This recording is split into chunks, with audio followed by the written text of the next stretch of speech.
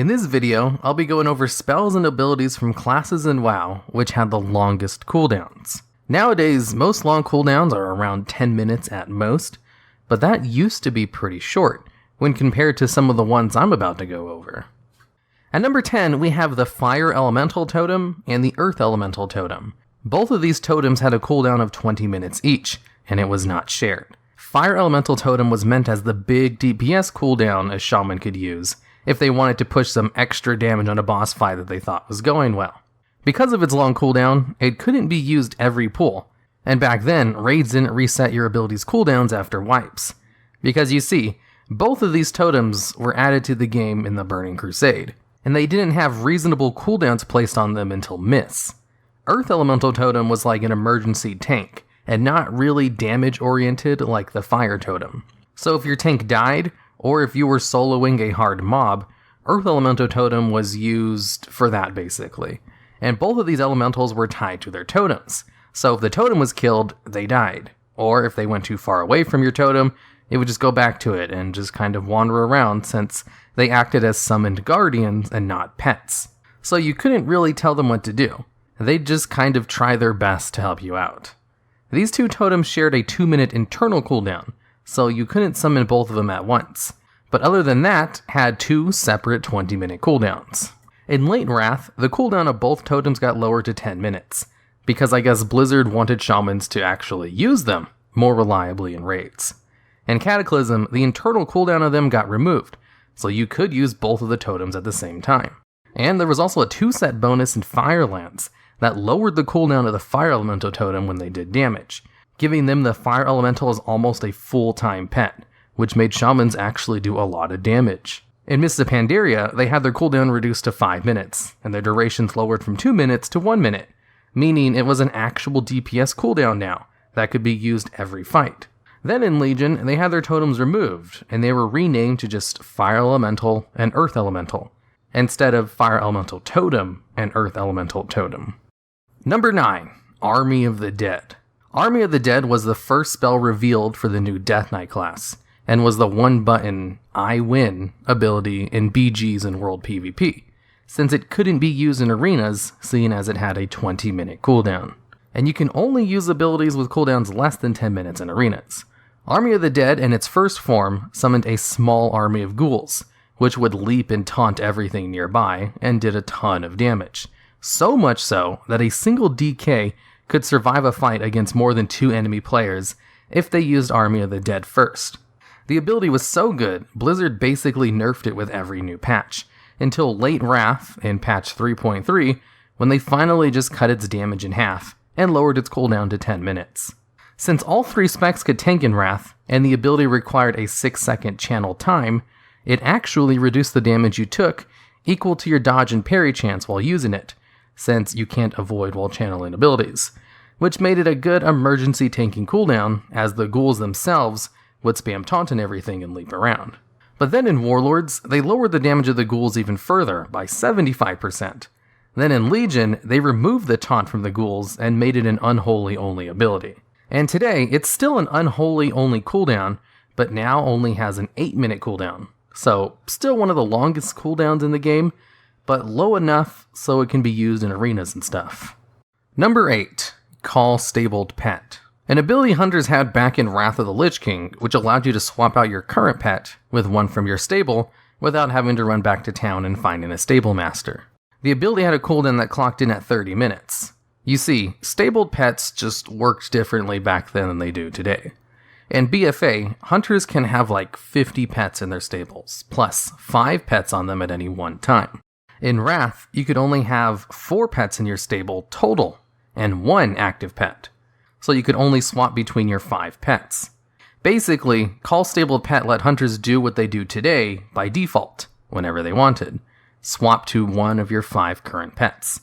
Call Stabled Pet was meant as a way for hunters to change their pets maybe once during a raid or dungeon, if they needed, rather than having to go back into town to grab a new pet for something. It was more of a convenience ability, and not really one for a tactical purpose, or a big DPS cooldown. But its utility was very well liked, so 2 patches after its introduction, its cooldown was lowered from 30 minutes to 5 minutes. That way, hunters could actually, change pets out for a boss fight, and then swap back to their original pet if they wanted to. And hunters enjoyed this ability so much, they just kind of made it baseline with no cooldown in Cataclysm, where you could just keep 5 pets you like the best with you at all times, and swap between them whenever. And then increase the total stable pet size so you could keep more pets than the 5 you carried around.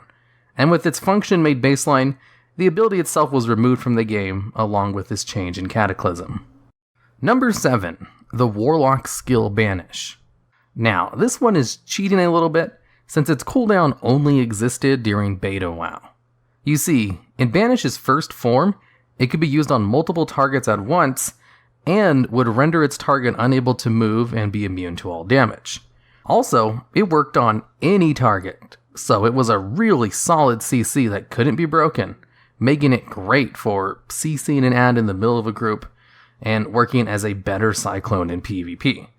But Blizzard thought this was too overpowered, so they gave Banish a 30-minute cooldown to stop its CC from being abused, since, unlike Cyclone, Banish lasted 30 seconds and not 8 seconds.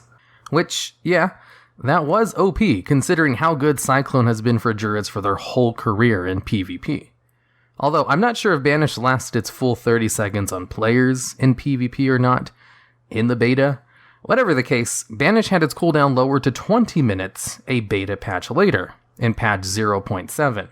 And then in beta patch 0.12, it got a redesign.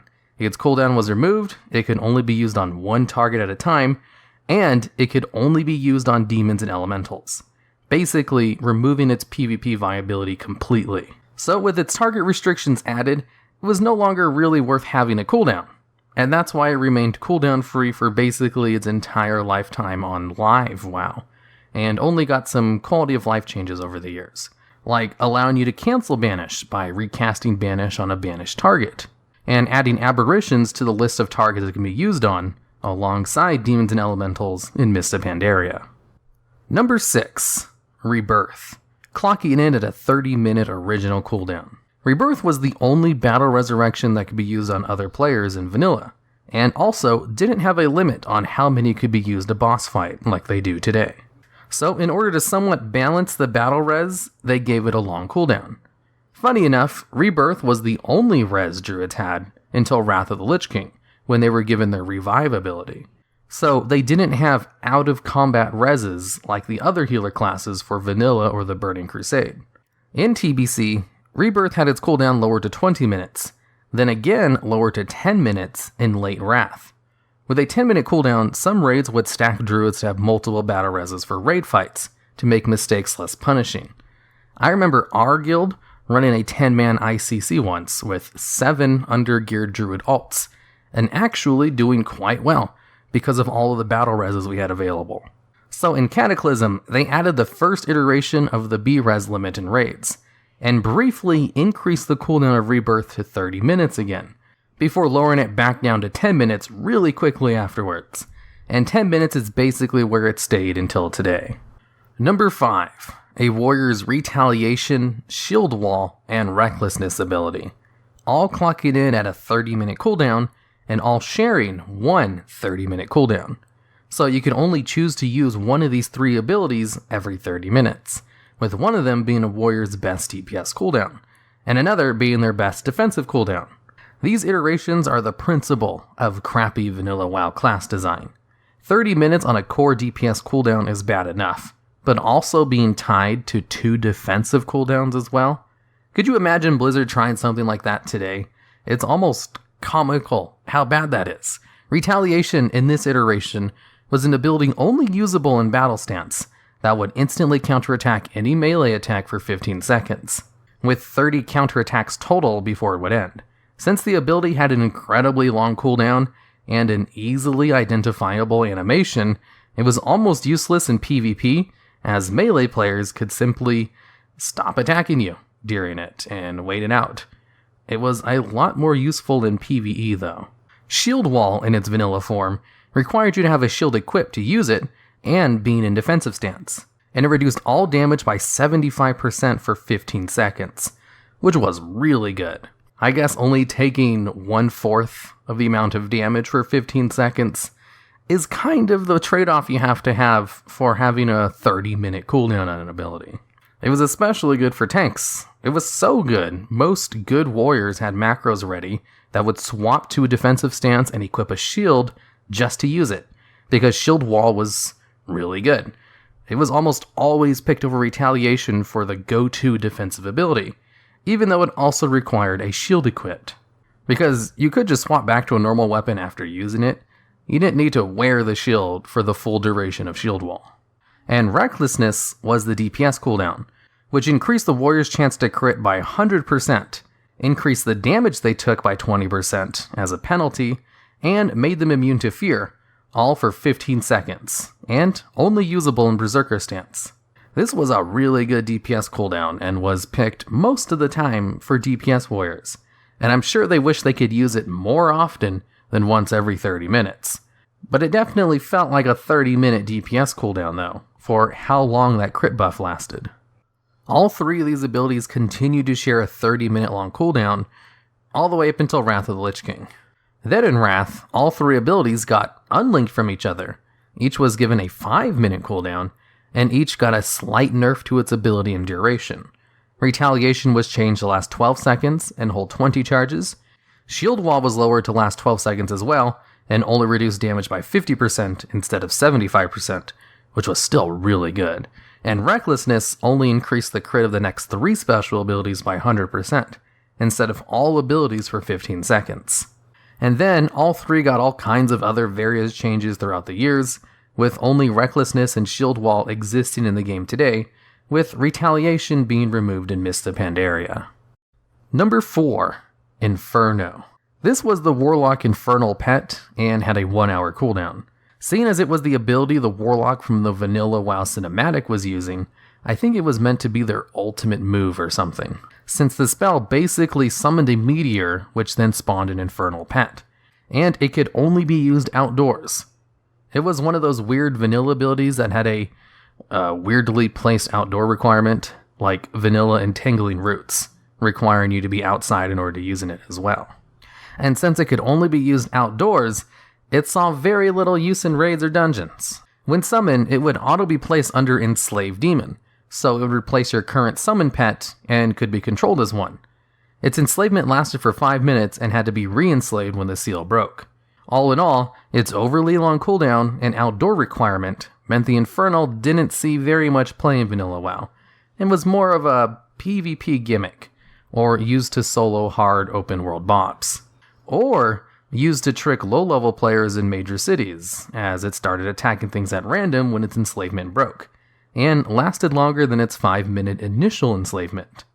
Of course, before patch 1.5, it didn't start out enslaved at all, so you could summon it right on top of low-level players to let it go wild and kill them right away.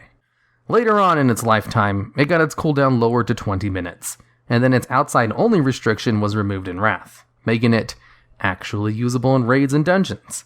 In late Wrath of the Lich King, it got its cooldown lowered again to 10 minutes. Also in Wrath, it got a name change from Inferno to Summon Infernal, and acted as a guardian instead of a pet. In Warlords of Draenor and Legion, Warlocks had a talent that allowed them to use the Infernal as a permanent pet, instead of a summoned cooldown. In Legion, its cooldown version got lowered again, this time down to 3 minutes, where it stayed at until today. Inferno has seen the biggest cooldown reduction so far from all the other abilities on the list, going from 1 hour to a 3-minute cooldown. And none of the other abilities on this list have a gap quite as big as that. Number 3. Reincarnation. The classic version of this spell had a 1-hour cooldown. This Shaman ability is a passive that allows them to come back to life, as sort of a self-battle resurrection.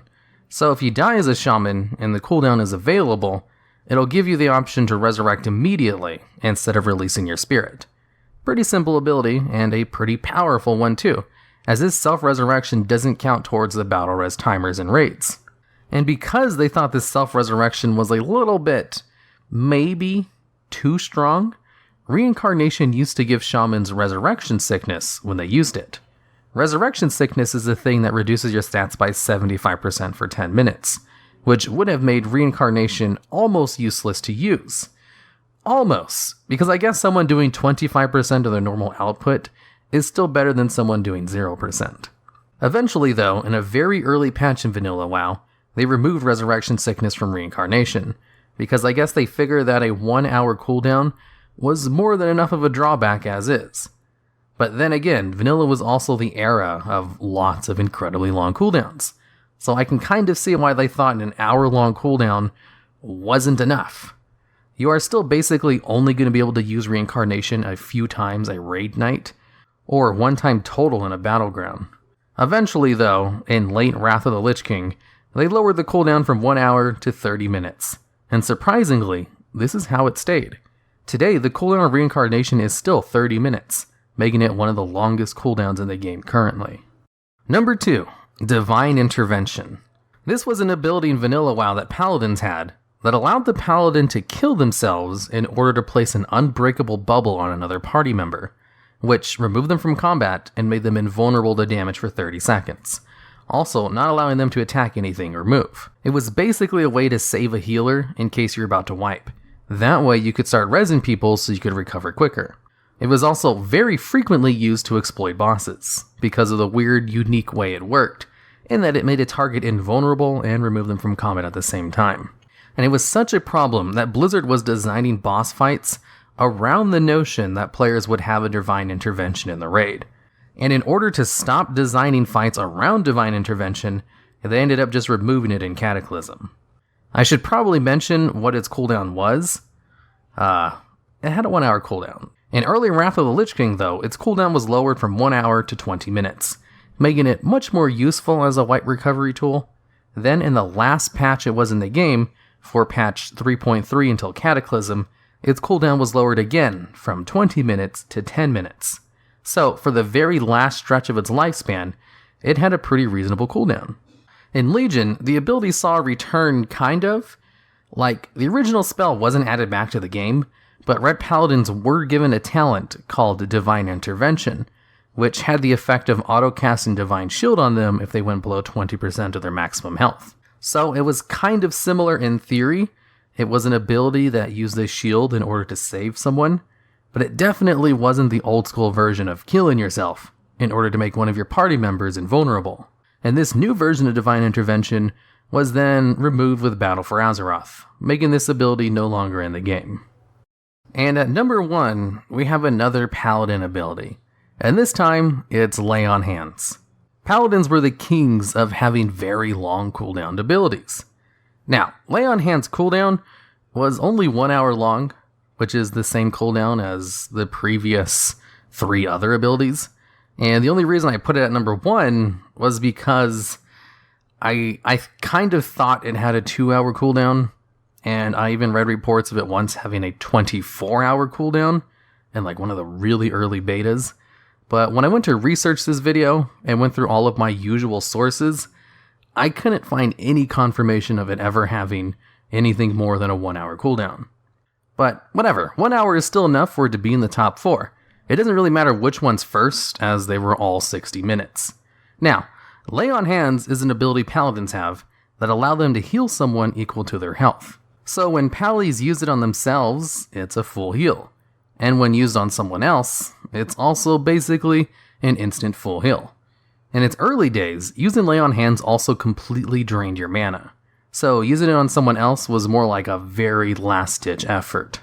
Especially since it had the incredibly long 1 hour cooldown. In its various different ranks of the ability, simply allowed you to give your target of Lay on Hands more mana, as its original effect also gave the target some mana based on which rank of the ability you used. But all ranks of the ability did the instant heal, and all ranks of the ability had 1 hour long cooldowns. So it really didn't need the ranks if all the ranks did was just give the target a tiny bit of extra mana as well. And that's why later on in Lay on Hands' lifetime, they just kind of removed the give mana to people ability part of it, and then lowered its cooldown to around 20 minutes. So then, it was still a really nice emergency heal, but it also didn't completely screw you out of mana every time you used it. And since Lay on Hands had such a long cooldown, and was actually very useful, it had many different set bonuses, glyphs, and talents that lowered its cooldown. So in some expansions, paladins could get the cooldown of Lay on Hands under 10 minutes. And I've even heard of one time when paladins were able to get the cooldown under 2 minutes. Nowadays, the ability has a 10-minute cooldown, which is kind of reasonable for an instant cast full heal, and is now used as the ultimate emergency button to push in raids, battlegrounds, and one-on-one duels. Although some people get really salty if you use Lay on Hands during a duel. In this video, we'll be going over 10 abilities lost to time over the years of WoW's development, which will be making a return to the game once Classic is released, and which ones you should be looking forward to the most. And at number 10, we have a pretty easy one, and that's Eyes of the Beast for the Hunter class. Eyes of the Beast was a hunter ability that allowed you to take direct control over your hunter pet, and move around with it, attack with it, as well as use all of its abilities. So if you used a cat pet, for example, which had the stealth ability, hunters could legitimately scout out areas in stealth, before they got the camouflage ability. Eyes of the Beast was also helpful for the very niche hunter tank, where sometimes a hunter could use a pet to off-tank certain adds or bosses, but not very well. It was incredibly situational, a subpar way to tank, but with Eyes of the Beast, it allowed hunter pets to be positioned in exactly the place they needed to be, which helped with hunter tanking a lot. But there was no other huge benefits to having Eyes of the Beast, and that's why it was removed in Cataclysm to decrease ability bloat.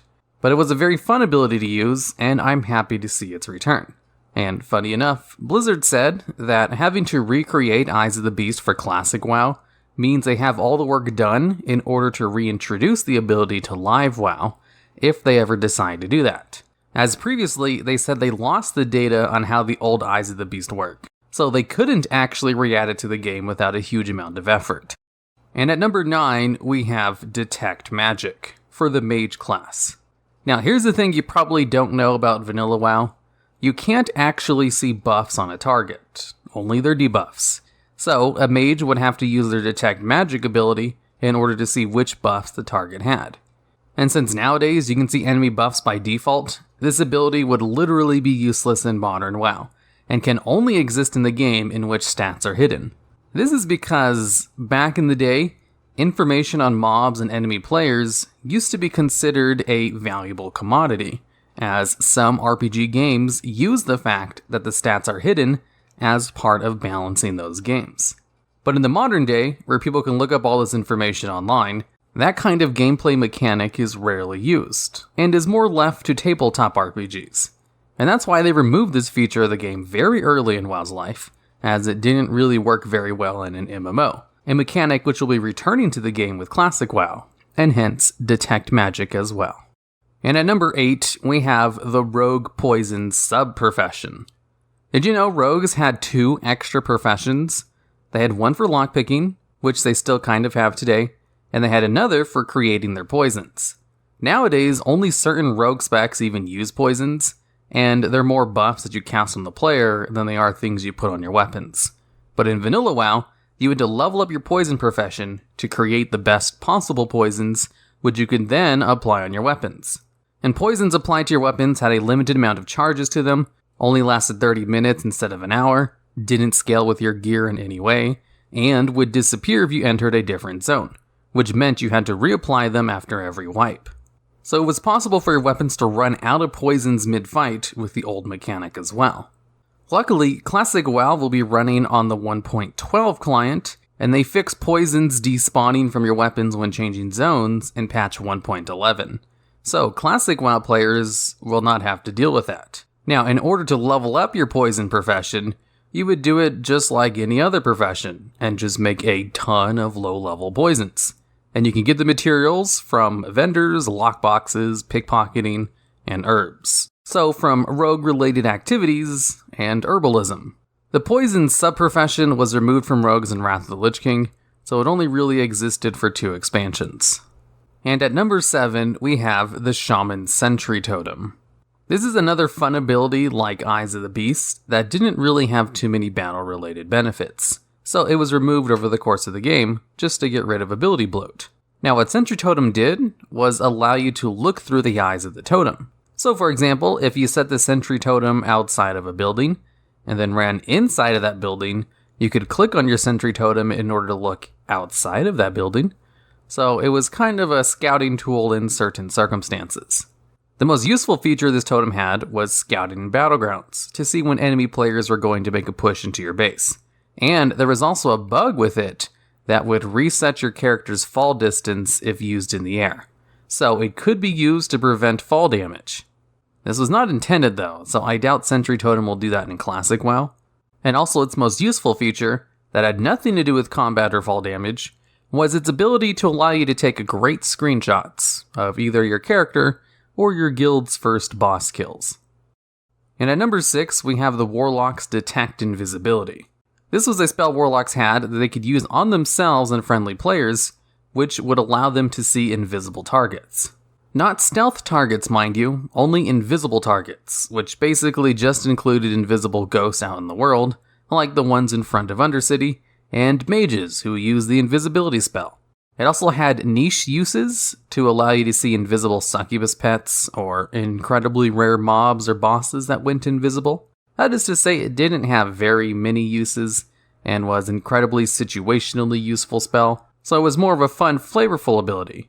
You may be noticing a pattern with all of these removed abilities. Most of them weren't super useful, and that's why a lot of them eventually got removed from the game.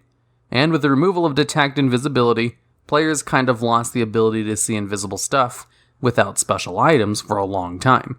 Until Blizzard added in some flavorful abilities through glyphs later on, and gave classes the ability to see invisible stuff, like with the Rogue's Swirly Ball Detection ability, for example. And at number 5, we have the human racial ability, Perception.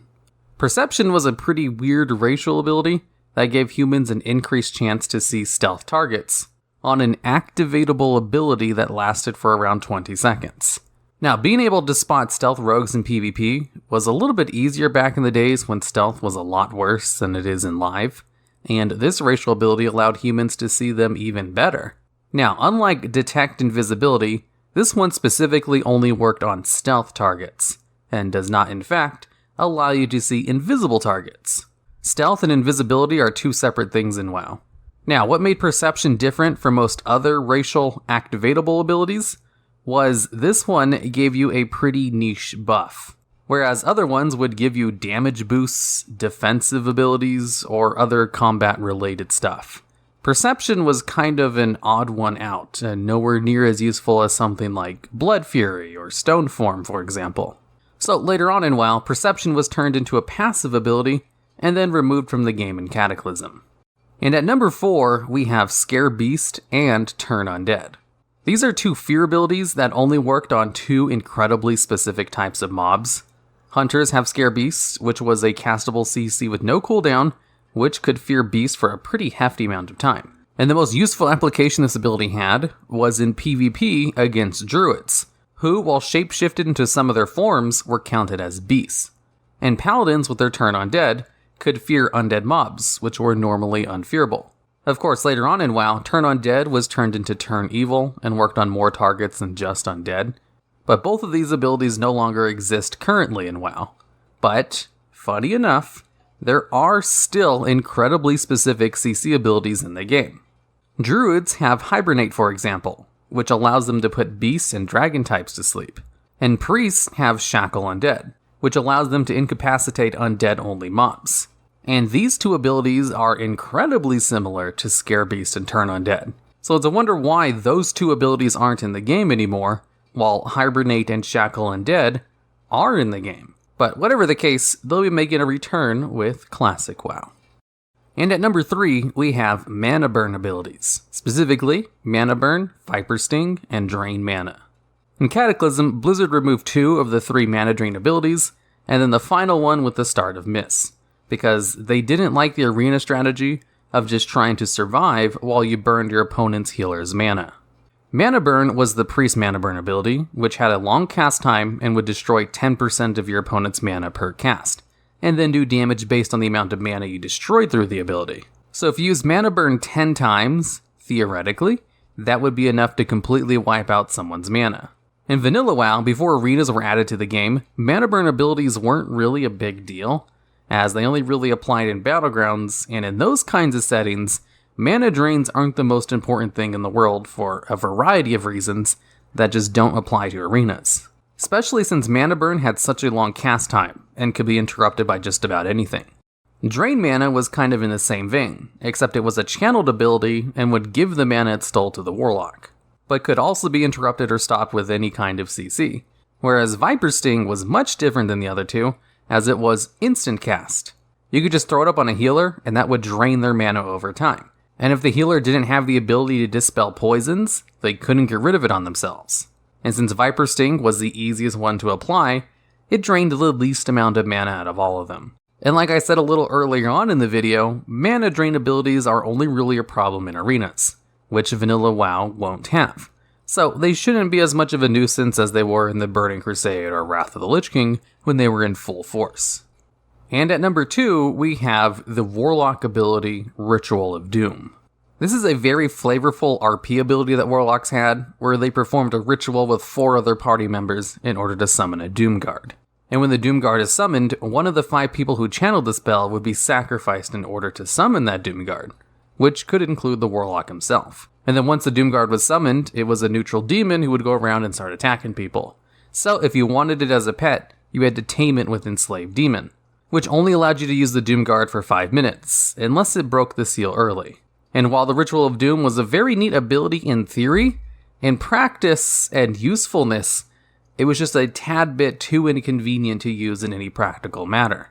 But you definitely could summon the Doom Guard and use it as a pet in raids. But it was also much easier to just use a regular Warlock pet instead, especially since Ritual of Doom also had a 1-hour cooldown.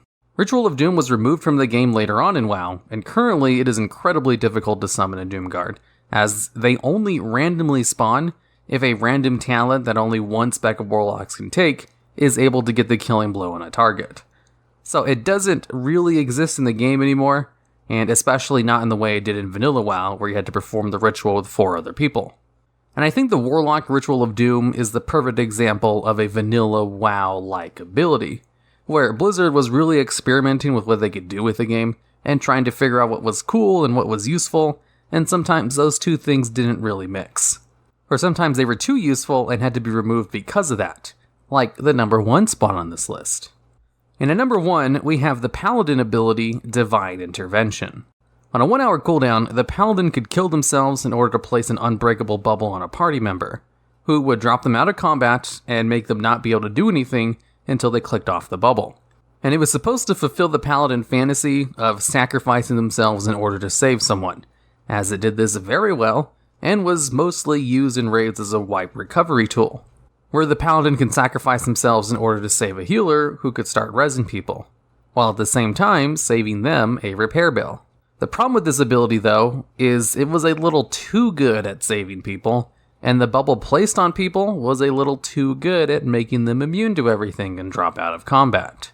Because you see, this ability would completely break some encounters, and people were using it in order to bug out boss fights to kill them easier, or to completely ignore tough phases of certain fights. It got to the point where Blizzard said they were designing fights with Divine Intervention in mind, as in, they constantly had to think, will this new mechanic be broken by a Divine Intervention? And if an ability is so powerful that Blizzard has to design fights around it, you know there's a problem with it, and that's why they just kind of removed it with the Cataclysm. Kind of the same reason why they've removed Dispels from the Blood Elves' racial Arcane Torrent.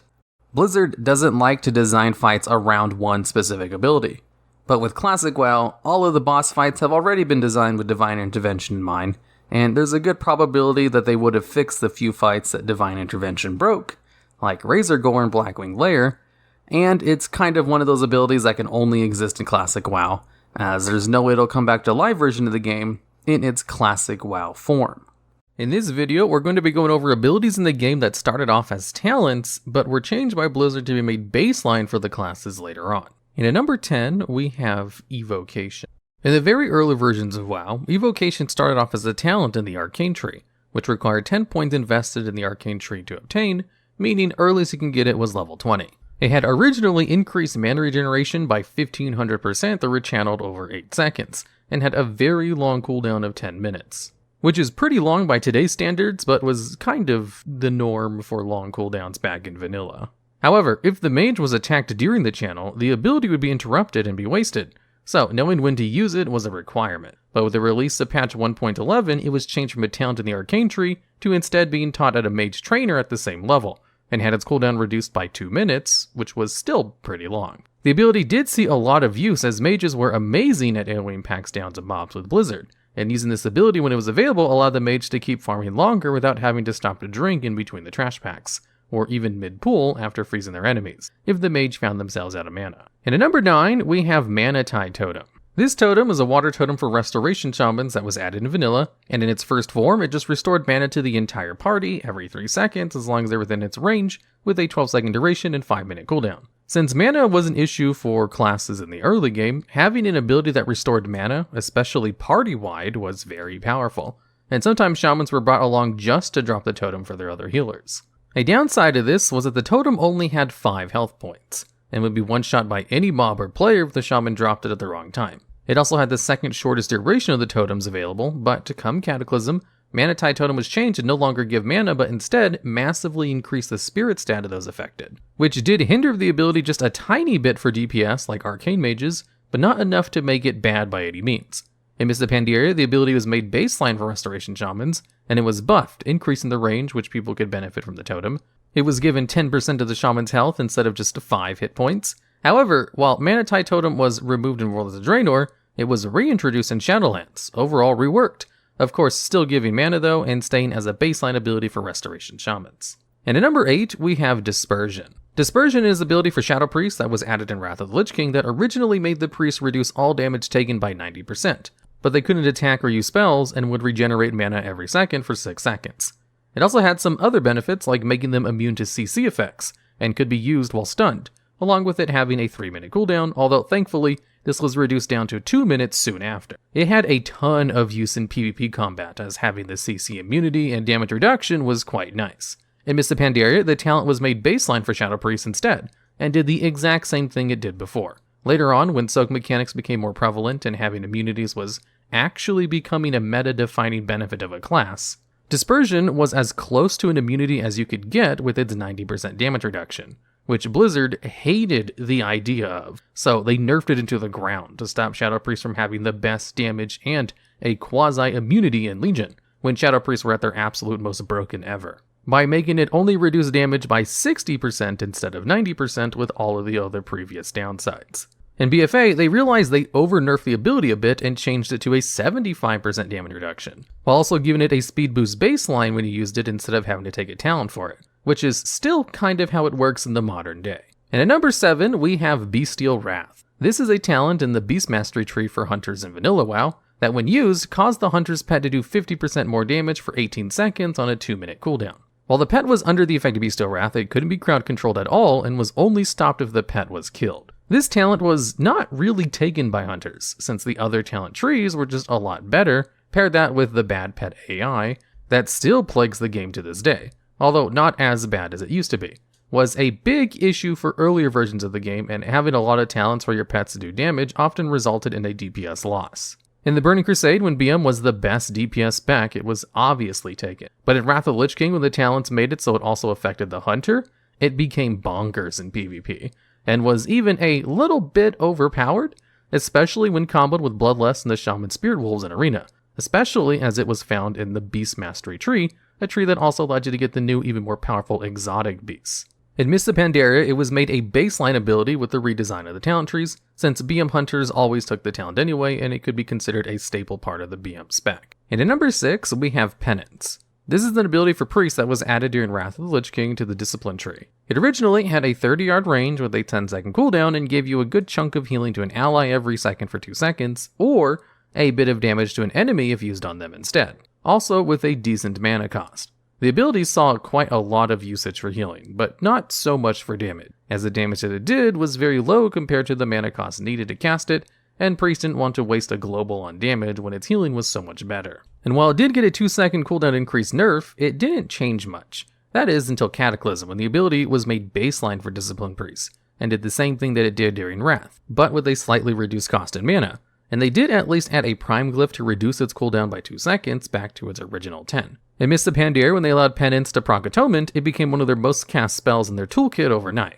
being a priority target to cast off cooldown, and for its damage component, not its direct healing, as 90% of the damage would heal a random, friendly, low health target, and it was super good. So good, they reworked how atonement worked in Legion, and penance is still a priority spell to cast off of cooldown for its damage to atonement conversion rate. Penance is also one of the few spells in the game that had a glyph for it that was so popular that it was built into the ability baseline, as it had a glyph that allowed you to cast penance while moving at the cost of being 20% more expensive to cast. Since Dispriests used the spell so often, it was a no-brainer glyph to take 100% of the time. No longer having to worry about interrupting its channel time by moving was just too useful. And at number 5, we have Divine Storm. Divine Storm is an ability that was added in Wrath of the Lich King to the Retribution tree. It originally did AoE damage at an 8-yard range, had a 10-second cooldown, cost a bit of mana, and healed 3 group members for 25% of the damage that it dealt. The first iteration of this ability was admittedly overpowered, as it did holy damage, which was the only spell damage type that could not be resisted,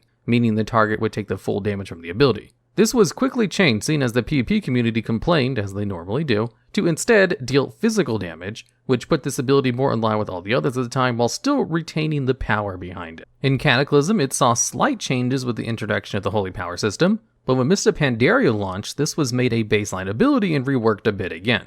It was changed from costing mana to instead cost 3 Holy Power. It no longer had a cooldown since it cost Holy Power, and the damage was increased a bit, but it no longer healed for the damage that it did. The ability used to see both single target and AoE usage from Retribution Paladins before Holy Power was added, but with the addition of Holy Power, the single target use was basically removed, as their other single target ability, Templar's Verdict, was better. But it still maintained its place in AoE situations, as it was supposed to be used for anyway. And at number 4, we have Titan's Grip. Titan's Grip is a staple of Fury Warriors, as its addition to the game during Wrath of the Lich King allowed Fury Warriors to dual-wield 2 two-handed weapons. Blizzard thought that dual-wielding 2 two-handed weapons was so good, which admittedly it is, because of the insane stat crease that the warriors could get by equipping 2 of them at the time, along with two-handed weapons just hitting much harder than one-handed weapons, that the first design of this ability made it so it reduced the chance of hitting the target by 15% with damaging abilities. The original penalty was quite a big hindrance for Fury Warriors, who still didn't have hit cap, and even after reaching hit cap, they still needed more to offset the reduction thanks to the talent, and the miss rate for auto attacks being around 30% chance, making this ability not the greatest until it was buffed and then changed later on, as Blade Storm was just a better ability and Arms was also great during the time period too. Only for Cataclysm to remove the damage penalty from it completely. Then in the next expansion of Mists of Pandaria, it was made baseline, buffed to allow warriors to now dual-wield polearms with it as well. Fury Warriors did see a lot more functionality with the new version of this ability, as it was basically just given more power with no penalties, which was rare for something so good. Even more so when they merged it with another ability in Warlords of Draenor, before being unmerged in Legion, and also got a 15% increased max health buff to it, which again had its bonus removed in BFA, returning it finally back to the simple, allows you to use 2-handers in each hand. And at number 3, we have Shadow Dance. Shadow Dance is an ability for subtlety rogues, which was added in Wrath of the Lich King and allowed the rogue to access their stealth abilities even if they weren't currently stealth. The first version of this ability had a 2-minute cooldown and lasted for 10 seconds. This ability did have some PvE use, since Ambush was their DPS opener for PvE combat, and therefore let them push out a large amount of burst DPS. But this was overwhelmingly powerful in PvP, since rogues being able to use their stealth abilities, where most of their CC and burst damage came from, any time they wanted while this ability was active was just crazy good for PvP. It was so good in fact that they changed it to half the cooldown and almost half the duration to reduce their overall burst. In Mists of Pandaria with the talent tree changes, this ability, like most of the abilities on this list, was made baseline for subtlety rogues. Rogues have always been kings for PvP, as their class was designed for it, and having this baseline made the subspec just that much better. And at number 2, we have Chaos Bolt. This ability was added in Wrath of the Lich King to the Destruction talent tree for Warlocks. It had a fairly long cast time of 2.5 seconds, did fire damage, and had an extremely good, one-of-a-kind effect of piercing all absorption effects and couldn't be resisted. This ability completely countered a Paladin's Divine Shield, for example, as was the only ability ever added in the game's history that could do something like that, with other abilities like Shattering Throw for Warriors only destroying the absorb effect instead, giving Chaos Bolt crazy power for PvP situations, for the cannot be resisted effect too, guaranteeing the damage done as long as the spell hit. This ability was changed a lot throughout the game, like having its ignore defensive and damage reductions removed, even having some drama over if it bypasses PvP resilience, which by the way it didn't, and when it was made baseline in Mists of Pandaria, it was changed to deal shadow damage instead of fire, always critically struck. However, it no longer went through resistances or absorption effects. And lastly, it no longer had a cooldown with a resource cost to compensate. The new resource added Burning Embers, which were generated by casting various filler spells. This was where it was arguably one of the strongest abilities in the game, with each Chaos Bolt hitting for millions of damage thanks to talents buffing the ability and guaranteeing a critical strike each cast, along with some other talents like Kil'jaeden's Cunning being able to move and cast various spells including Chaos Bolt. Although it would not see pure power until Legion, where it was easily hitting 6 million a cast, especially with the introduction of PvP talents, one being Focused Chaos. This made your Chaos Bolt deal 150% increased damage, but couldn't be duplicated with Havoc. This talent was bonkers, as it easily let you stack up a ton of cooldowns and then one-shot players if you were lucky. So much so that they quickly nerfed it to 100%, then 75%, then 65%, then 40% before finally giving up and removing it. Although while this talent made Chaos Bolt a very powerful single target spell, another talent available to Destrolox allowed you to turn this into a very powerful AoE. Bane of Havoc allowed Warlocks to fire AoE Chaos Bolts. You heard me right, a spectacle you really have to see to appreciate. And at the number 1 spot on this list, we have Combustion. Combustion was a talent in the Fire Tree in Vanilla WoW that originally increased the critical strike chance of the next fire spell by 100%, and only guaranteeing a single critical strike with a 5-minute cooldown. However, in patch 1.11, it became the version many more know it as. Activating it increased your crit chance with fire spells by 10%, and it lasted until you got 3 fire spell crits with a 3-minute cooldown, becoming less bursty but overall far more useful. And while fire mages were not used for Molten Core or Blackwing Lair, as both were raids filled to the brim with mobs who had fire resistance to almost outright fire immunity, come AQ and Naxxramas, fire quickly took the lead, especially as it worked well with their Ignite ability, which was famously powerful. Combustion went through many buffs and redesigns throughout all of the expansions until Cataclysm, where it became a baseline ability for fire mages and was reworked to be so good that it went from being an ability that people would use sometimes to becoming one of the most overpowered abilities in the game's history, and made fire mages crazy OP. See, this new reworked version of Combustion had its cooldown reduced to 2 minutes, and it combined all the periodic fire effects on the target, doing instant damage and then creating a massive dot that lasted for 10 seconds, which by itself was quite powerful. But there was another ability called Ignite that caused the target to take a dot every time they performed a critical strike with a fire spell, and made them burn for a portion of the damage too. And what really gave Combustion the powerful status it had in Cataclysm was how it worked with Fire Blast and another talent called Impact. Impact had a chance to reset the cooldown of Fire Blast for all damaging spells done to the target, make Fire Blast on the target for 2 seconds, and spread all of the fire damage overtime effects to nearby enemies that were within 12 yards. Including the powerful Combustion dot. Cataclysm, an early MOPS version of Combustion, is the reason why fire mages had one of the best AoE damage in the game's history, able to do about 30 times the average player's health as damage per target. As good as this ability was, it wasn't just another I win button though, as it did require the mage to know what they were doing beforehand, because if the mage used it at the wrong time, the ability was wasted as it didn't give them the super dot, which was too good to possibly waste. So mages used add-ons to tell them when to use it instead. In Mists of Pandaria, when they allowed Ignite to stack, Combustion became too much of a problem, even though it was nerfed to no longer spread to all targets, and received a ton of nerfs until they just removed the concept of the spell being a super dot from the game. And today, it's still a really good cooldown for fire mages, as it's a buff that gives them a 100% crit chance for a short amount of time. But it's no longer the fun super dot that it was for a few expansions. Although the fact that it's still one of the better cooldowns in the game is another testament to its power, and why it easily deserves a top spot on this list of baseline abilities that started off as talents. In this video, we'll begin over the history of an old priest talent called Void Tendrils, one of the most powerful roots ever added to the game. Originally, this ability was added to priests in Mists of Pandaria, and was available in the first row alongside a couple other CC-like abilities in the first iteration of the new talent roles that we still have to this day. And what they did was, on a 30-second cooldown, it would root all nearby targets for around 20 seconds. But what was special about these roots was they did not break on damage like normal roots, could not be dispelled, and instead you actually had to kill the void tendrils that spawned in order to free yourself. You see, with normal roots, like with the druid ability roots or the mage's frost nova, they have a damage threshold, where they break after a certain amount of damage is done to the target. And over the course of WoW, both of these abilities have had some kinds of interactions that have increased or lowered the damage threshold. But basically, they probably won't break from a couple of dots ticking, and they're almost guaranteed to break after getting hit by a normal ability or two. They were originally balanced around this, that way ranged characters couldn't just use roots on melee characters to completely remove them from a fight, and have an extra form of hard CC that doesn't really affect ranged players. So if roots didn't break on damage, you could just root a warrior, move 10 feet away from them, and then attack them with near impunity, as they wouldn't really be able to do any kind of reasonable damage back to you at range. And this is kind of what Void Tendrils was going for. Void Tendrils would not break on damage, so if you use them on a warrior and then walk 10 feet away, you could just attack them for the full duration of the Void Tendrils without worry of them ever breaking. However, the warrior would then have to attack the Void Tendrils if they wanted to free themselves, which acted as an excellent form of crowd control, since it forced the controlled target to have to target something else in the middle of PvP, while also being attacked from range by everything else.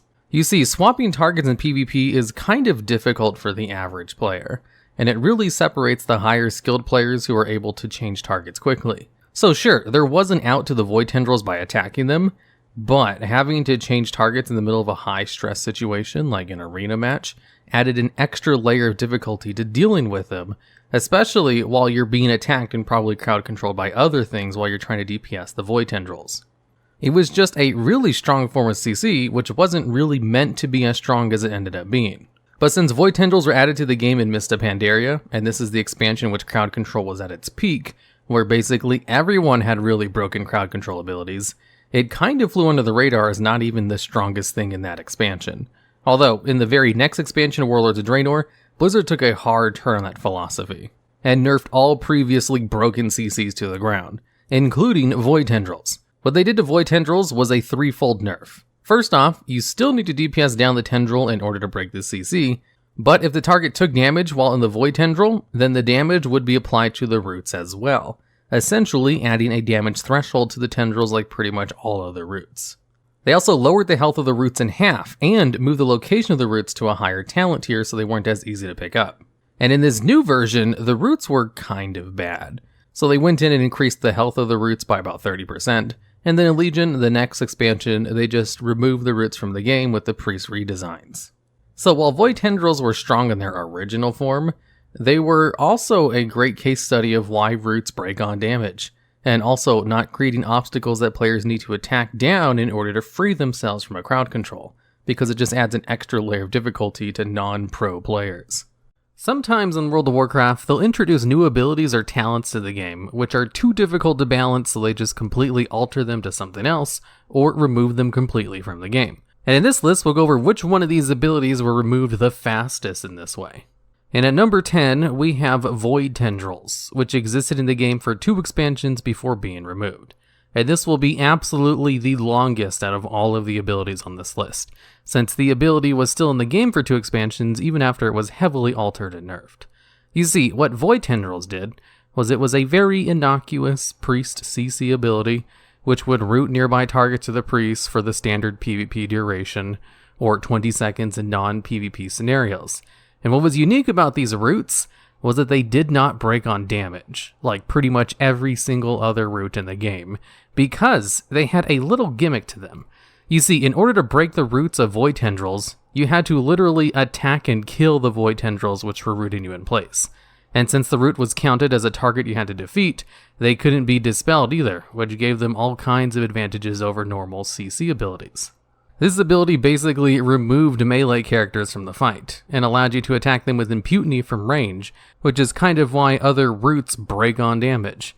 They could also be considered a full form of protection, as the melee character would have to attack the Void Tendrils for a bit if they wanted to break them, which meant they had to stop their attack on anything else. The Void Tendrils were also pretty beefy, as they had 20% of the priest's health, so it was like attacking through a fifth of a player's health bar in order to get through them, which meant you couldn't easily one-shot them to get out quickly. And they of course had a short 30-second cooldown, and could affect up to 5 targets, and was one of the first talents a priest could pick up, and could be used alongside other CCs they had. And the funny thing is, Void Tendrils were not considered overpowered, because this all happened in Mist of Pandaria, And Mist of Pandaria is when PvP crowd control was at its most power-crept version in the game's history. It's kind of the point in WoW that they never wanted to get to again, with every class having a ridiculous amount of CC. And since it existed in this time period, it kind of flew under the radar a little bit. Only a little bit, because as soon as Warlords of Draenor hit, the ability received all kinds of nerfs. It was moved to a higher level in the talent tree, so you can no longer get it at low levels. They lowered the health of the tendrils in half, and made it so any damage you dealt to the rooted target also dealt damage to the tendrils, so you could no longer attack melee targets caught in it with imputiny. And all of these nerfs made the ability kind of useless, which is why they later buffed the HP of the void tendrils by 30%, and then eventually just removed them in Legion rather than try to deal with this problem of an ability. So really, it only existed in its prime for one expansion, and only lasted as long as it did because everything else was kind of broken in the same time period. And at number 9, we have Glyph of Unleashed Lightning. This was a glyph that only existed for 1.25 expansions before it was just removed and converted into something that was kind of useless. You see, what this glyph did, which was added to the game in late Cataclysm, was simply allow shamans to cast the Lightning Bolt spell while moving. And that's it. It just allowed them to cast their filler spell on the move at the cost of giving up one of their glyph slots. You see, in the time period, a lot of casters were getting a lot of mobility, and this is when they were starting to loosen the rules and abilities that let casters do stuff on the move. And this glyph was kind of an experiment of letting one of the casters use their filler spell all the time on the move just to see how it affected the game. I assume, because Warlocks could also get Kil'jaeden's Cunning very shortly after, which also allowed them to cast filler spells while on the move. Hunters were given the ability to cast everything on the move, and priests were given shadowy apparitions, which in their very first form had a super increased chance to spawn if they were on the move. And what do you know? Everybody loved the glyph. Every shaman took it. It was probably one of the most used glyphs ever. Well, that might be a little bit of hyperbole. Most classes only had a handful of good glyphs anyway, but you kind of get the point. It was so good that they had to nerf it a little bit. In Mist of Pandaria, it was changed to actually have a downside to the cast, where it would impose a 5% haste penalty if you cast Lightning Bolt while moving. This was supposed to make it so that you couldn't do full damage while on the move, and had to take some kind of hit for that maneuverability, but it wasn't really enough. Shamans kept moving while doing their full rotation, so only had to sit still for a handful of moments. But for the most part, this glyph made them one of the most mobile casters in the game. And since Warlocks had to take up one of their precious talent points in order to gain similar mobility, they decided to remove it from the game in patch 5.3, and instead replace it with Glyph of Lightning Shield. And shamans have been sad ever since, and always ask for the return of the glyph in some way. Warlocks also lost the ability to cast while moving. Blizzard changed their mind hardcore after Mist of Pandaria, and kind of took away all casters' abilities to do stuff while moving, except hunters. They just kind of made one of the specs have to stand still for a bit instead. So since the glyph was added in the second patch in Cataclysm, and then removed in the third patch in Mist of Pandaria, it was only in the game for about 1 1/4 expansions, give or take.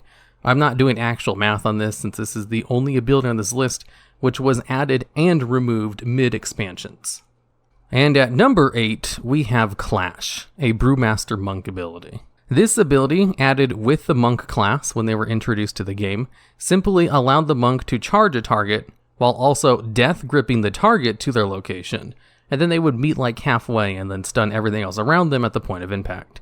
So it was half a charge, half a pull, and was an excellent tool for monks to give them even more maneuverability, as they were one of the most mobile classes in the game at the time. However, with the shift in Warlords of Draenor to remove a ton of class maneuverability and CC, Clash kind of hit the cutting room floor because it was both of those things. It could be considered a gap closer and a CC, because that's exactly what it was. So this ability only existed in the game for one expansion. Now, just like Void Tendrils, it wasn't really causing any problems, but that's because it was Mist of Pandaria and everyone was broken. Currently, Blizzard has plans on returning Clash to the game in Shadowlands, as monks have the ability on the beta, and it's only a slightly nerfed version of its Mist of Pandaria counterpart, as it still basically does the exact same thing. It no longer has an AoE stun component to it like it used to. Instead, it roots all targets that are nearby when you clash with your target. And at number 7, we have Symbiosis. This is a druid ability that only existed in Mists of Pandaria. You might be seeing a theme here with all of these removed abilities, and was only in the game for one expansion. And I don't think I've ever seen an ability balanced and fixed and tuned as much as Symbiosis, despite the fact that it was only around for a single expansion. Because what it did was probably more than any other ability in the game's history. Essentially, it allowed the druid to learn one of 40 new abilities, depending on which class they use the ability on. I'll have a whole list of them on screen, and it would also grant the ability to another class it was used on.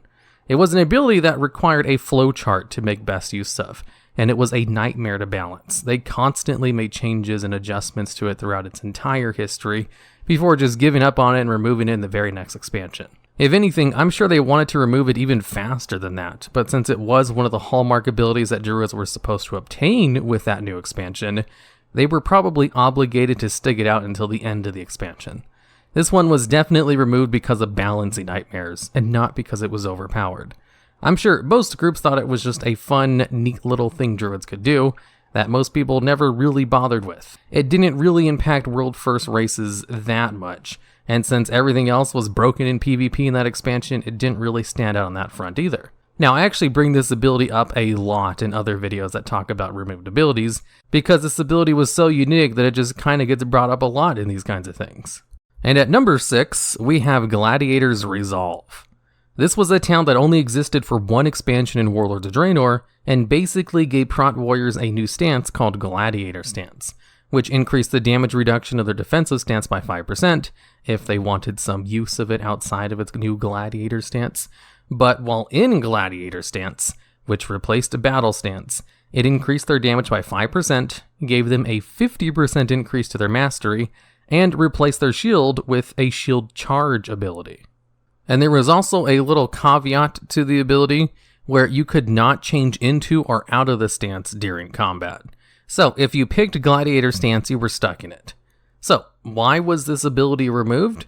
Well, it essentially gave Protection Warriors 2 specs within a spec, in the same way that Feral Druids used to work before they were split into 2 separate specs, Guardian and Feral for their tank and DPS builds. For Protection Warriors, there was the normal defensive stance build, and then the Gladiator Stance build, which did more damage, but it wasn't supposed to be competitive with a pure damage build, even though with the right gear and theory crafting, it could do pretty well for itself.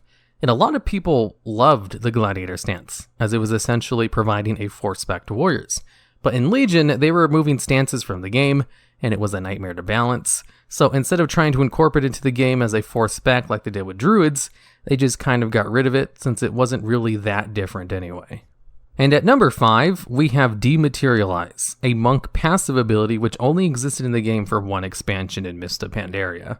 And what this ability did was when you were stunned, you would phase out of existence temporarily for 2 seconds, causing attacks to miss you on a 10-second cooldown. And what this essentially meant was a monk was all but immune to abilities for 2 seconds after they got stunned, which kind of made them softly immune to stuns, as in PvP situations you would generally dump all of your damage onto a target as soon as they got CC'd. And it would be very difficult to remember that you had to hold back on monks specifically for 2 seconds after a stun took place, so that all of your cooldowns wouldn't miss. It was such a good passive ability that it was changed pretty quickly within the expansion, and given all kinds of nerfs before they just removed it from the game completely as soon as they could in the next expansion. And it's probably one of the strongest passive abilities that has ever been added to the game, because of just how huge being immune to attacks for 2 seconds after being stunned is, since that's one of the main ways people crowd control someone before laying in heavy damage. And at number 4, we have Prismatic Crystal, a mage town that only existed for one expansion in Warlords of Draenor. What this ability did was on a cooldown you could place a crystal on the floor next to a target, and then you could attack it for 12 seconds. Every time you attack the crystal, it would pulse the damage to everything around the crystal for exactly the amount of damage you put into it, and it would also increase the damage dealt to the crystal. So it could essentially turn all of your abilities into an AoE for 12 seconds. Now, funny thing about the crystal, it replicated all of the damage you dealt, including the damage from trinkets. So, towards the end of the expansion, mages were able to use this AoE trinket called the Prophecy of Fear, which would put debuffs on the target for 10 seconds that would pulse AoE damage every time you dealt damage to the target that had the debuff. So, if an arcane mage just pumped a whole bunch of arcane missiles that proc the hell out of that trinket, It would deal its AoE damage around the crystal, and then deal the damage again from the crystal itself, replicating the damage, which essentially allowed them to double up on the trinket's damage, and allowed groups of mages to kill bosses in under 30 seconds at the end of the expansion, when they kind of overgeared this stuff anyway. And the crystal wasn't a very well-liked talent. It was good and kind of overpowered if you optimized for it, but it was kind of clunky to use and required a target to be near it for 12 seconds to get the full benefit out of it. So not too many people were super sad to see it go away when it was removed in the very next expansion, so they no longer had to try to balance it. Honestly, they could kind of balance it pretty easily by just allowing only mage abilities to work on it, or only certain kinds of abilities to be transferred through, similar to how Atonement works for Disc Priests. And at number 3, we have Aspect of the Fox, version 2.0, which was added to the game in Warlords of Draenor in one of the earliest patches, before being removed 2 patches later in 6.2. Now, Amplify Magic also makes a spot on the list, since it kind of fit in the same theme as Aspect of the Fox. You see, in Warlords of Draenor, they wanted to give a couple of the pure DPS classes utility inside of the raid in the form of raid-wide cooldowns. So, what they did for mages and hunters was give them 2 abilities that they no longer had, and retool them to work in a way similar to how they used to work when they were part of their classes. Aspect of the Fox was the aspect hunters used to have that would allow them to cast while moving, before they just let them cast while moving baseline and kind of remove the idea of aspect dancing from the game. And Amplify Magic was a very niche ability that mages could cast on people that would increase the amount of healing they received, but also increase the amount of magic damage they took. So, what the new raid-wide ability hunters received did was, on a 3-minute cooldown, it would allow everyone in the raid to cast while moving for 6 seconds. And for mages, on a 2-minute cooldown, it would increase the healing everyone in the raid received by 10% for 6 seconds. And these are both good effects. So, why were they removed from the game? Well, for 2 reasons. For one, hunters and mages didn't like using them. They didn't play those classes in order to give the raid buffs. They wanted to just focus on dealing damage, and the abilities didn't increase their damage at all. They were helpful to the raid, sure, but they weren't exactly excited about being able to use them. And for 2, Aspect of the Fox was really strong. It allowed raiders to kind of trivialize certain mechanics by allowing all of the casters and healers to move for that incredibly limited time duration. Sure, Amplify Magic was good too. It's always nice to have extra healing, but the ability to give everyone in the raid movement while casting was kind of broken. And since players didn't really like using the ability anyway, they just kind of removed them rather than try to rebalance them to something that wasn't game breaking. And Amplify Magic just kind of got taken down alongside Aspect of the Fox, even though it wasn't as broken. So, while technically these 2 abilities did exist in the game for a long time beforehand, they were essentially 2 brand new abilities added to the game that were just given the names of old abilities that used to exist. So, they definitely count for this list, and only existed in the game for 2 patches.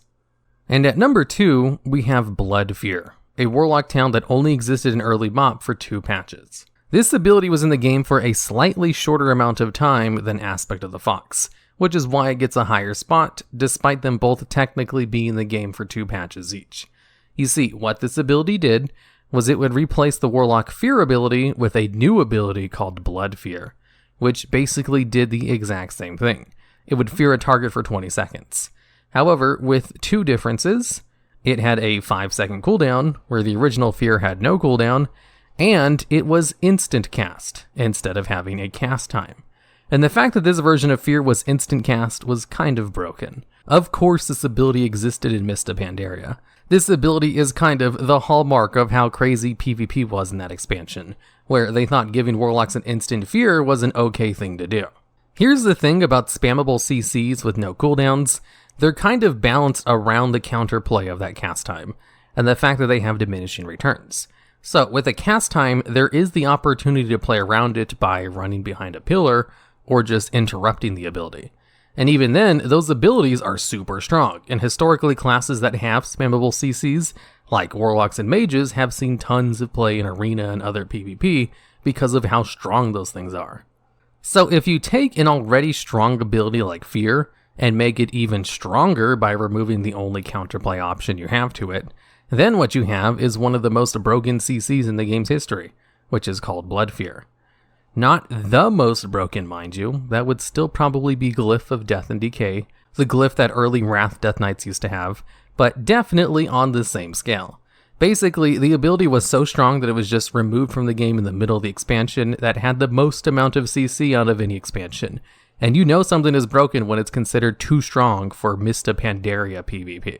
So, when they removed the ability from the game, they replaced it with an ability called Blood Horror, which would cast a debuff on yourself, which would incapacitate the next target that hit the Warlock with a melee attack for 4 seconds. So, nowhere near as good as the broken Blood Fear, and Blizzard went very far in the other direction, of not allowing any classes to have instant cast CCs without long cooldowns in the future.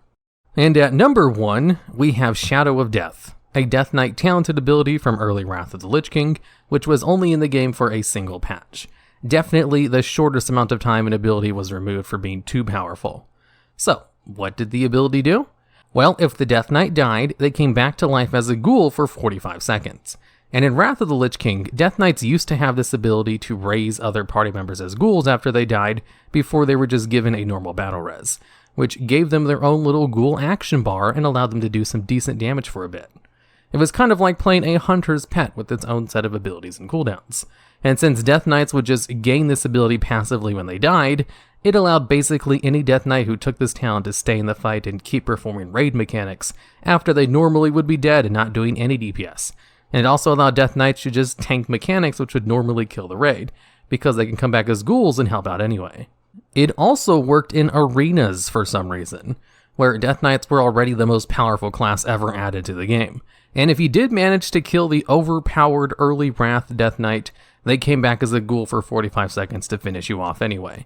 So the ability was very powerful, so they actually nerfed it mid-patch to reduce the duration from 45 seconds to 25 seconds, before then just removing the ability with the first major patch in 3.1.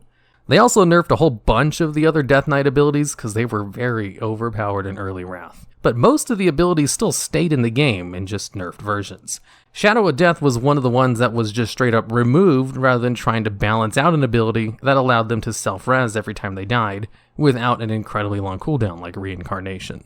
So, for being in the game for only one patch, and being removed for being powerful, as there have been other abilities that only existed in the game for the single patch that just weren't as good, this is why Shadow of Death takes the number 1 spot on this list.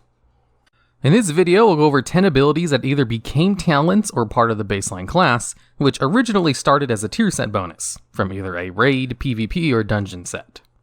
And at number 10, we have the Dreadful Gladiator's Battle Gear, the Season 12 PvP Warrior set. Specifically, the 4 set bonus, which increased your speed by 70% for 3 seconds after using the Heroic Leap ability. Now, back in the day, PvP gear used to have their own set bonuses, and occasionally they would give nice quality of life improvement buffs, which would just get added in some way, shape, or form. And this was a pretty simple one that a lot of players liked. So after Mists of Pandaria, when the set bonus is no longer going to be current content, they simply added a glyph to the game called Glyph of Heroic Leap, which literally just allowed players to gain the 4 set bonus again as one of their major glyph slots. In Warlords of Draenor, they were really moving away from making glyphs super important, so this was a nice quality of life glyph to take. However, in Legion, they pretty much just did away with any glyphs that gave you any actual benefits to your class. So they can no longer have Glyph of Heroic Leap giving you that movement speed increase after Heroic Leaps. So instead, they created a talent called Bounding Stride, which gave the same speed increase, but since it was a talent, it had to do a little bit more than just a minor speed increase after using a long cooldown ability. So it would also lower the cooldown of Heroic Leap by 15 seconds. And this is still pretty much how this ability works to this day. And the rest of the list will kind of go in the same vein as this one, although some of the others might be a little bit more of a stretch, so I thought I would start this list with a pretty straightforward and simple one. And at number 9, we have the Conqueror's Wind Runner's Battle Gear, the Tier 9 Hunter set bonus, which had a very simple effect that just stated, the damage done by your Serpent Sting ability can now be critical strikes. Now, this might seem like an odd tier set bonus, since all dots can crit in the current version of the game, but before Cataclysm, this was not the case. For 3 expansions, dots did not have the ability to crit, or for that matter, scale from your haste, so they did not tick faster. They started experimenting with glyphs and tier set bonuses in Wrath of the Lich King to allow certain dots to crit or scale with haste, as Warlocks and Resto Druids had glyphs that allowed haste to actually affect their periodic dots or hots in some way, and dots on a whole were actually not super good, because they just straight up didn't work with some of your stats. which is kind of funny to hear nowadays, where dot classes are heavily loved and seen as scaling too well into the late game, as seen by Shadow Priest getting constant nerfs every time the last raid tier comes out of an expansion. Because dot classes scale too well with high levels of gear. This wasn't a problem back in the day though, and they would sometimes allow dots to crit with set bonuses. Like this Hunter tier set bonus that's only at the number 9 spot because they kind of gave this to everyone and not just Hunters.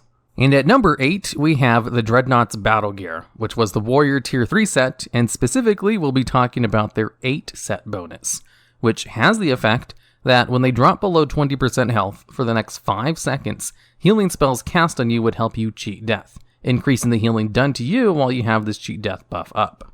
That was one of the earlier iterations of a cheat death-like ability, which a lot of classes have today in forms of baseline abilities or talents, but rogues specifically were given an ability called Cheat Death, immediately after the raid tier that introduced this 8 set bonus, in the Burning Crusade. Now I know this is an ability for rogues, but the tier set bonus literally gave you a buff called a Cheat Death, and its trigger was very similar to the Cheat Death that rogues were given, where in its first form it simply gave you a 30% chance to avoid a killing blow, where it was very soon changed to have a 100% chance to prevent a killing blow, and then would give you a 90% damage reduction buff for the next 3 seconds, with a 1 minute cooldown on that Cheat Death. And Cheat Death is a staple of rogues to this day, though it started its life as a Warrior tier set bonus, and really just shared its name. The effects are very different, but they accomplish the same goal of trying to prevent you from dying when you got low on health. And at number 7, we have the Nordrassil's Harness, the tier 5 Feral set bonus. The 2 set bonus had the ability where when you shifted out of one of your feral forms, the next regrowth you casted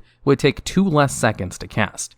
And since a regrowth had around a 2-second cast time, this essentially gave you an instant cast regrowth when you came out of bear or cat form. Now, this set bonus was most likely the precursor to the passive ability that feral druids have called Predatory Swiftness, which wasn't added to the game until Mists of Pandaria. As what Predatory Swiftness does is your finishing moves have a 20% chance per combo point to make one of your spells instant cast, and the spells which could be instant cast change throughout the years, with the current version only allowing you to cast Regrowth or Entangling Roots instantly when it procs. And Regrowth has been one of the options most of the time, and it's basically a way for feral druids to cast healing spells on themselves more efficiently, which all started with the tier 5 set bonus, that kind of had a clunky way of doing what Predatory Swiftness does a lot better today. Instant cast healing spells without having to leave your form. And at number 6, we have Garments of the Oracle, the Brood of Nozdormu set bonus for priests in Vanilla WoW. The 3 set bonus for this basically gave you a 20% chance whenever you healed others to also heal yourself for 10% of the amount. So it was just a little bit of self-healing every time you healed people. And the 5 set bonus also increased the healing of your flash heal by 15%. Now in the Burning Crusade, priests received a heal called Binding Heal. Binding Heal was essentially casting a flash heal on the target and yourself at the same time, at the cost of the ability basically costing double the amount of mana for the 2 heals it was providing, and allowed you to heal other people while you were taking damage, and has been a staple of priest healing ever since. Or for holy priests anyway, they removed this ability from Disc Priests and Warlords of Draenor, and it's a holy only spell, for now anyway. Now technically, the 3 set bonus is a little bit better than Binding Heal, since it just passively has a chance to give you some extra heals while you're healing other people normally. And Binding Heal requires you to actively use a very mana expensive heal in order to heal yourself up, if you also want to be healing other people at the same time. Set bonuses kind of have to have passive abilities though. A set bonus can't really give you an active ability, so this one could just be a new ability that was loosely modeled after a past set bonus, although the effects are pretty similar, so I don't think it's too far of a leap to take. And at number 5, we have the Dragonhide Battle Gear, which is a feral druid PvP set bonus they had for quite a while. And this 4 set bonus simply had the effect to increase your movement speed by 15% while in bear, cat, or travel form, and it only worked outdoors. And this was a set bonus feral druids got for quite a while, until they finally changed it to something else. Now, feral druids also had this talent called Feline Swiftness, which gave them a 15% to 30% movement speed increase, depending on how many talent points they put into it, while they were in cat forms and outdoors. But only in cat form. This one did not affect bear or travel form, so it was very similar to the 4 set bonus, and it did not stack with it. So the 4 set bonus was kind of useless if you took this talent and were in cat form, but it still increased the speed of your other 2 forms, so there were some benefits to it. That was all the way until Mists of Pandaria, when they removed the old talent trees and introduced the new talent rows, They also redesigned the talent to just straight up give you a 15% movement speed increase, while keeping the same name. This was after they had removed the 4-set bonus for a while as well. PvP set bonuses didn't always change from season to season, and in fact they stayed the same for a while, so they basically just gave them a better version of the 4-set bonus as this talent for druids to pick up. In Legion, the talent was changed to Feral Affinity, which would give balance or resto druids the feline swiftness talent, as well as the ability to use some of their other feral abilities. And it was one of the few talents in the game which gave a player multiple talents and abilities inside a single talent pick, as most other talents, which give a whole bunch of different things, don't separate and name them specifically like they do in Feral Affinity. Which is pretty neat, and still allows you to gain the speed increase regardless if you're outdoors or not. And it doesn't matter what form you're in either. And at number 4, we have the Nine-Tailed Battle Gear, the Rogue Tier 15 set bonus, which had the effect to increase the duration of your finishing moves as if you had used an additional combo point, up to a maximum of 6 combo points. Rogues only have 5 combo points, and some of their dots and buffs require combo points to use, and their durations are determined by the amount of combo points you spend. So the attack speed buff, Slice and Dice, could last on them for 36 seconds if used at 5 combo points, or 30 seconds if they spent 4, decreasing by 6 seconds all the way down until 1 combo point, which just provides 12 seconds of the buff. So the 2-set bonus would basically add an additional 6 seconds to Slice and Dice, or a couple more seconds to one of the debuffs they can apply, but it didn't really affect the damaging moves, which increased their damage based on the amount of combo points they spend. And apparently, Blizzard liked this little set bonus, as in Legion, they added a talent to the game called Deeper Stratagem, which straight up just allowed rogues to now have 6 combo points, and adjusted their finishing moves to consume 6 combo points for more damage and longer durations, while also just increasing the damage of finishing moves by an extra 5%.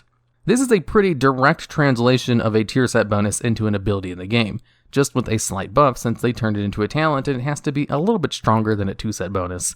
And this talent is still in the game today and is one of the few multi-role talents that all 3 specs of rogues can choose. And at number 3, we have the Dreadful Gladiator's Arraignment, the Season 12 PvP Shadow preset. Unlike most of the other set bonuses in this list, both of the set bonuses from this set were kind of made baseline. You see, the 2-set bonus increases your movement speed by 60% for 5 seconds after you use Dispersion. Dispersion is the Shadow Priest defensive cooldown, which used to decrease the damage you took by 90% at the cost of not allowing you to do anything else for 6 seconds. So you're just a little ball of energy that could move around, and then with the set bonus it would give you a speed increase after it was over. That way you can get away from trouble, which is when you would use the ability anyway. Nowadays, Dispersion reduces the damage by a little bit less, but the movement speed increase is built into the ability now. So instead of it giving you a speed increase after it ends, you now have a 50% movement speed increase while using Dispersion. Then there's the 4-set bonus, where your Vampiric Touch dot is dispelled, the person who dispelled it, as well as everyone within 6 yards of them, would be feared in horror for 3 seconds, which is kind of like a soft stun. This was supposed to make Vampiric Touch similar to the Warlock ability Unstable Affliction, which was quite famous for its dispel protection, where when that ability is dispelled, it would silence the caster for 4 seconds as well as do a whole bunch of damage, where it was usually better to just leave Unstable Affliction alone rather than trying to dispel it. Vampiric Touch also had some dispel protection, but you had to take a talent in order to gain the horror effect, which was removed in Mists of Pandaria and then re-added to the game in the form of that 4-set bonus. I guess this is one of those cases where they removed something from the game and then re-added it with a tier set bonus, which they have done a few other times in the past. After Mists of Pandaria, they just gave the ability to Vampiric Touch as a baseline. They no longer had to take a talent in order to have the dispel protection, though they removed the AoE portion of the effect. Although this isn't the only tier set bonus that has been applied to Vampiric Touch passively. There's also the tier 9 2-set bonus, which increased the duration of Vampiric Touch by 6 seconds. The original Vampiric Touch only lasted for 15 seconds, and nowadays it lasts for 21 seconds, so it technically has 2 tier set bonuses baked into the ability now. And at number 2, we have the Wormstalker Battle Gear, the Hunter Tier 13 2-set bonus, which had the special ability to allow your Steady Shot and Cobra Shot to generate double the amount of focus. This tier set bonus was added to the game during the last raid of the Cataclysm expansion, which was the expansion that introduced the focus system to hunters. Before Cataclysm, hunters would use mana to use their abilities, and they would routinely run out of mana halfway through combat. But they had ways and abilities to manage their mana, so their normal rotation basically revolved around hitting whatever button was off cooldown, and then spamming Steady Shot if they had no abilities to use. Then, when they added focus to the game, they thought to change this up by creating focus in a half rogue energy and half warrior rage style, where you gained 6 focus every second, which was 4 less than rogues who got 10 energy every second, and you also had focus generators, which would give you more focus to use your focus spending abilities, just like how warriors had rage generating abilities they could use to spend rage spenders. So just combining the two systems seems like it would be a pretty easy thing. Just spam your focus generators so that you can spam your focus spenders, and also just passively gain a little bit of focus.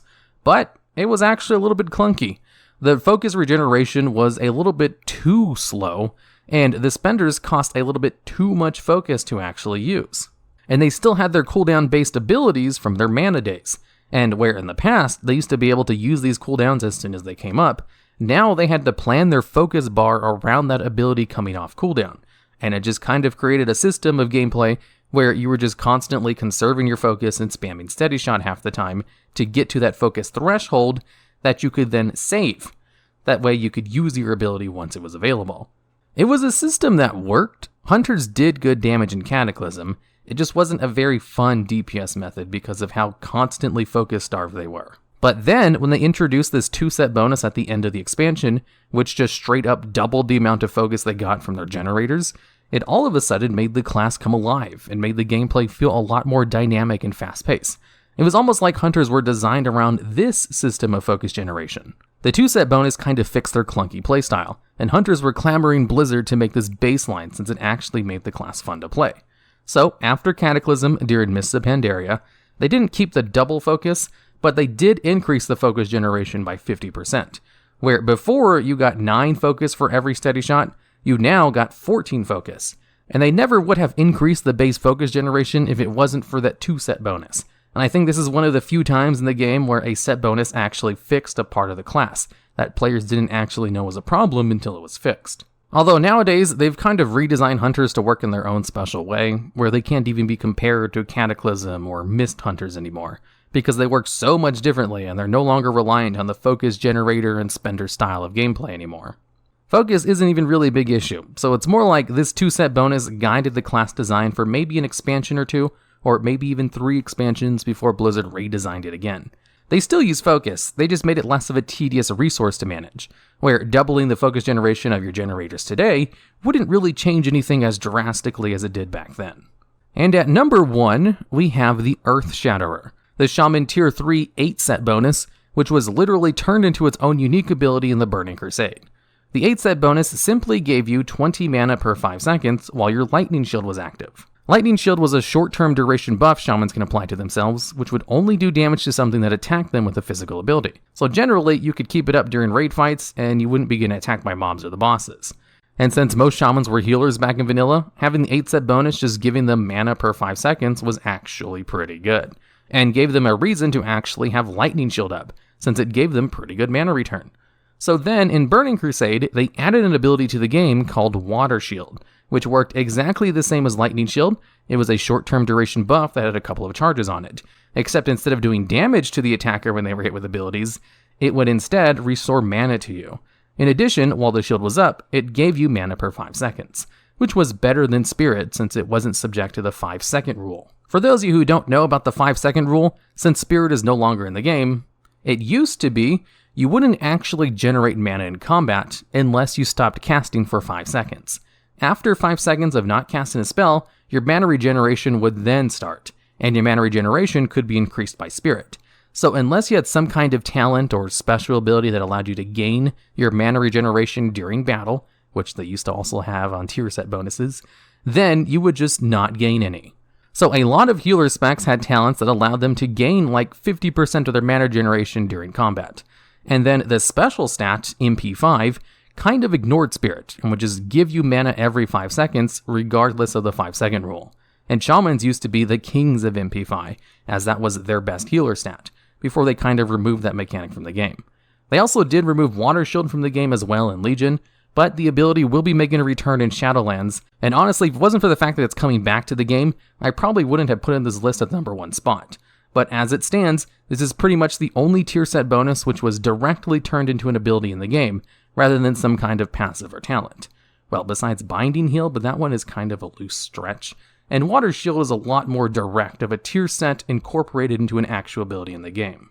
In this video, we're going to be going over some of the best removed hunter pet abilities. This will include abilities from vanilla all the way up to Dragonflight. And first up at number 10, we have Reflective Armor Plating. This was the pet family ability for Direhorns from Mists of Pandaria all the way up until BFA. Direhorns became tameable in patch 5.2 after hunters looted and learned the ability from the Ancient Tome of Dynamancy, which is a rare drop on the Island of Thunder. The Reflective Armor Plating ability was pretty handy since it could deflect all spell casts in front of the Direhorn for 6 seconds. This was great at making them tank pets, and they could shrug off massive castable damage and abilities from enemy targets with this ability. The ability had a 30-second cooldown, which is actually pretty short considering how powerful it was. However, on closer inspection, the ability begins to fall apart a bit. First, it only protects the Direhorn pet itself and not its hunter master. Second, the spells must be cast in front of the Direhorn to be deflected, meaning the effect won't work if the target casts them from above, behind, or to the side of the Direhorn. While definitely useful in certain niche situations, going out of the way to farm the Taming Tome, taming a Direhorn, and then finding out its special ability is just that it can ignore a cast or two every 30 seconds isn't really that worth it. Hunters have their counter shop interrupt to interrupt a cast if they really need to interrupt something, and the Gorilla Pet family also had a Pummel interrupt and a silence ability for a while as well, which had an auto cast for a bit. However, since it is the same as the Warrior's Pummel, which is still very much in the game to this day, we won't go too far into this topic. With the somewhat lackluster support for Reflective Armor Plating from the community, Blizzard decided to scrap the ability when they redid a ton of pet abilities at the start of Battle for Azeroth.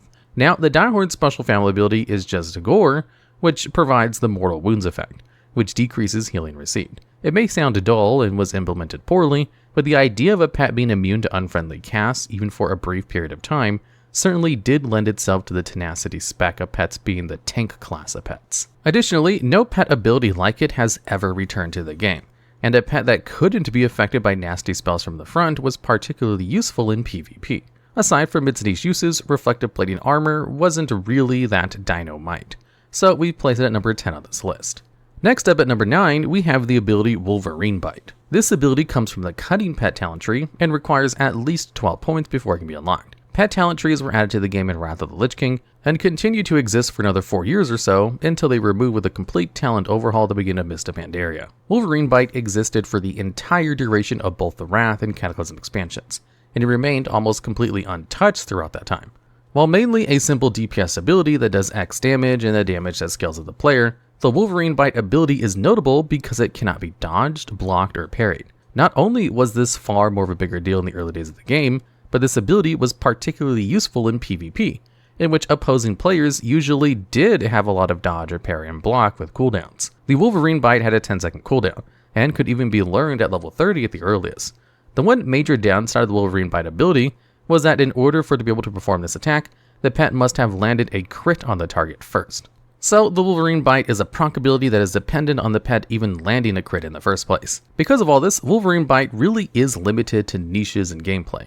And since it's beholden to some prereqs, in the end, it's not more than a glorified DPS ability, albeit one that always hits. And at number 8, we have a tie, this time for 2 pet abilities that belong to the Ferocity pets, which are both Ferocity pet talent tree abilities. These 2 abilities are Lick Your Wounds and Heart of the Phoenix. Both of these abilities, like our previous entry, were added in Wrath of the Lich King and removed in Mists of Pandaria. What makes these 2 abilities special is that they return the hunter's pet to full health, but in very different ways. Lick Your Wounds allows the hunter's pet to heal itself for 100% of its health over 5 seconds, whereas Heart of the Phoenix ability returns a dead pet back to life. Both of these 2 abilities have several drawbacks, which is why they're on the lower end of this list. The most glaring issue is that hunters already have the Mend Pet and Revive Pet abilities, so both Lick Your Wounds and Heart of the Phoenix can be thought of as superfluous. In Wrath, Mend Pet only costs 9% of the hunter's mana and has no cooldown, compared to the 3-minute cooldown of Lick Your Wounds. However, unlike Mend Pet, Lick Your Wounds could be toggled to autocast, and the pet would automatically use the ability when their health was low and dropped below 50%. Not the greatest change aside from not pressing one button, but it was a nice quality of life feature. The Revive Pet ability in Wrath had a 10-second cast time and cost 80% of the hunter's base mana. This is opposed to the Heart of the Phoenix ability, which did not cost any mana on the hunter's part, and had an 8-minute cooldown. This ability even had a 10-minute cooldown when Wrath launched, so it couldn't be used in arenas. but it was reduced to 8 minutes in patch 3.3.3. Unlike Lick Your Wounds, Heart of the Phoenix could not be autocast, and even worse, it came with two preconditions. First, the player must be in line of sight of their dead pet to use a Heart of the Phoenix ability to revive them. So if the pet was behind a rock or fell off a cliff, the hunter could not instantly revive them. The second and more important issue was that when the hunter's pet died, the pet bar, along with Heart of the Phoenix ability, disappeared with it. Hunters had to separately and manually go into the spellbook and use the spell if they wanted to use it while their pet was dead, because you couldn't even put the ability on your cast bar without a macro either. And to top it all off, these abilities could only be used by the pet families in the Tenacity spec, which in Wrath of Lich King is limited to 11 pet families. Aside from those lists of grievances, it's easy to see why Heart of the Phoenix ability was pretty good. It completely bypassed the need for the hunter to have mana to revive their pet, as well as completely removing the really long 10-second cast time. And while we're on the topic of abilities that regen health, we also want to give an honorable mention to Karen Feeder. This pet ability was from the Cunning Pet talent tree introduced in Wrath and allowed a hunter's pet to feed on a corpse to gain some health. The reason Karen Feeder is an honorable mention is because in WoD, the Devilsort pet family got a very similar ability named Feast. Since these two abilities are practically the same, we can't really call the Karen Feeder ability removed from the game, since it still effectively exists, just under a different name and spell ID. And at number 7, we have another tie. This time between Tailspin and Trample. Both of these abilities decrease the pet's target's casting speed by 50%. For Tailspin, this debuff lasted 10 seconds, and for Trample, it lasted 12. Tailspin was the unique pet ability available to the Fox family of hunter pets. The Fox family was added in Cataclysm, but the then new Tailspin ability only reduced melee and attack speed. Tailspin was reworked in Mists of Pandaria to match another pet family ability that was being added, which was the Goat family. Both the Tailspin and Trample abilities in the slow cast form only lasted for one expansion, which was Mop. As you can imagine, increasing spell cast time by 50% can be great when dealing with casters in PvP. Even better, the debuff duration matched the cooldown, meaning that these abilities could be constantly spammed to permanently reduce cast time, so long as the hunter's pet remained alive. Another factor that made these two abilities even better was that they were AoE abilities. Granted, the range of these spells was limited to 10 yards, but it's still better than a single target-only ability. As you can imagine, a 50% cast slow in PvP would just make casters quit the game. So Blizzard nerfed Tailspin and Trample to only slow casting speed by 10%. Speaking of nerfs, for the first year or so of Mists of Pandaria, the Tailspin ability was super overpowered because its debuff lasted for 30 seconds. However, this was later hotfixed to a 10-second duration. A 50% slow in casting speed is the same debuff that Shurok the Deadwatcher applies in the Akanai Crypts in Auchindoun. This boss is an infamous pug killer, and the fact that the same annoying ability was given to hunters in Mop shows how ridiculously powerful the Tailspin and Trample abilities truly were. Before we move on, we wanted to give two honorable mentions in this category. The first of these is Lava Breath, which was an ability of the Corehound pet from Wrath until Warlords of Draenor. While it did reduce casting time of enemies by 50% in Mob, and could be used from up to 30 yards away, and had a 2-second shorter cooldown at only 8 seconds, it was only applicable on a single target and wasn't AoE. So we unfortunately had to dock it a little bit. Another similar ability is Spore Cloud, which belonged to the Sporebat pet family from Wrath to Mob. While functionally identical to Tailspin and Trample, it can only be used just outside of melee range at 6 yards, compared to the 10 yards of Tailspin and Trample. Here's a fun fact: the Spore Cloud ability is still in the game. I believe it's now a completely different ability that's a dispel, so we're going to equivocally say it was removed from the game. And at number 6, we have a 4-way tie. All 4 of these pet abilities silence or stun the enemy for 2 seconds. Not the longest time in the world, certainly, but a little stun can be quite handy every now and then. The first ability in this entry is Nether Shock, which is the special ability from the Netherray pet family. This ability interrupts spell casting and prevents any spell that's cool from being casting for 2 seconds. Nether Shock has a 40-second cooldown, which is not that long for an ability that's both an interrupt and a silence. Another nice thing about Nether Shock is that it had a 20-yard radius, so it could be cast from somewhat far away. Finally, in Wrath, Nether Shock also did a little bit of damage to the target, but this component of the ability was removed in Cataclysm, with the ability ultimately being removed from the game with the release of Warlords of Draenor. While we've mentioned that hunters have their own interrupt spell, and even another pet, the gorilla, with an interrupt spell during this time, a little extra silence and interrupt ability is always nice, even if it was for only 2 seconds. The next 2 abilities in this entry are identical in function.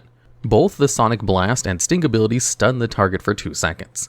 These abilities were both added in Wrath with the introduction of the pet talents to the game. Sonic Blast is a special ability for the Pet family, and Sting is a special ability for the Wasp family. Each ability also only saw one change throughout their time in the game, from Wrath up into Warlords of Draenor. For Sonic Blast ability, after Wrath, the damage component of the spell was removed, so its only remaining use was as a stun. While the Sting ability was added in Wrath, it did some nature damage and reduced armor. This was changed to a stun to match the Sonic Blast ability in Cataclysm. The final ability comes from the Porcupine Pet family and is called Paralyzing Quill. This ability is a 2-second incapacitate on a target. Unfortunately, incapacitate spells break on damage, so the usefulness of the ability is significantly reduced from what it could have been. Additionally, Paralyzing Quill has a cooldown of 1 minute. However, it also was an AoE ability, meaning it could incapacitate an entire pack of mobs. The Porcupine Pet family and the Paralyzing Quill ability were both added to the game in MoP, and the ability was removed with the launch of Warlords of Draenor. In Legion, the Porcupine Pet family was renamed to Rodent to include more animal types. We've lumped all of these CC abilities into this entry for 2 reasons. First, the debuff duration for all of these was 2 seconds long at the height of each of the abilities. Second, they can all be used as a proper or impromptu interrupt. We also have one honorable mention for this spot. The Serenity Dust ability belonging to the Moth Pet family, and even though it still remains under the same name in the modern game and is now just a dispel, we're going to claim that its original identity has been removed since Cataclysm and MoP, with the Serenity Dust ability essentially a copy-paste of the Nethershock ability. Now we move on to the number 5 spot, which is quite a messy one. The Bad Manner ability was added with the Monkey Pet family in the Cataclysm expansion. The best way to explain this ability is to just read the flavor text in the spell, which says, hurls a handful of something special at the target, blinding them for 4 seconds. Rude. This isn't the first time we've seen poop humor from Blizzard, as WoW is well known for its famous, or probably more apt, infamous poop quests, which usually sees the player going through droppings of some kind for a quest item. In fact, there are so many poop quests in WoW, we even have a top 10 video on that topic, which can be found in the description of this video. Back from that tangent and returning to discussing this silent but deadly ability, the only downside to the Bad Manner ability is that the blind can be broken by damage, so the effect can be lost if the target has a dot on it. WoWpedia editor Bellicoy sums up this ability perfectly by saying, presumably the monkey is throwing feces. We're probably better off not knowing. What really made the Bad Manner ability smell bad was that the blind it induced was almost always bugged, meaning it acted more like a stun than a blind at times. We have another ability in this spot which is called Lullaby. Quite the jarring transition from poop throwing, but there we are. The Lullaby ability was added in MoB along with the Crane Pet families. When used, it put the target to sleep for 4 seconds. Since the sleep effect also breaks from damage, we've also thrown in with the poop ability. Lullaby has a 1 minute cooldown, the same as the Bad Manner ability does. A 4-second CC is nice, but since the target can technically be snapped out of it at any time, we're placing Bad Manner and Lullaby at the number 5 spot on our list. And at number 4, we have a 2-way tie between Web and Venom Web Spray. In Wrath, the Web ability was added to spiders as their family special ability. It rooted the target in place for 4 seconds and did some damage. This ability becomes even better because it had a range of 30 yards, meaning a hunter could keep any foe far away with their spider while they pew-pewed them to death. The duration of this root was extended to 5 seconds in Cataclysm. The other ability, Venom Web Wrap, was the same ability but for the Sylphid Pet family and also shared the changes as Web did. A ranged class that could root a target far away from them is a mainstay principle in WoW combat, and is particularly notable in mage gameplay as well. Allowing a target to never get within melee range with a spiderweb root truly is a major blessing for a ton of hunter gameplay, from dungeons to leveling to PvP. While the modern iteration of the Intimidation also stuns a target for 5 seconds, players in Wrath and Cata could use both abilities. Even though Intimidation only stunned for 3 seconds in Wrath, using both a web ability from a spider and then Intimidation could theoretically keep a target at bay for 7 or more seconds, which is a lot of time for a hunter to disengage or perform all sorts of other hunter shenanigans.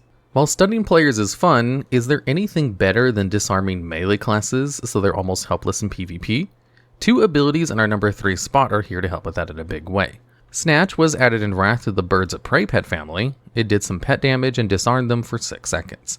It also only had a 20-second focus cost and a cooldown of 1 minute. However, a 6-second disarm wasn't really that impressive in Wrath. You see, in Wrath, most of the classes had a disarm ability of 10 seconds. While a 10-second disarm may seem insane in modern WoW, in Wrath, pretty much all disarms were 10 seconds long. To combat these long disarms, there was a very popular weapon enchant called the Weapon Chain, which lowered disarm durations by 50%, which was basically required if a player wanted to PvP at all. So because of this, the real disarm duration Wrath was only 5 seconds for a 10-second disarm, and the Hunter's real disarm duration only lasted 3 seconds, not 6.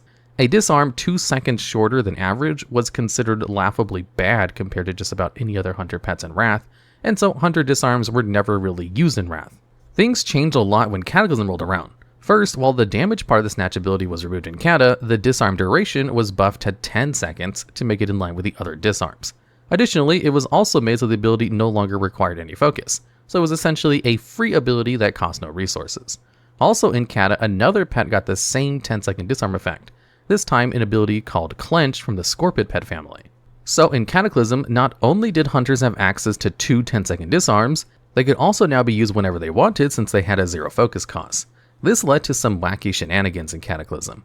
For example, if the Hunter's first bird of prey pet died and the Hunter didn't have enough time or resources to cast Revive Pet, they could more quickly just summon a Scorpid pet and have access to another 10-second disarm. Also in Cata, the casting time of Dismiss Pet was reduced from 5 to 2 seconds and had a range increase from 10 yards to unlimited.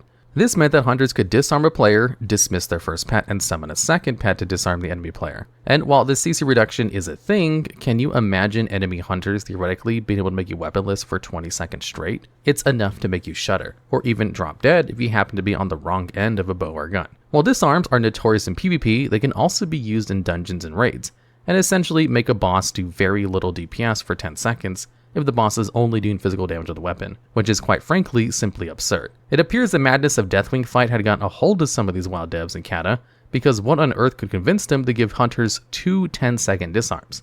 Whether it be trolling or very poor gameplay understanding, both the Snatch and Clench abilities are number 3 spot on this list, and for good reasons. And at number 2, we have a trio of abilities, all of which can revive players.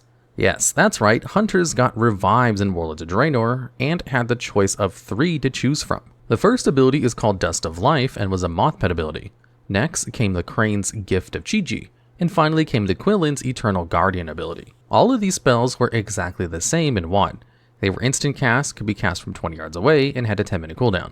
When resurrected, the player had 60% health and 20% mana. Hunters being given rev abilities is sort of a flagship of bring the player, not the class. While other DPS classes such as Death Knights and Warlock Soulstones have a resurrect ability, at least their abilities actually make sense and fit thematically lore-wise. To make these abilities even more OP, they could all be cast while in combat.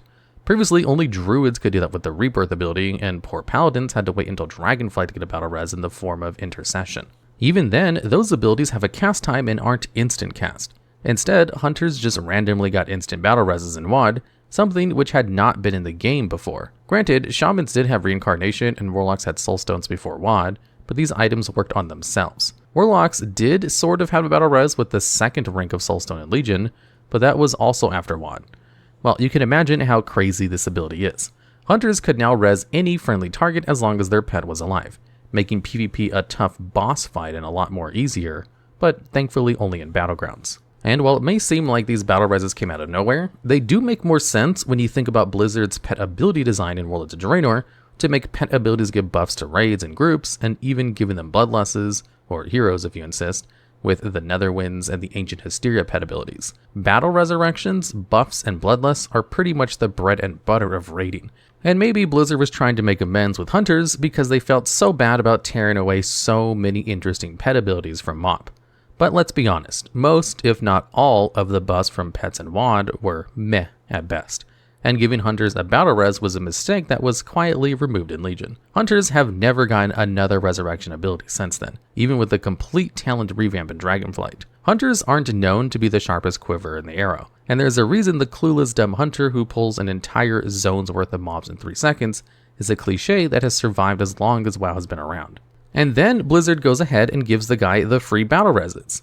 It's eye-roll inducing. Of course, this battle res situation was the only thing wrong with WoD, and the rest of the expansion had absolutely no problems whatsoever in terms of content and class balance. One final note before we move on to the number 1 spot is that technically the Eternal Guardian ability still exists in the game, but this Quillen ability was made to just revive the pet itself in BFA and not another player. So it hasn't completely been removed from the game yet, but we're breaking with a precedent because that's so cool and exciting and submersive, just like giving Hunters battle reses or something like that. And finally, at number 1, we have the ability Dust Cloud. The name of the spell still exists in modern WoW, but it's an entirely different spell. In fact, the Dust Cloud ability has been redesigned 4 different times at this point, but we'll start in Wrath of the Lich King when this ability was at its zenith. In Wrath, the Dust Cloud ability was added as a special ability to the pet family Tall Striders.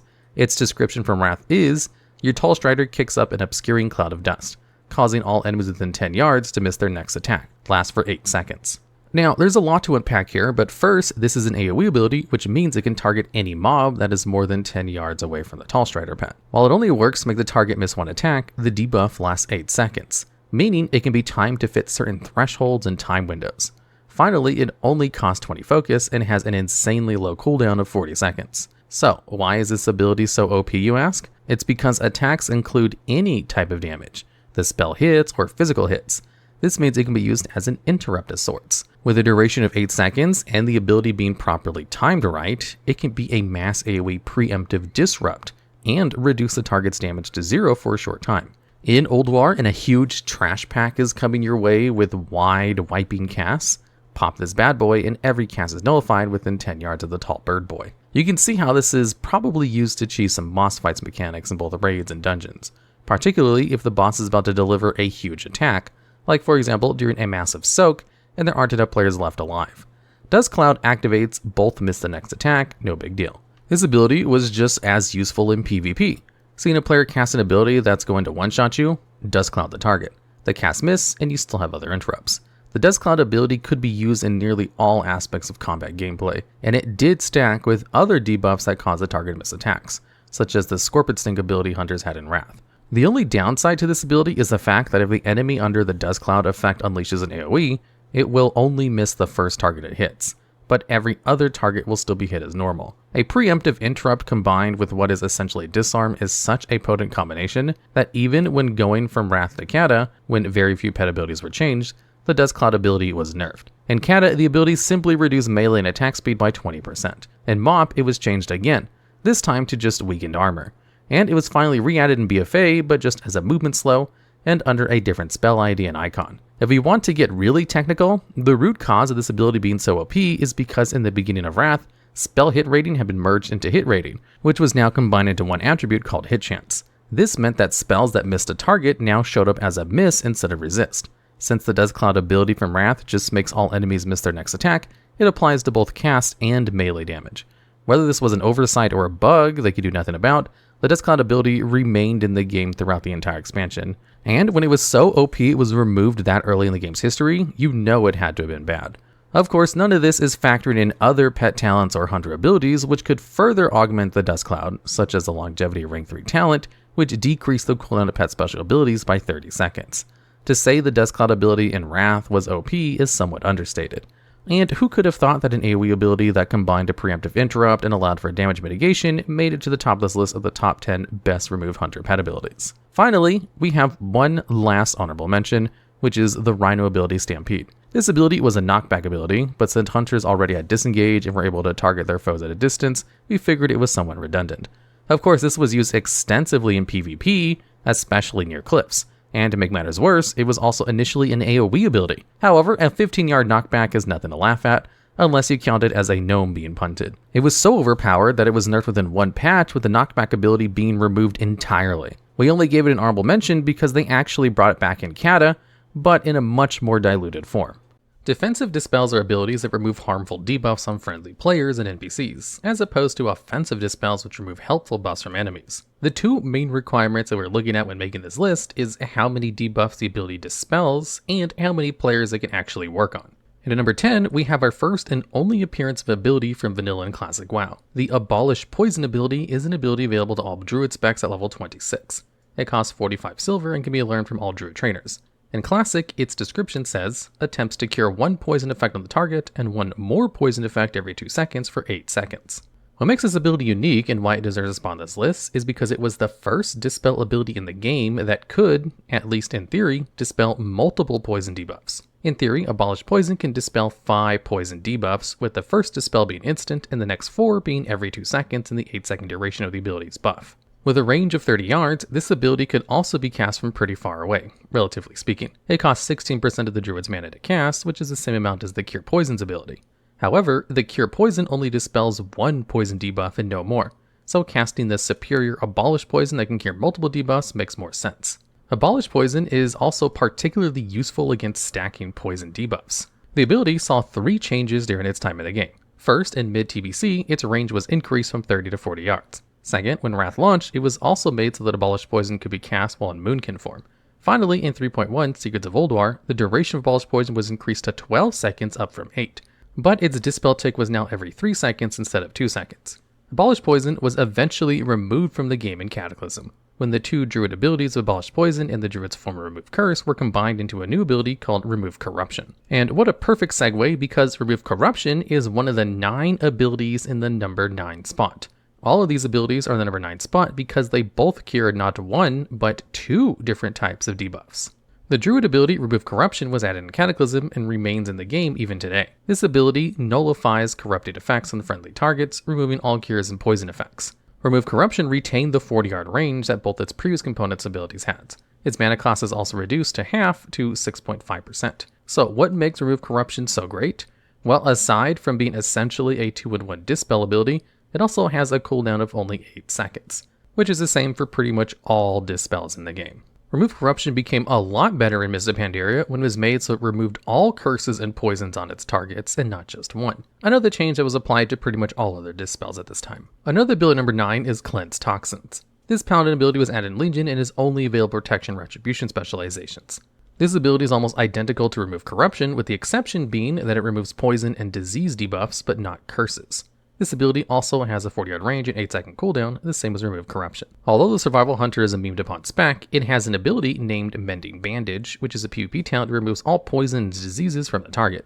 This ability was added in Legion, and the other component's ability is that it also does a small amount of healing over time. It has a 25-second cooldown and a 15-yard range. Yet another ability that removes 2 debuffs is the Detox ability, only available to Brewmaster and Windwalker monks. This ability was added in Dragonfly expansion and removes all poison and disease effects from the target. Another ability that can remove 2 types of debuffs is the ability Improved Purify. This talent was added in Dragonflight and is only available to the Holy and Discipline specs. The basic Purify ability the priests have only removes magic debuffs. With the Improved Purify talent, it also removes disease effects as well. Confusingly, there is also a spell named Purify for Paladins in WoW from Vanilla to Cataclysm. This ability dispelled poisons and disease effects, but it still shouldn't be confused with the Priest's Purify ability. The final ability which removed 2 debuffs was also added in Dragonflight. The Improved Purify Spirit ability upgrades the Restoration Shaman's basic Purify, which only removes magic debuffs, to an advanced version which removes both magic and curse debuffs. This ability is identical to a talent from Mop that was also called Purify Spirit. Before we move on to number 8, however, we must acknowledge that the Holy Paladin ability Cleanse also removed all poison and disease debuffs in Mop and Wad. Since these are 2 different debuffs with the same spell requirements, the Cleanse ability for Mop and Wad is on equal footing with both Remove Corruption and Cleanse Toxins, even though the Cleanse ability was significantly changed in Legion. So even though both the Mop Purify Spirit and Cleanse ability for Mop and Wad are no longer in the game, we would be remiss to not include these abilities since they also dispel 2 debuffs at the same time. And at number 8, we have the Monk ability Diffuse Magic. This ability is the first dispel on this list to be both a defensive and offensive dispel. Currently in game, this ability's description is reduces magic damage taken to by 60% for 6 seconds, and transfers all current active harmful magical effects back to the original caster if possible. So, in addition to removing harmful magical effects, it also returns them to the sender. To make this ability more strong, from Mop to Legion, the damage reduction was 90%, meaning almost all magic damage could be avoided. The change to 60% reduction was introduced in Legion, but its cooldown was also shortened from 120 seconds to 90 seconds. Finally, in patch 7.1.5, Diffuse Magic was removed from the Brewmaster spec entirely, and to this day it remains only for Mistweaver and Windwalker specs.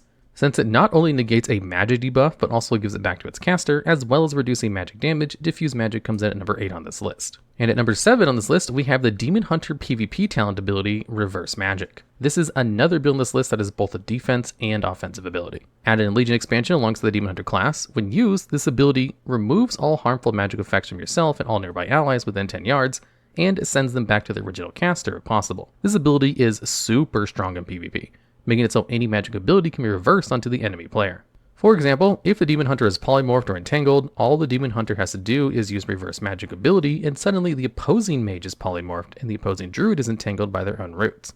It took until Dragonflight in patch 10.07 for Blizz to decide this ability was a little bit too overpowered. And they made it so that when the Demon Hunter used Reverse Magic, they now also subject to any harmful effects from dispelling it. Reverse Magic has a 1-minute cooldown, but it also works on all nearby allies that are close to the Demon Hunter as well. However, it can only clear magic debuffs and not any other type of debuff, but because it's still an AoE dispel ability, it comes at number 7 on this list. And at number 6, we have the Mistweaver Monk talent, Restoral. This talent was added in the Dragonflight expansion, which saw the return of talent trees to the game. This ability has 3 different components and costs only 4% of the monk's mana. Restoral's description reads, it heals all party raid members within 40 yards and clears them of all harmful poison and disease effects. This is one of the few abilities on this list that is also a healing spell, and when not in raids, the healing is increased by 100%. This is also the first dispel on this list to be an AoE ability that dispels 2 different types of debuffs. To make this ability even more overpowered, it is also castable while the monk is stunned. The only bad thing about Restoral is that it has a pretty long cooldown of 3 minutes, but it's still a nice trade-off considering how powerful Restoral actually is. And at number 5, we have a 4-way tie. This is simply because the following 4 abilities, Improved Cleanse, Improved Detox, Improved Nature's Cure, and finally the classic only ability Cleanse, all remove 3 different harmful effects. The debuffs these abilities dispel are not all the same, but since they all remove 3 different debuffs, we decided to lump them all together. Most of these dispels were added in the Dragonflight expansion and are only available to healing specs. We'll first take a look at the Holy Pally talent, Improved Cleanse.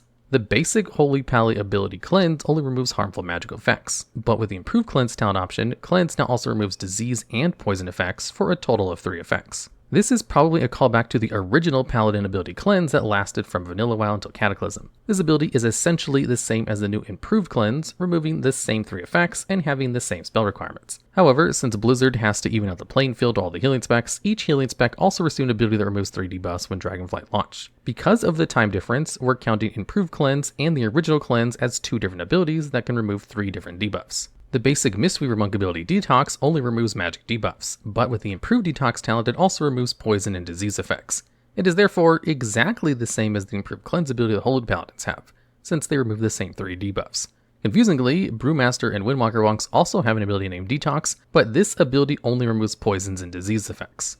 Next up is the Restoration Druid's ability, Improved Nature's Cure. The basic Nature's Cure ability only removes magic debuffs, but the improved version also removes curses and poisons as well. So while it can remove curses, it cannot remove diseases like Improved Cleanse and Improved Detox can. It is also worth noting that the ability was first introduced in Cataclysm when a druid talent called Nature's Cure was added. This ability allowed the druid's remove corruption ability to also remove magic debuffs. However, because all the druid specs could use it, Blizz probably thought it was too overpowered and removed it with the launch of Mop. It does seem a little odd that 3 of the 6 healing specs get the ability to dispel 3 different debuffs, while the Poor Discipline, Holy Priest, and Restoration Shamans only get an ability that dispels 2 different harmful effects. And at number 4 on this list, we have the Mistweaver Monk talent, Revival. This is pretty much the Restoral ability at the number 6 spot, and it even shares an exclusive choice node with it. The only difference is that the Revival dispels not 2, but 3 debuffs. Everything else is the same, as Revival also heals all party members within 40 yards of the monk and shares a 3-minute cooldown. This is the only AoE dispel ability of the game that can dispel magic, poison, and disease effects. Restoral can only remove poison and disease effects. The only other difference between these 2 abilities is that Restoral can be cast while stunned and Revival cannot. And at number 3, we have the Shaman ability, Cleansing Totem. The Cleansing Totem was added in the expansion Wrath of the Lich King and unfortunately only lasted for the duration of that expansion before it was removed in Cataclysm. The Cleansing Totem is a combination of 2 different totems, the Poison Cleansing Totem and the Disease Cleansing Totem. Its description is as follows. Summons a Cleansing Totem with 5 feet of the health of the caster that attempts to remove 1 disease and 1 poison effect from party members within 30 yards every 3 seconds. There are several reasons this ability is at number 3. First, it removes 2 debuffs from players. Second, it does its work autonomously from the shaman so they can focus on other things rather than dispels. Third, it has a large radius of 30 yards and can dispel anyone so as long as they're in the party with the shaman. Fourth, because the totem is doing all the work, it will save the shaman some mana since they aren't casting dispels all the time. The only downside to this ability was that it required the shaman to have a water totem to perform the spell. Because it is a massive AoE that dispels 2 debuffs and also saves the shaman a good deal of mana and can continuously operate without the shaman being there for 5 minutes, the Cleansing Totem comes in at number 3 on this list. And at number 2, we have the Priest ability, Mass Dispel. This ability has been in the game since the Burning Crusade. As such, it has a long and storied history, which we cannot fully delve into a segment in a top 10. Its current version in Dragonflight, as of the time of writing the video, was dispels magic in a 15-yard radius, removing all harmful magic effects from 5 friendly targets and 1 beneficial magic effect from 5 enemy targets. Also potent enough to remove magic that is normally undispellable. There's a lot to unpack here, but first you can see that it's both a defensive and offensive dispel. Although it only removes harmful magic effects, it is so powerful that it can even dispel strong effects. Some of the defensive abilities Mass Dispel can remove are the Mage's Ice Block and the Paladin's Divine Shield, while some of the other defensive abilities it can remove are abilities like a Warlock's Banish and a Druid's Cyclone, which shows just how strong this ability really is. Mass Dispel has a 1.5 second cast time, which is rare because most dispels are instant cast, and has a base cooldown of 45 seconds, and also costs a massive 8% of the priest's total mana to use. All 3 priest specs can use this ability, meaning even DPS Shadow Priest can use it. Mass Dispel is particularly useful in PvP as well as certain dungeons and raid boss fights. Once again, this is just barely scratching the surface of just how ridiculously useful this ability is, but because it is so powerful, it deserves a spot pretty high on this list, and so it lands or levitates at number 2. And finally, at number 1, we have the holy PvP talent Cleanse the Weak. This is a passive ability added in Legion, and it has not 1, but 2 overpowered parts to it. The first part of its description says, when you dispel an ally within your aura, all allies within your aura are dispelled to the same effect. A paladin's aura is 40 yards, which is pretty big, and this ability not only duplicates whatever dispel the paladin casts, but it also has no cap limit, meaning if everyone is stacked on the paladin can dispel an entire raid, with everyone having 3 different debuffs all at once. The second part of this ability is that when the paladin heals allies with the holy light, it will cleanse all disease and poisons from that target. This is essentially an auto cast of a dispel, and it doesn't even cost mana. The only downside to this ability is that while holy light does heal more than Flash of Light and costs less mana, it also has a longer cast time of 2.5 seconds. So assuming a holy paladin has this talent and the improved cleanse talent is in a raid with 40 people and an outdoor PvP zone, and everyone was within 40 yards of the paladin can theoretically dispel 120 debuffs instantly. That's a pretty big number, and the sole reason the Cleanse the Weak ability takes the cake as the biggest dispel in WoW's history. In this video, we'll go over the hardest hitting abilities from WoW's history. Some rules on this list. It can be any class ability from any expansion, using whatever buffs and items were available to their class in a reasonable manner. And it will be excluding things like one-time damage buffs from bosses or one-time use items and stuff like that. And to start off this list, we'll go over with the vanilla WoW Presence of Mind Pyroblast with double spell power trinkets. Basically, a geared fire mage could use Presence of Mind in order to make Pyroblast instant cast, back when it had a longer than 5 second cast time and did a ton of damage because of that long cast time, as vanilla WoW used to balance spells around how long their cast time was. And then, with 2 spell power trinkets combined, at a time before there was a cooldown on using trinkets together, you could one-shot players guaranteed as long as it crit, and they had no other damage reduction modifiers. And sometimes it could even kill players without critting. Now, considering damage and health values change every expansion, and in fact every new raid tier, I'm going to be giving the damage done on this list in terms of how much damage it does when compared to the average health of the average geared non-tank player from that expansion. So, PON Pyro Mages gets a 100% health bar as its rating.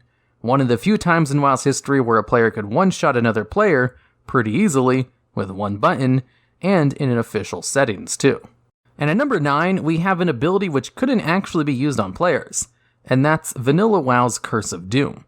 Curse of Doom was a dot that lasted 1 minute and would only do damage at the end of that 1 minute, but it would do that damage in one large chunk. It was later changed over the course of WoW to do its damage along the way, like a normal dot, but they always made sure to give it a really long duration across basically all of its iterations. The amount of damage it did, if it could be cast on a player, could easily one-shot a player, but not much more than that. So it makes it on this list for one of the hardest hidden abilities in the game for that reason. Remember, these abilities don't actually have to be usable on players. I'm just using the average player's health as a metric in order to properly gauge how much damage these things did. And the number 9 and 10 spots basically just get 100%, being able to do about one person's health as damage. All the other ones will be a little bit higher than that. And at number 8, we have Touch of Death. This is an ability added in Mist of Pandaria with the Monk class and allowed them to instantly kill a mob about once every 2 minutes, give or take. And it never actually did say how much damage it did. It would just instantly kill mobs. Or, if used on a boss or something with more health than the monk, it would instead do damage equal to the monk's health. So, if used on the tanking spec of the monk, and popping a cooldown which increased the monk's maximum health, they could easily do more damage than the average health of a player from whichever expansion they were currently in. Although there was a little bit of a caveat on it, in that you couldn't actually use the ability on other players. You know an ability hits hard when it has restrictions of not being usable on other players. It was also changed over the years to be usable as an execute in some expansions, where today you can actually use it on enemy players, except it works a little bit differently than it did when it was first introduced, where nowadays it counts the damage you do to the target and then will do damage based on the amount of damage you did to that target at the end of the little window it gives you. So it has the potential to do a lot of damage, but it's really on here for its original version of basically doing the monk's health as its damage. So it gets a score of about 1.5 times the average player's health as damage, or 150%. And at number 7, we have Light's Wrath, which is the one ability on this list that is used by a healer only, the Dis Priest to be more precise. The Discipline Priest specifically from Legion to be even more precise, as this was their artifact weapon ability. Artifact weapon abilities were basically class abilities, as a lot of them got turned into class abilities after the expansion was over anyway, so I will count those on this list. Now, what Light's Wrath did was have a long cast time in order to just do one big, hard-hitting spell, because the Discipline Priest healing was based on how much damage they could do, and this ability would do 10% more damage for every atonement buff you had on people. Now, an average cast of Light's Wrath, assuming you had 10 atonements out for 100% more damage, which was a pretty average number, did not do more damage than the average person's health. It was a pretty big chunk of damage, but it wasn't as hard-hitting as something like a Chaos Bolt, for example, an ability famous for being really hard-hitting. It did absolutely do more damage than a Chaos Bolt, though, if it was supercharged. You see, pretty much every artifact weapon had a hidden special ability. Most of them were just little RP things out in the open world, but Light's Wrath had a damage component to its hidden ability. You see, once Light Wrath was supercharged, it would increase the damage of your next Light's Wrath cast by 500%, and the ability already hit really hard on its own. So if you were able to get out a couple of atonements, maybe getting out 10 of them to increase the damage by an additional 100%, a Light's Wrath that was supercharged could hit for about 2 times the health of the average player from Legion. Although, it was more like 1.75 times more, or 175%, it wasn't a true double. But hitting for nearly double the average health of a player definitely puts it on this list as a very hard-hitting ability, even if Light's Wrath only got supercharged maybe once a week. This hidden little feature so rarely procced that it wasn't even noticeable, and this is why you've never heard anyone complain about this ability in raids or PvP, because they basically got this proc one time a week, if they were lucky. I should know, I mained a Dis Priest during that expansion. And at number 6, we have another artifact ability, and that's the Warlock's Thalkeel's Consumption. This artifact weapon had the special ability to do a large chunk of damage to your opponent by converting 8% of the health of all of your current summoned demons into that damage.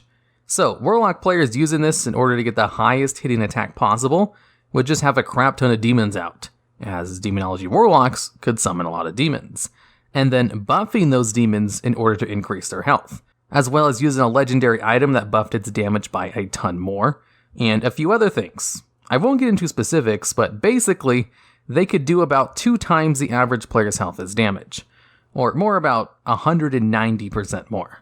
It wasn't consistently more than 2 times, but it was pretty darn close by some of the best players in the game who were able to get it to really big numbers consistently in raids. And then, of course, there were some specific dungeons in Legion that would increase the health and damage of everyone in the party. So a group of Warlocks on one of the Warlock Discords would post screenshots to see who could get the largest hitting Thalkeel's Consumption hit in Blackrook Hold on the final boss, with many of the Warlocks getting numbers up to 8 times the average health of a player pretty regularly. It goes to show you how hard this ability hit, when Warlocks on a whole took time to try and see who could get the biggest hit with the ability, even if it was best case scenario conditions. And at number 5, we have Fan of Knives. Now, this is an AoE ability from the Rogue class, but it is on this list for its single target damage, surprisingly, clocking in at 250% damage of the average player's health from its expansion. And of course, this one was in Legion as well. Legion had a lot of really hard-hitting things, and this was entirely because of a combination between some legendaries as well as a few other things.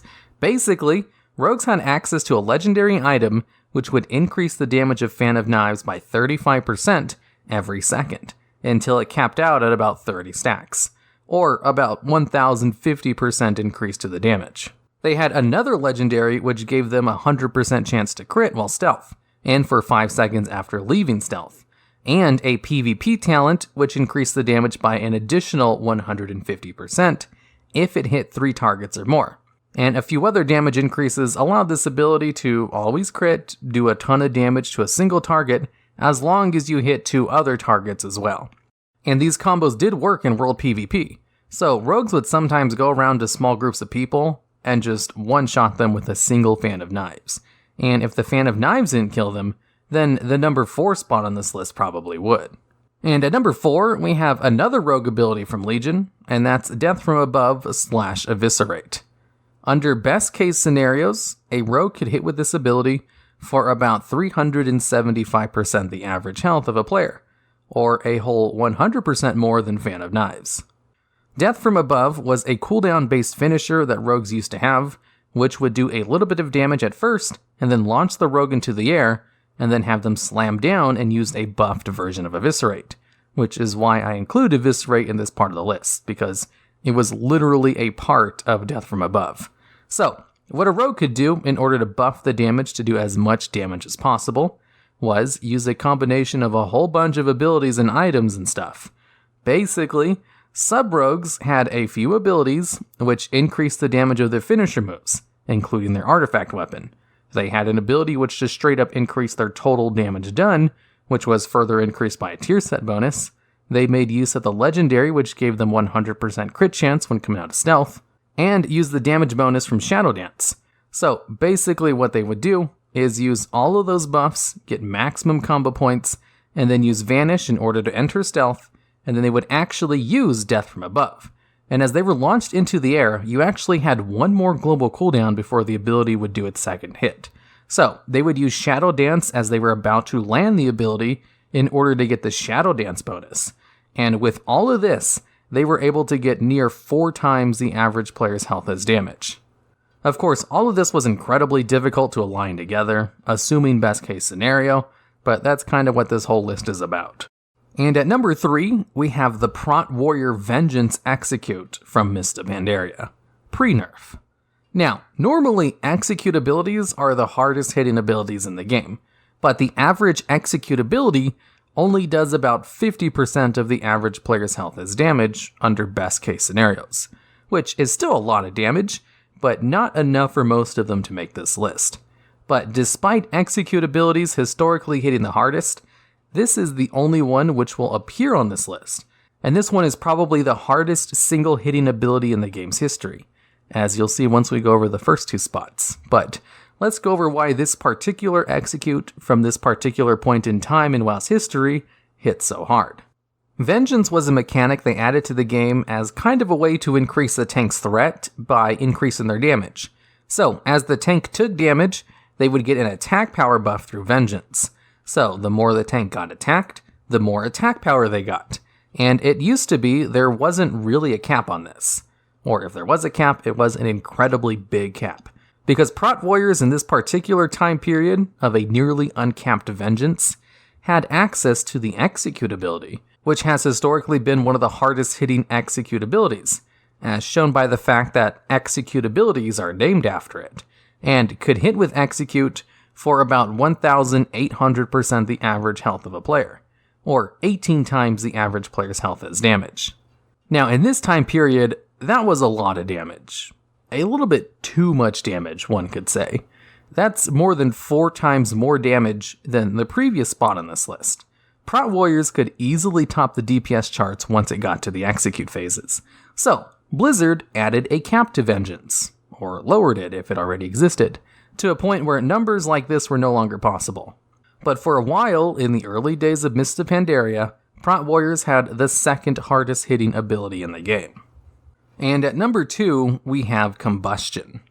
Combustion is a fire mage cooldown that has probably undergone the most amount of changes out of any ability in the game. But for this spot on this list, we'll be talking about Combustion specifically from Cataclysm and early MoP.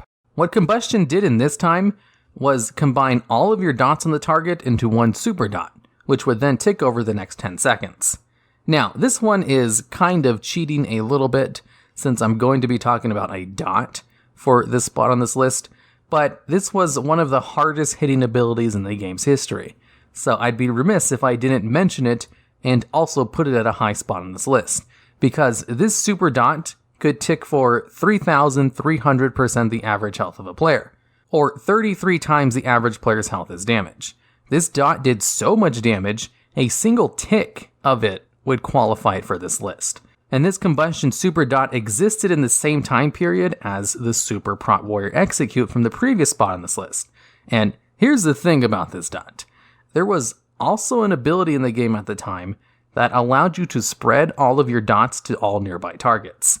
And this did include the Super Combustion, giving fire mages the best AoE in the game's history. Now, what allowed Combustion to do so much damage was mainly their Ignite ability. They used to have a dot called Ignite, which would continuously stack every time you got a crit, as it would do about 20% of that crit's damage as a dot. And since this dot just constantly stacked, you could get this dot to very high numbers if your crit was high enough. So, in order to do a Super Combustion, you'd have to wait until your Ignite was at a really big level. And there was even add-ons in the game at the time, specifically designed to tell you when to use Combustion, because it was all revolved around how big that Ignite was, because the other dots that fire mages had were pretty reasonable in comparison. And because the Combustion dot relied so much on getting constant crits on one target, it was almost impossible to use it with its high numbers in PvP. So it was never a big issue in that department, and more or less just made fire mages really good at AoE. And there's a reason Combustion doesn't work like this today. Nowadays, Combustion just gives you 100% crit for like 10 seconds or something. They tried really hard to balance the super dot, and eventually just abandoned the idea, and changed it into a crit buff instead. And at number 1, we have the Wreck Bomb, clocking in at 200 times the damage of the average player's health. This is another one which wasn't really done in just one tick, and in fact was the combination of thousands of hits going off at the same time. But it's a pretty famous event in WoW's history, and I'm sure people won't mind it appearing at the number 1 spot on this list.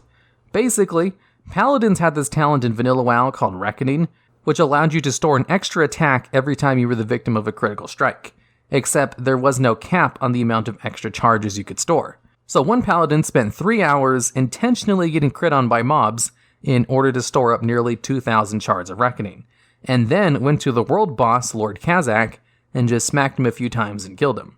It wasn't really all done in one shot. It did take Kazakh a few seconds to die, but I think that was more of a server lag problem than it was the ability not properly one-shotting it. Although, I should say, Blizzard hotfixed Reckoning almost immediately after this was done, and it was changed to only store 4 extra attacks, which seems like a big oversight on their part in the first place.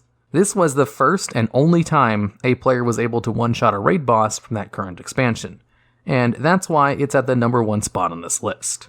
In this video, we'll go over hidden interactions you probably didn't know about certain spells and abilities that existed in the game at one point or another. And at number 10, we'll start off with something pretty light, and that's hibernating druids.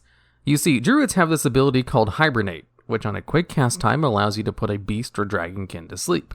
And since it's limited to 2 specific types, it's not the most useful CC in the world, and only really exists for incredibly niche situations in raids and dungeons. That is until you remember that a couple of player things are considered beasts at one point or another. The more common thing would be a hunter's pet, which is obviously considered a beast and therefore susceptible to hibernate. Druids themselves are also considered beasts when in a lot of their transformed states, and can be put to sleep with hibernate. And a third, little less commonly known thing, is that shamans in ghost wolf form are also treated as beasts, and can in fact be put to sleep with hibernate. So I'm pretty sure most druids know that they're susceptible to hibernate, since that is a spell they know, but I'm sure most people didn't know that shamans could also be targeted by the spell as well. which is a neat little hidden interaction with the ability. Of course, these things also work with Hunter's Scare Beast ability, which should be added back to the game in Shadowlands. Speaking of hunters, at number 9, we have Disengage Hopping. You see, hunters have this ability called Disengage, which lets them jump backwards and is a pretty good ability for getting out of melee range in PvP, or to kite easier in PvE. But if you're skilled enough, you can actually flip your character around midair in a jump, use Disengage to go forward, and then just turn your character around to land in the same direction. This is kind of a complex maneuver to pull off and literally cannot be done if you're a keyboard turner, because it's not possible to spin your character around fast enough without using your mouse. And in fact, you'll see most high-level hunters using their Disengage to go forward more than they use it to go backwards, or to avoid certain mechanics and raids. I remember when I was watching the world first kill in Alakir, and all of the hunters in the raid group completely ignored the tornado mechanic by simply jumping off the platform and then disengaging back on around the tornado wall. And playing a hunter at the time, I knew that was something I was not good enough to do consistently. It was way too hard to consistently disengage hop forward, let alone do it while pulling max DPS at an angle where messing up meant losing a bunch of DPS or sometimes death.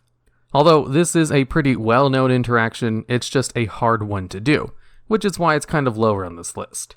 And at number 8, we have Mind Control Dots. This little interaction used to be a lot more powerful before Mists of Pandaria, when they severely nerfed the damage of a Shadow Priest's dots. You see, there's this little interaction that most people don't know about, where the CC Mind Control does not break on damage. But since your character can't do anything while the control is up, and the target is treated as friendly to other enemies, this isn't really a big deal. Generally, you can just kick the priest and end the mind control, or just attack the priest that's vulnerable to everything since he's just sitting there channeling. When this becomes important is during one-on-one duels. You see, what a Shadow Priest could do was simply put all of their dots on a target and then mind control them for the full duration, and just simply let the dots tick. A Shadow Priest's dots used to account for about half of their damage, so this was about a 10-second window where they couldn't do anything while getting dealt about half their health and dot damage, in which case the Shadow Priest could then just do it again, then just mind control them for a second time with the DR, and eventually whittle them down to the point where they're low enough HP where they could finish them off normally. But since this isn't a very useful thing and only really applies to duels, solo content, and one-on-one PvP situations, something the game is not balanced around, it was never a big deal. But it was a fun little hidden interaction to do that is still technically possible today. And at number 7, we have Lichborn Healing. Now, this is strictly an old-school spell interaction, as it's no longer a thing in BFA, which involved a Death Knight's ability called Lichborn and one of the runic power spenders, Death Coil. You see, Lichborn's an ability that allowed Death Knights to temporarily be treated as undead, and generally been a buff throughout the years, where it would give them a passive Will of the Forsaken ability, making them immune to certain CC effects, and give them other benefits, like reducing damage, increasing speed, although currently I think it reduces your speed when you use it. And Death Coil was an ability that had two functions. One of them was to deal damage at range with your runic power, a resource that Death Knights generate passively when using their runes to hit stuff, and Death Coil had this other niche interaction where it could be used to heal friendly undead targets, which generally just meant your ghoul, and since most people did not need to ever heal their pet, a lot of people just kind of forgot that Death Coil had this second interaction. Except PvP Death Knights. They remembered very well about the second interaction, as what they could do was use Lichborn to consider themselves as undead, and then just spam Death Coil on themselves in order to heal up to full. Death Coil would actually heal them for a decent amount, and it was instant cast, so there was no need to worry about being interrupted. So, Death Knights would just make sure they had a full bar of runic power, pop Lichborn, and then just heal themselves nearly full with a couple of global cooldowns targeted on themselves. Now, I know this sounds like a very obvious interaction, but Lichborn used to be just a talent that you could pick up, and it wasn't a baseline ability. Even today, it's a PvP talent, so it was kind of a niche interaction that almost never applied to PvE situations. It was kind of one of those things only PvP players knew about on the whole, which I think will be the case for a lot of the things on this list. And at number 6, we have Mage's Polymorphs. Now, in this section, we'll have two little hidden interactions with Polymorph. One of them is for the healing factor. A Polymorph heals you for quite a bit while you're under its effect. So, if you notice a warrior with a spell reflection up, and you're low on hit points, in this incredibly niche and time-specific situation, you could cast Polymorph in order to intentionally polymorph yourself to heal up. Although this other interaction is a lot more fun, You see, in vanilla WoW, before PvP durations existed on polymorph in the open world, you could polymorph a player for the full 50 seconds, and then just kind of keep them polymorphed until you got bored. Although there was this one little hidden interaction where if you managed to polymorph someone underwater, and then kept them there long enough, you could drown them eventually. You see, polymorph does heal you up for quite a bit pretty fast. I think it's something like 10% of your HP a second. But drowning damage is faster than that.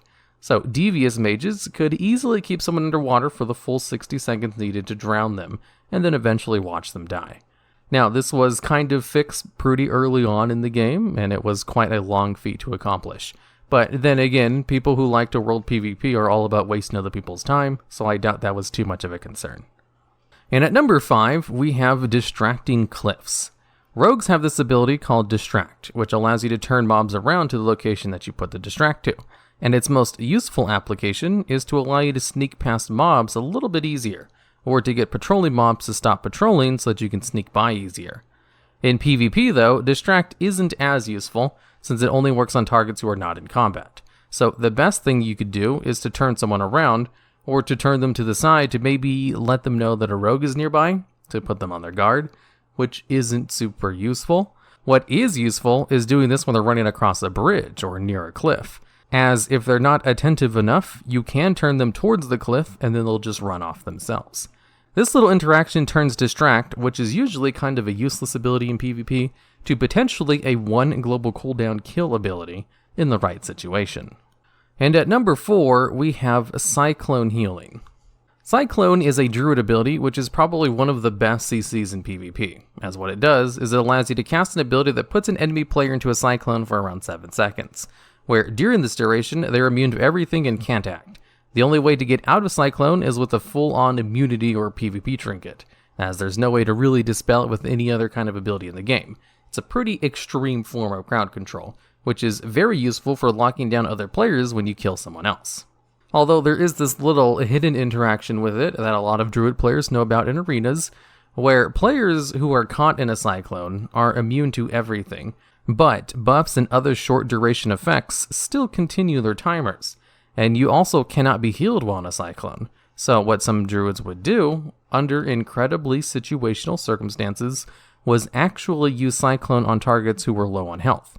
That way the healer would blow all their best heals on them and potentially waste a couple of cooldowns, as you don't really expect the low HP target to be the target of a cyclone. And this would also allow any HOTS to fall off of them, so that they came out of the cyclone, they'd have absolutely no healing whatsoever, or any kind of beneficial buffs. And then if you simply just use another crowd control on the healer, you'd have a ripe, low health DPS player with no lingering protection on them for a much easier kill. Although most of the time it was more efficient to just throw cyclones on the healers and then burst down the other player you were trying to kill rather than cyclone on the low HP target. But it was definitely a tactical way to use the ability in some situations, which could be used to great effect if you knew about this hidden interaction. And at number 3, we have the Monk's Transcendence. Transcendence is an ability that monks can use where they set up this little spirit somewhere, and as long as they're within a certain range of that spirit, usually around 30 to 40 yards, they can teleport to the location regardless of line of sight. Basically, just like the Warlock's teleport ability. However, there's this little interaction that monk players have which really doesn't apply to Warlocks, where monks can tank bosses, and they have a taunt available to them. So if a monk simply sets a Transcendence outside the raid room before you get locked in during the fight, and you need to reset the boss because you failed a mechanic or want to try something else, the monk tank, or player, can simply taunt the boss, run to the entrance of the room, and then Transcendence out of the boss room.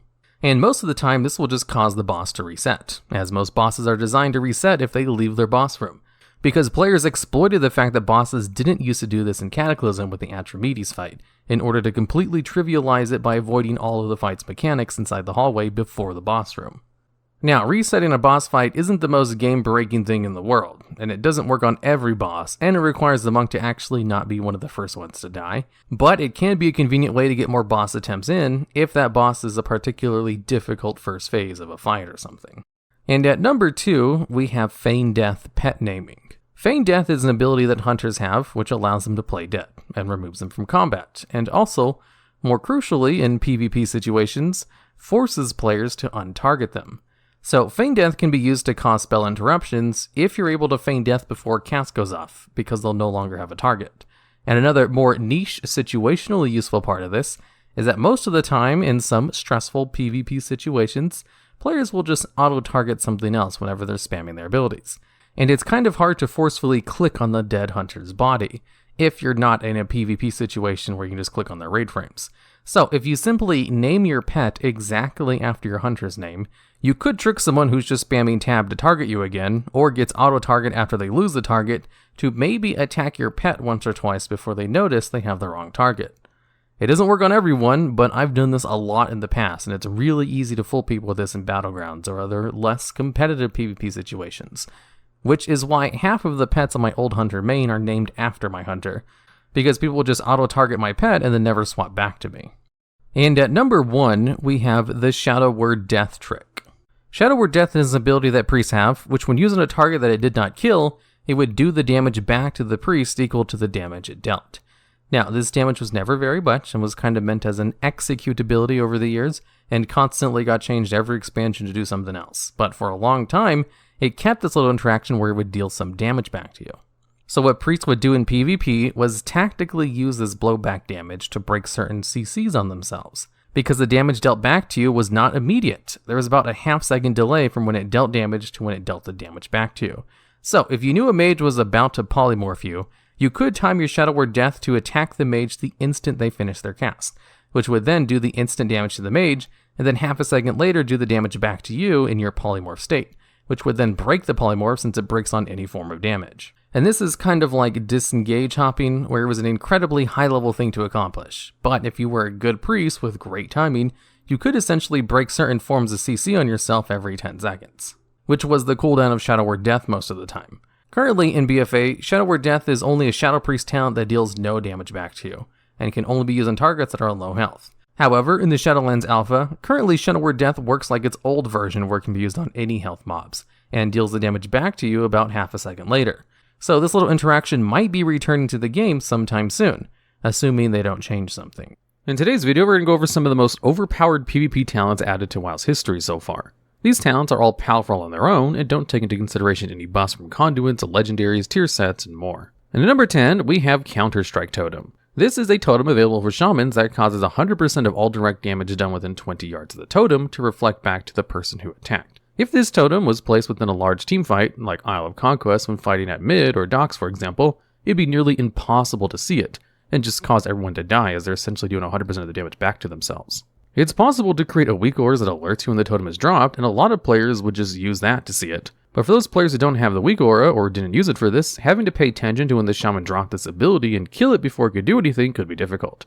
Now, this ability didn't reduce any of the damage the shaman took like Touch of Karma did for monks, so it was possible to still die while it was active, but assuming that didn't happen, it usually did more damage than the shaman did themselves. And at number 9, we have Shadowy Duel. This is an ability for rogues that essentially made the rogue and their targets disappear into another realm for 5 seconds. During this time, the rogue and their target could not be seen by or see anyone else. The reason why this ability is as strong as it is because it could be used on a healer to prevent them from healing a low health target. Or if you're just playing a capture point battleground like Arathi Basin, it can be used to distract a flag defender while a fellow stealthy grabs the flag, the defender unable to do anything about it, not even knowing the flag has been captured till it's too late. It's also undispellable, and the person the rogue locked into the phase can't use a trinket to get out of it, but very powerful cooldowns like Divine Shield or Ice Block can be used to counter this, but that's a heavy trade-off, and gives the rogue even more value because a very powerful cooldown was basically wasted.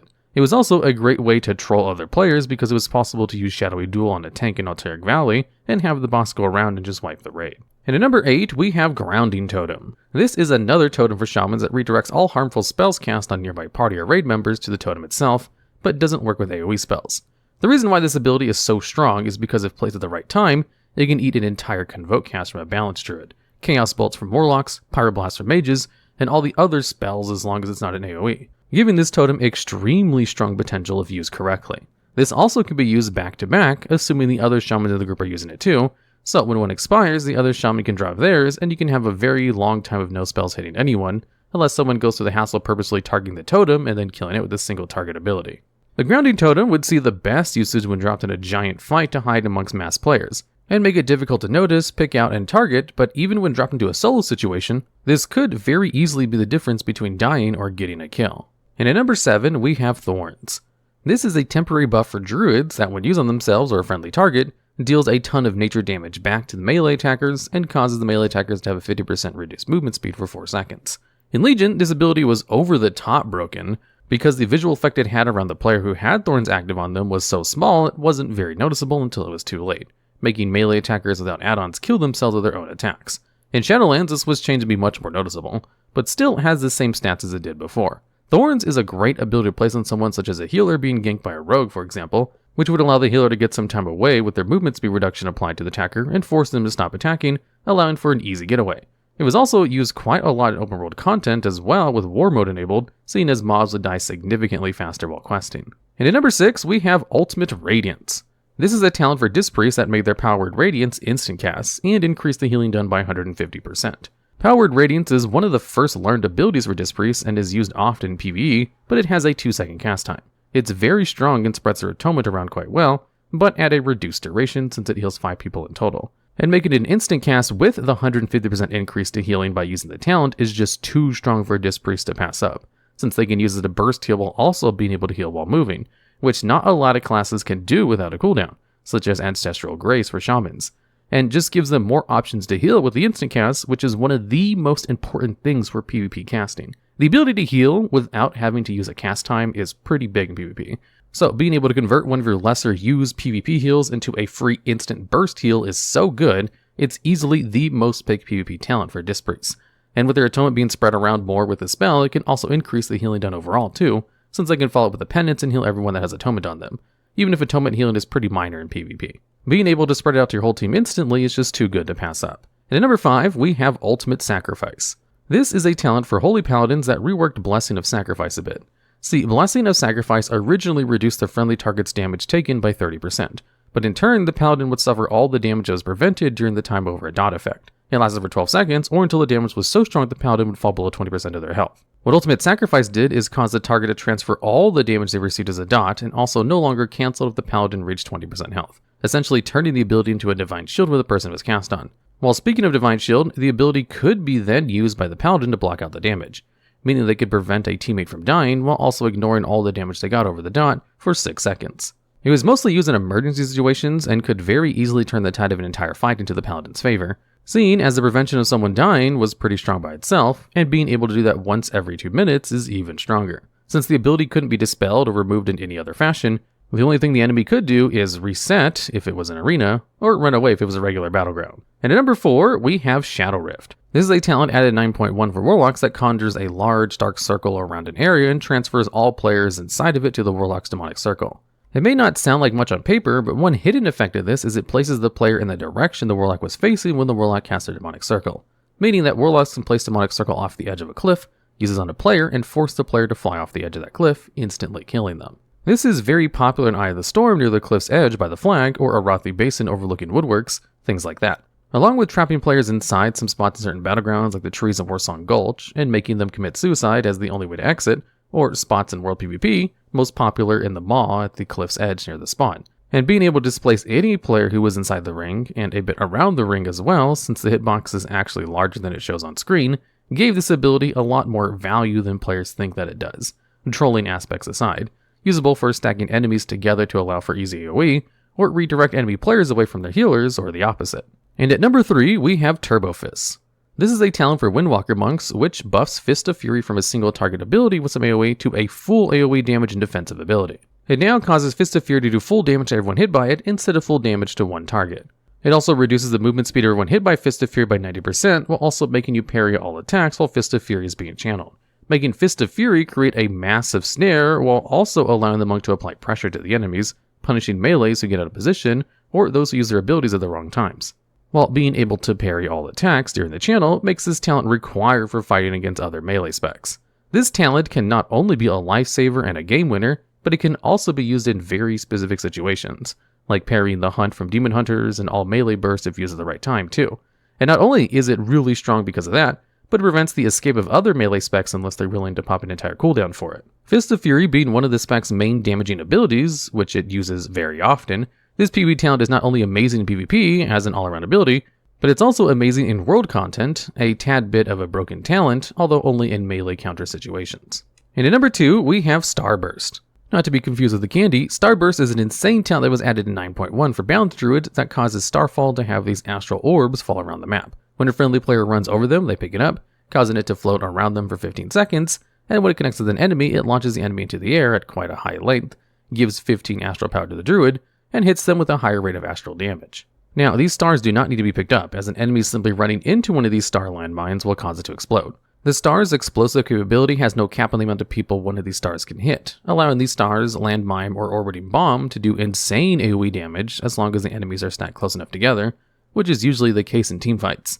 Now, this talent isn't really used in arenas since Balanced Druids don't use Starfall in there for the most part, and since this is more of a RBG or casual BG talent, you're guaranteed to see at least one Balanced Druid on your team, or the enemy team, using this as it just offers so much damage. Along with the real utility behind this talent being the launching effect it does to enemies because they cannot escape for the short amount of time that they're launched, which just allows for a quick kill after they land.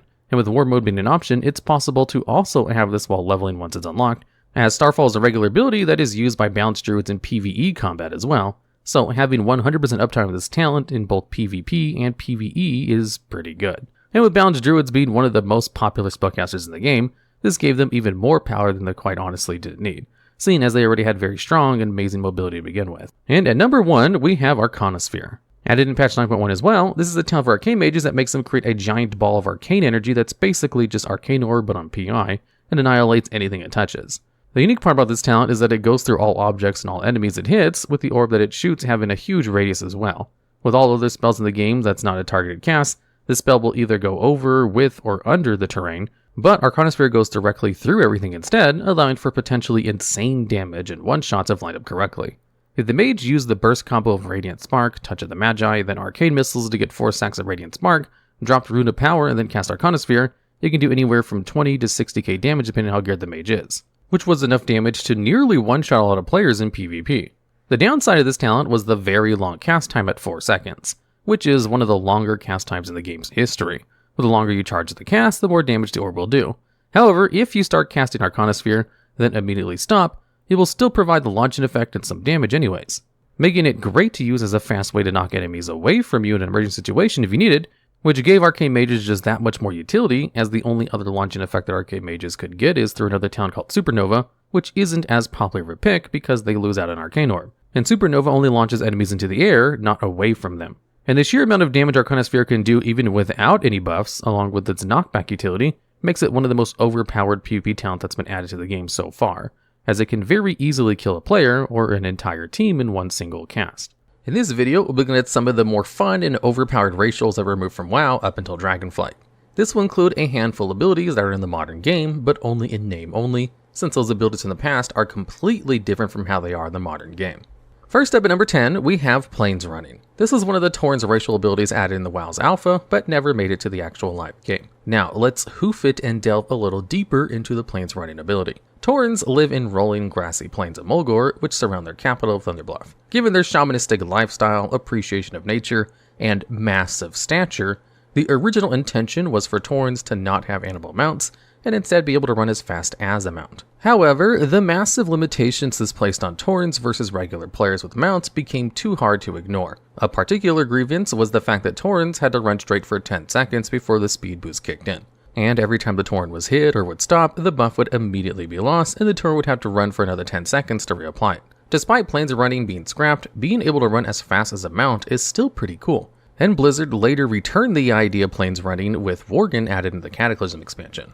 The Worgen have a racial ability called Running Wild, which allows them to get on all fours and run as fast as a mount. Plains Running is more of a novel idea, but it does give a small glimpse into the formation of World of Warcraft and its appreciation for its RPG and lore elements. Granted, Plains Running was more considered a burden than actually anything too OP, but as an early Tauren racial, it was designed to be different and overpowered, even if that process failed to materialize in actual gameplay. As such, we played Plains Running in the number 10 spot, even if it was technically never actually in the live versions of the game. And at number 9 on this list, we have Elun's Grace.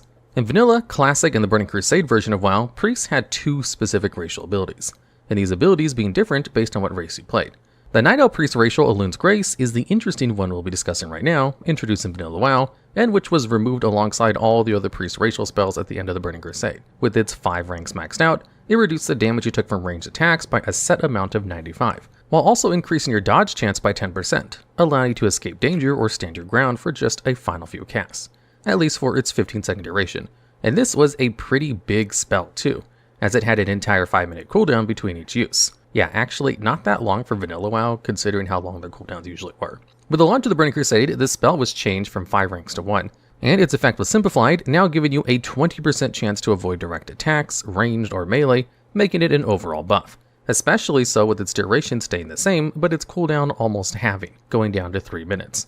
An ability that allowed you to call upon Elun's Grace to become more elusive with dodge and attacks felt like a great thematic divine intervention for Night Elves specifically, with priest racials as a whole being an amazing feel of class fantasy with your class abilities actually being affected by the race you played, and therefore the gods you worshipped and brought power from. There were some downfalls to the spell, however, the main one being that it's classified as a holy spell, which meant that casting it in your shadow form would force you out of shadow form. But Elun's Grace really was an amazing cooldown in case you needed to dodge a couple of attacks, especially so in PvP where it's not abnormal for a healer to get attacked, something usually unheard of in PvE.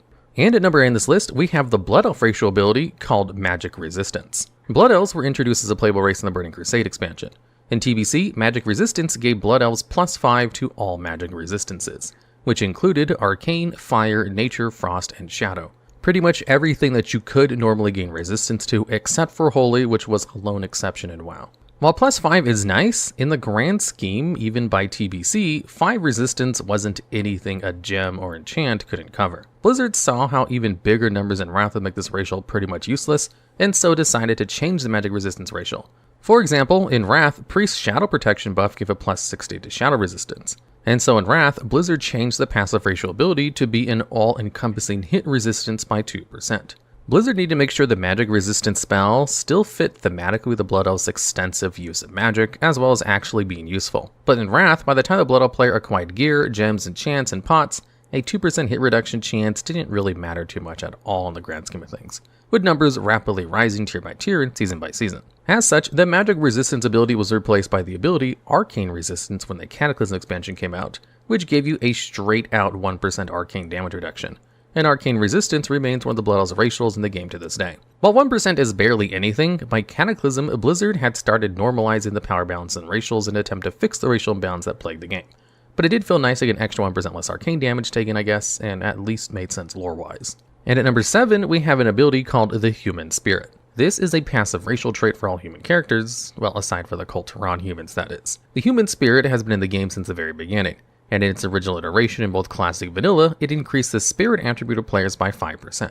Spirit in Classic was primarily used to regen mana, but it also did increase your health regen, which made human characters very popular with caster classes. Spirit is even more so coveted by healers because their role entails being able to cast as many spells as possible in sustained fights. The Human Spirit also stacked with other outside sources of spirit, such as gear, enchants, and pots. While the numbers aren't too terribly impressive in Classic, the Human Spirit received a big buff with the launch of WoW's first expansion, the Burning Crusade. When TBC launched, the Human Spirit's passive 5% to Spirit was increased to 10%. There's a reason the abbreviation came into being, and this additional 5% increase was probably meant to give the classes that use mana as a resource a bit of a reprieve. And while in Classic WoW human characters were, as a whole, the most made and most played race in the entire game, Blizzard managed to buff a big percentage of the player base that used mana as well. That is, until the Blood Elf was added, and quickly ate up the massive chunk of the human player base, making Blood Elves the second most played, and quickly ringing the Horde ahead of the Alliance, still leaving the humans with the largest population, however. The issue of Spirit and mana regen was largely fixed with the final patch in the TBC, which saw the introduction of the Intellect stat granting more mana regen per Spirit point. TBC was the apex for the Human Spirit, as it was nerfed into the ground when Wrath came out. Wrath plummeted their racial ability from 10% to only a 3% increase. To compensate for this, Blizzard made in-combat regeneration much more robust to virtually level out any differences. With the Spirit stat being demoted to a secondary stat in WoD and then removed entirely from the game in Legion, the modern version of the Human Spirit in the game is now just a 2% buff to all sources of the 4 secondary stats: Haste, Critical Strike, Mastery, and Versatility. So while the Human Spirit did give players an incredible 10% buff in the Burning Crusade, Only a fraction of the player base played classes using mana, so it ends up on the higher end of this list. And at number 6 is the ability Hexa Weakness. Hexa Weakness is a Darkspear troll racial ability. Trolls are known for their hexes, so it made sense thematically for the game devs to give them hex. Hexa Weakness is a double whammy curse. First, it reduces the amount of damage done by the target by a set amount. Secondly, it reduces the healing received by the target by 20%. In Vanilla and Classic, Hexa Weakness had 5 ranks, and in the Burning Crusade, it had 7 ranks. Rank 5 in Classic reduces the damage by 15, and Rank 7 in TBC reduces the damage by 35. As you guessed, the damage reduction wasn't too particularly impressive, but the healing debuff could be quite useful. Slowing down the healing done by bosses to themselves and the healing received by enemy players in PvP, for example, were particularly useful. However, since Hex is a curse, it could also simply be removed by a mage's remove curse ability. Hexa Weakness has a 35-yard range, meaning it can be cast outside of melee range, while also having 0 cooldown with a 2-minute duration. The best part, however, the only part that rank affected was the damage reduction, meaning if you wanted just the healing reduction, you could cast the rank 1 version of the ability, reducing the mana cost drastically. Both of these things meant it could be spammed in PvP, which made things a little more interesting. Don't forget that Hexa Weakness reduced all forms of healing, including those by potions and bandages as well. There really are only a few player abilities that reduce healing on enemies in the game outside of Hexa Weakness, with a few examples being some rogue poisons and Warrior's Mortal Strike. Overall, Hexa Weakness is a pretty funny, unique ability, and it's a shame it got axed when Wrath came out. Perhaps Blizzard wanted to keep away from the voodoo, or perhaps they just simply noticed fun was being had and removed Hexa Weakness. And at number 5, we have Touch of Weakness. This is another one of those racial priest abilities, but this one was used by the undead and later Blood Elf priests. Since patch 1.10, this ability granted a player with a buff that said, the next damaging melee attack against you will damage and weaken the target. There were 7 ranks of the spell in TBC, following an exponential curve in terms of how powerful they were. Rank 1 caused 8 shadow damage to the attacker and reduced their damage by 2 for 2 minutes. Rank 7, on the other hand, did 80 shadow damage and reduced the attacker's damage by 35. As you can see, these numbers aren't that big, even by the Burning Crusade standards. However, Touch of Weakness was quite useful to priests who went to the shadow route with other talents like Shadow Weaving and Blackout, making it way more powerful as a damage reduction. This meant that the true power of Touch of Weakness lied in its defensive properties, and the name itself does imply similarities between it and some of the other Warlock Curse abilities. Touch of Weakness is also notable for its usefulness in many different situations. Priests are a caster class, so this defensive spell can be used as a last resort to save the priest's life in a tough situation, like in PvP or certain dungeon and raid mechanics where it's a bit more common to see a few hits directed at the healer. Touch of Weakness was also quite helpful when leveling, as it made mobs easier to solo. Overall, Touch of Weakness was useful as a defensive utility spell, but certainly not the best, which is why it only comes in halfway at number 5. And at number 4, we have another priest racial, this time with the human's feedback ability. This ability is somewhat similar to Touch of Weakness, but instead drains the target's mana instead of attack power, and required the enemy to cast a spell instead of using a melee attack. The tooltip for the rank 5 version of feedback says, the priest becomes surrounded with anti-magic energy. Any successful spell cast against the priest will burn for 105 of the attacker's mana, causing 1 shadow damage for each point of mana burned. Like Touch of Weakness, the true power of this ability comes not from the rather weak amount of damage that it does, but from the fact that it can chew through an opponent's mana. To make sure this ability wasn't completely OP, the buff only lasted for 15 seconds and had a 3-minute cooldown. However, even by classic numbers, 100 mana isn't that much, and while feedback is useful, it's more of an ability that can be the straw that broke the camel's back, rather than a huge heavy hitter. Chewing through mana on a boss that you don't want casting or an enemy healer in PvP is nice, don't get me wrong. But what makes feedback so cool and unique is that it's more of an insidious spell, allowing you to, for example, punish a Moonfire spamming boomkin who is way too focused on your priests. Still, while the numbers from feedback may be somewhat underwhelming, the fact that it's one of the few player abilities in the early game to target an enemy's resource is notable. And while it does have more niche uses, feedback can still be applied on any foe the human priest chooses. The only other drawback to the ability is that the enemy had to use mana as a resource for it to work. While feedback can be brutal, it ultimately helps with making the end product better. However, there would be no feedback on feedback after the Burning Crusade expansion, as it was removed from the game in Wrath along with all the other priest racial spell kindred. And at number 3, we have the original Blood Elf racial, Mana Tap. This ability was only in the game during the Burning Crusade expansion, and was used as a charge-up ability for another one of the Blood Elf's racial abilities called Arcane Torrent. Mana Tap steals the enemy's mana and stores on the Blood Elf in the form of a buff. This buff can be gained 3 times, so the Blood Elf can have 3 of these charges. Mana Tap can be repeated after 3 charges, and while it does consume mana again, it just refreshes the duration of the buffs, not adding any more charges. Mana Tap removed 50 mana, and while that may not sound like too terribly much, this ability had a cooldown of 30 seconds, allowing it to easily be spammed. And as we mentioned with feedback at number 4, eating through an opponent's mana is nice. But what makes Mana Tap so unique is that it strengthens the other racial Arcane Torrent, which we'll be getting to shortly. Whereas feedback can only remove roughly 100 mana every 3 minutes, Mana Tap can remove 50 mana every 30 seconds, which is a much faster rate of mana depletion, and why it gets a higher spot on this list. Because 60 mana may not sound like much, but it meant every 30 seconds you could basically remove 1 spellcasting worth of mana from your opponent's mana pool. Mana Tap is so iconic and unique, it can even be seen in the trailer for the Burning Crusade, where a Blood Elf mana taps a Mana Worm, transforming it into an arcane charge. Mana Tap was removed for 2 reasons in Wrath. First, the Sunwell was restored at the end of the Burning Crusade, meaning Blood Elves could use it as a magic energy source again, and no longer needed to act like mana vampires. Second, it was widely thought that the constant offensive debuffing every 30 seconds and keeping an eye on the 3 buff charges was just too tedious and too much of a hassle for a racial, feeling like almost a full-on class mechanic, and so it was removed when Wrath launched, while Arcane Torrent stayed just with the baseline effect. Overall, however, draining an enemy's mana slowly is better than not at all, and the Mana Tap ability was a fairly fast and efficient way to do it, which is why it comes in at number 3. And at number 2 is the original Draenei racial ability called Heroic Presence. The racial increased the chances by 1% for the player and all party members within 30 yards. This passive racial was added in the Burning Crusade, and along with the Draenei race itself. Several of the abilities on this list come from the Burning Crusade because Blizzard didn't really know how to balance new racial abilities with existing ones. After all, this was the first time new playable races had been added to the game, and Blizz devs were learning as they went along. More playable character races would not be added until Cataclysm, after several big changes to game mechanics and player resources, making it easier to level out the field of all racial abilities in the game. And even then, there were outliers. These changes to the game have been brought up because in WoW's second expansion, Wrath of the Lich King, both physical hit and spell hit stats were merged into just the hit stat. This ability obviously affected the Draenei racial Heroic Presence, which now granted 1% hit to both physical and spell damage. What makes Heroic Presence so unique is that it's the only racial in the history of the game to be aura based. Most players will be familiar with auras from the buffs from Paladins or Hunter aspects.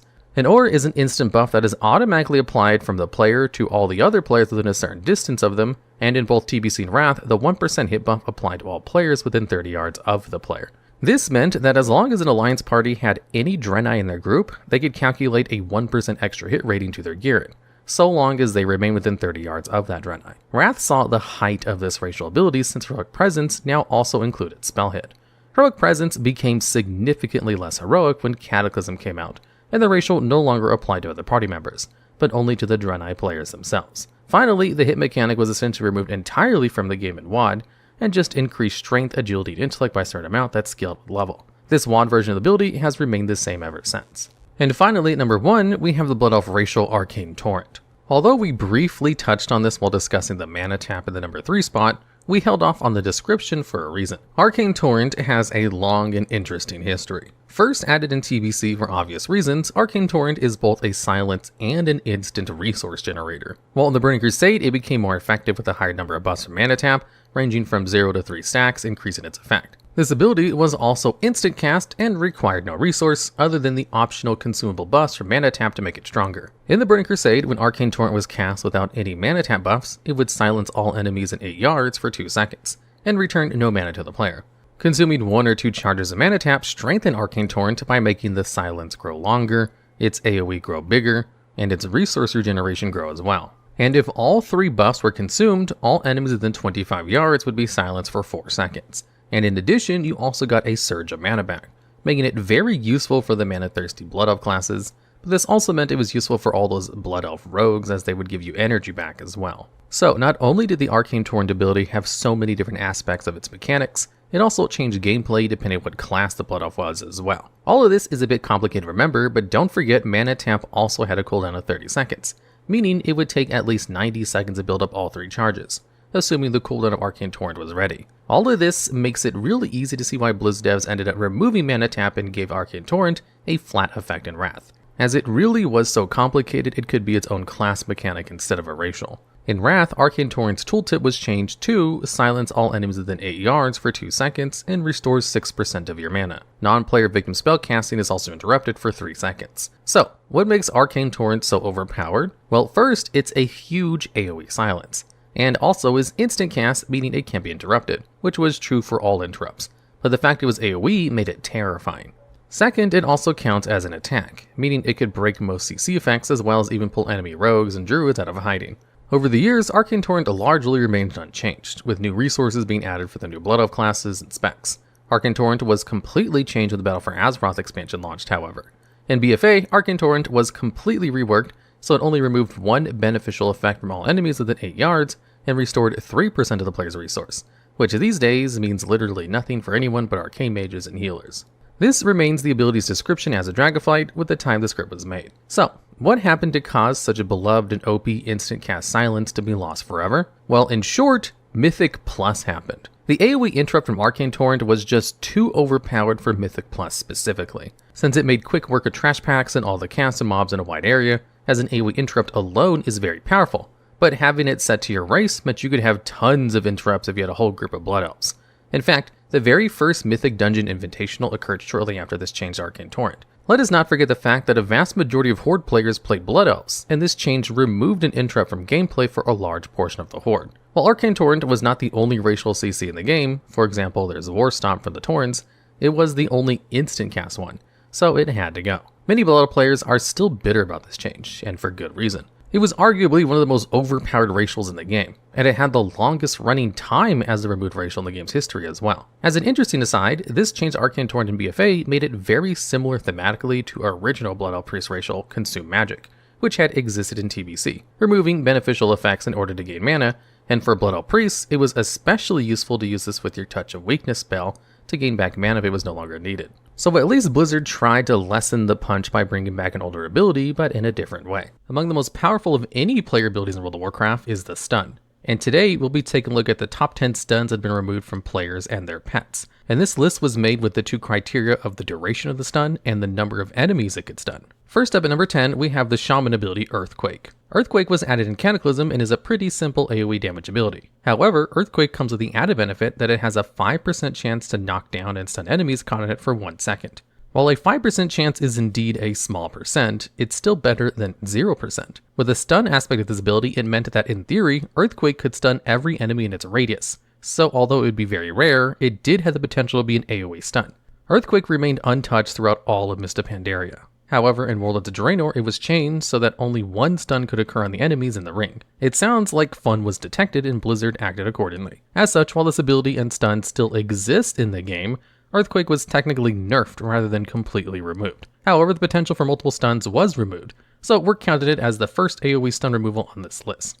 Before we move on to number 9, there are two fun facts about Earthquake. First, Earthquake is one of the few abilities in the entire game to have multiple crowd control effects, as it both knocks down and then can stun an enemy. Second, some players might recognize Earthquake as being the ultimate spell available to Thrall in the Farseer hero unit in Warcraft 3, The Frozen Throne. Since this stun in WoW is only 1 second long, it lands at number 10 on this list.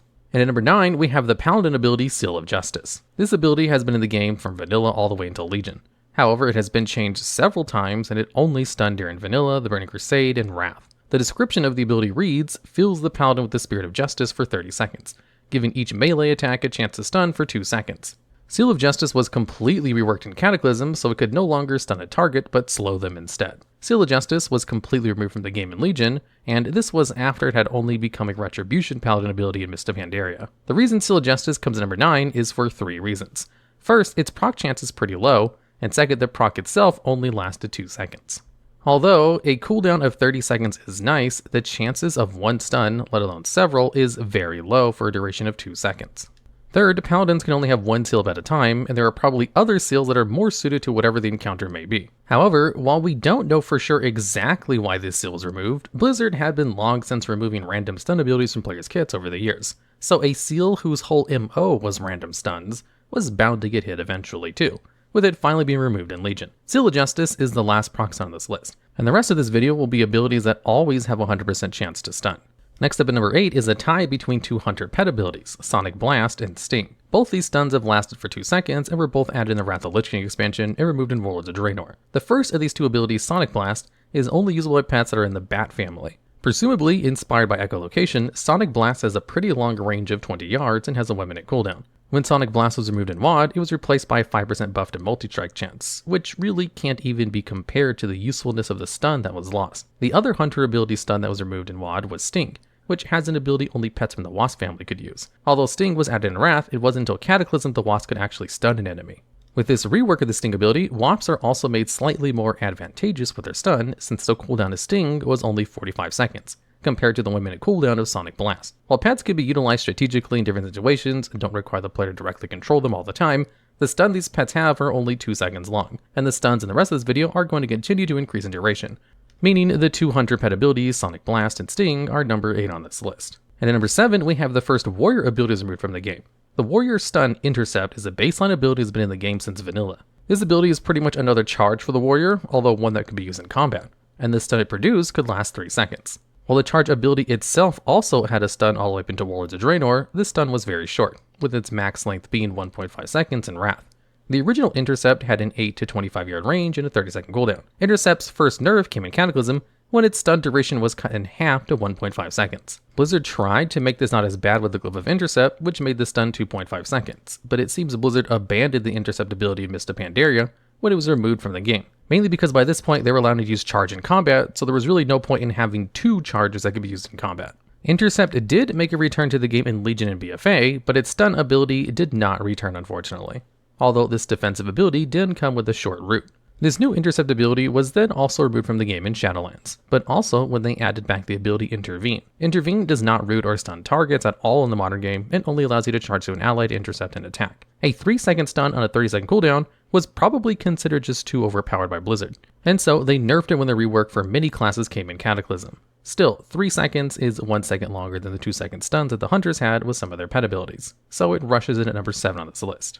And at number 6, we have 2 abilities, this time with both of these abilities belonging to a summoned demonic minion exclusive to the Warlock class. The first of these abilities comes from the Warlock Doomguard minion, which has the ability called War Stomp. This ability existed from vanilla all the way to Cataclysm. It should be noted this ability is of course different from the Tauren racial ability, also called War Stomp, which is another AoE stun. The reason the Doomguard War Stomp ability was removed was because the Doomguard could no longer be summoned with the spell Ritual of Doom in Cataclysm. Additionally, the Doomguard in Cataclysm only had one ability called Doombolt, down from the 3 it previously had. War Stomp cost 250 mana and had a 20-second cooldown. This stun had a radius of 8 yards, which could stun 5 enemies at a time and lasted for 2 seconds. The player can also only use this ability once they hit level 60. While the Ritual of Doom ability was re-added to the game in the Shadowlands expansion, the Doomguard that is summoned does not have the War Stomp ability as it did in the earlier years of WoW.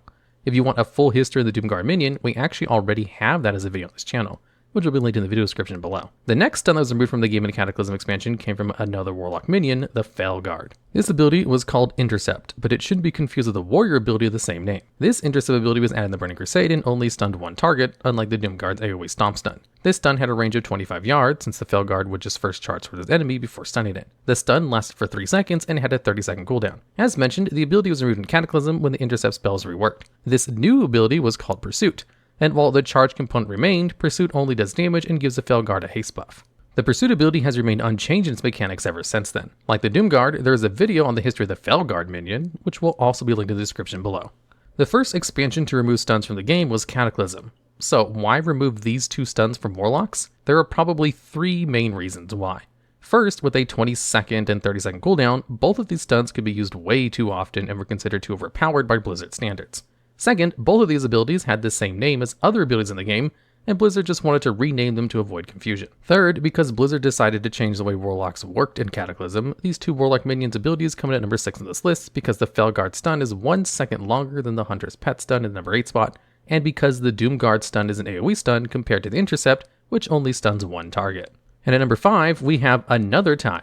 This time between the Mage's Deep Freeze ability and the Paladin's Exorcism ability. Added in Wrath, the Deep Freeze ability both freezes and stuns enemies. For most of its history, the stun lasted for 4 seconds, though this was up to 5 seconds in Mist of Pandaria, before then being brought back down to 4 seconds again in Warlords of Draenor. The benefit of Deep Freeze over another freeze spell like Frost Nova is that Frost Nova is a root that will break upon the target taking any damage. Deep Freeze has a 35-yard range and a 30-second cooldown, with its only downside being that in order to work, the target must already have a frozen debuff. However, Frost Mages can activate it with their Fingers of Frost procs, which treat their target as if they were frozen, even if they're not, and also because it was instant cast. There was also a glyph of Deep Freeze also added in Wrath, which brought Deep Freeze off the global cooldown, but at the cost of the stun being 3 seconds instead of 4. Blizzard gave players the cold shoulder when Deep Freeze was removed from the game in the Legion expansion, and mainly because it was just an incredibly strong stun in PvP situations. The other stun ability in the number 5 place is Exorcism. This ability existed in the game from vanilla all the way until Legion. However, it wasn't until Dragonflight when the ability was re-added that it also included a stun. This new stun part of the ability has a duration of 5 seconds. However, Exorcism only does increase damage to undead and demonic targets and could only stun those 2 types of NPCs as well. Unfortunately, Exorcism does not work on players. This new Exorcism stun barely lasted 5 months, as it was removed with the Retribution Paladin rework in patch 10.0.7. It was also probably removed for just being too overpowered, since it also had a cooldown of only 15 seconds. Additionally, the damage Exorcism caused can also be applied to all other enemies within the Paladin's consecration.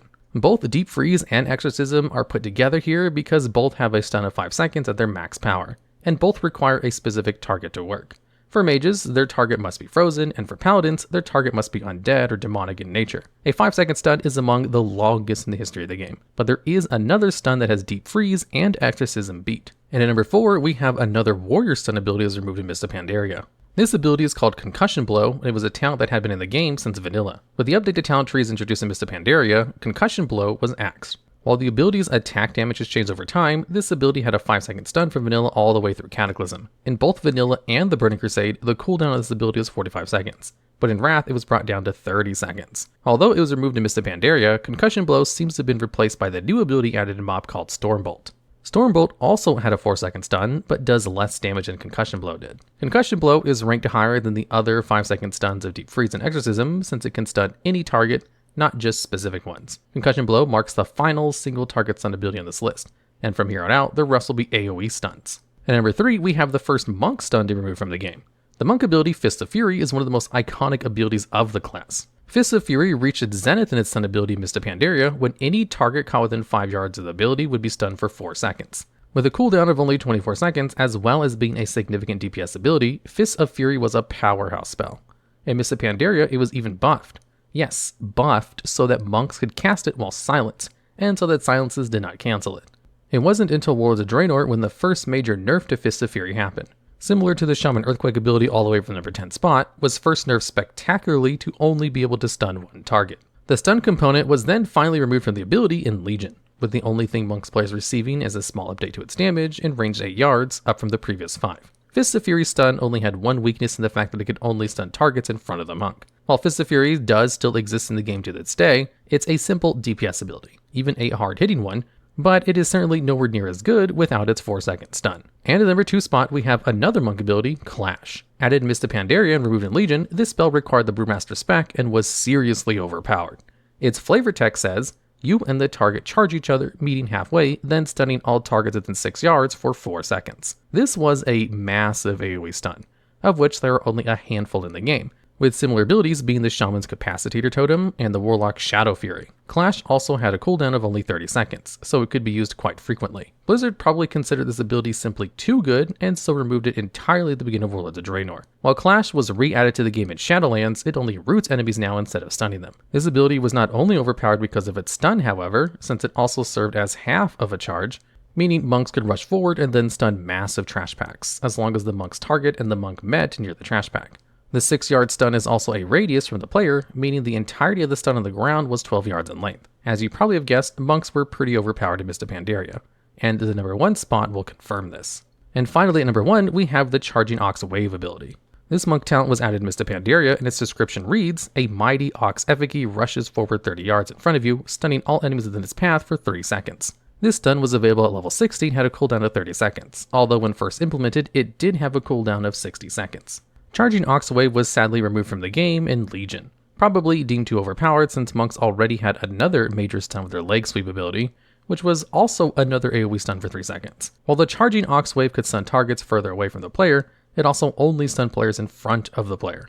The leg sweep ability stuns targets all around the player, so Blizzard probably decided the leg sweep ability was better to be left in the game than Charging Ox Wave stun, and also just didn't want them to double up on a whole bunch of stuns. Charging Ox Wave lands number 1 on this list because although it was directionally limited, it was a massive AoE stun that could quite literally stun an entire army in front of the monk. Since it covered such a big area and applied to all targets, charging Oxwave is probably the biggest stun removal in the history of the game. And that wraps up the top 10 section of this video, and now we'll go over some brief remarks before the end of the video. First, we can see a pattern emerging as it seems Blizzard over the years has tried to remove most of the stuns with cooldowns of less than 1 minute. Indeed, all the massive AoE stuns we could find in the modern game have a cooldown of 1 minute or more. When making this video, we chose to ignore abilities that were merged or moved, like the Druid's Bash becoming Mighty Bash in Mop, and the Pounce ability getting incorporated into the Rake ability in Worlds of Draenor.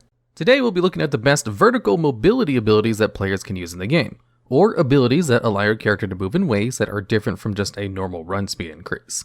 And also, we won't be looking at toys, profession items, or zone gear items, since they could make another video on their own.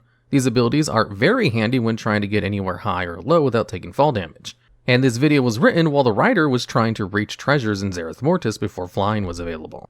And at number 10, we have the Demon Hunter class ability Double Jump and Glide. There is no big shocker to anyone who's ever seen a Demon Hunter play, but these abilities have a unique usefulness for scaling obstacles and getting down them quickly, and their utility is often forgotten and easily overlooked. Of course, the Double Jump will only get a Demon Hunter to a rather low elevation compared to some of the other abilities in this video, but it still counts nonetheless. Technically, gliding is not unique to Demon Hunters, since Zandalari Troll players also have the racial ability Pterodactyl Swoop, which functions in a similar manner. However, Pterodactyl Swoop has a 15-minute cooldown, whereas the Demon Hunter's Glide ability has a cooldown of 1.5 seconds. Goblin Gliders exist and are just as useful, since they're available to all players and Goblin Gliders are always plentiful in the auction house, especially at the beginning of expansion or patch. Gliding is not only useful for avoiding fall damage, but also if you need to quickly get away from enemies and are near a high enough place to jump off of. And at number 9, we have the Priest ability Leap of Faith. Leap of Faith instantly pulls the spirit of a party or raid member directly in front of the priest.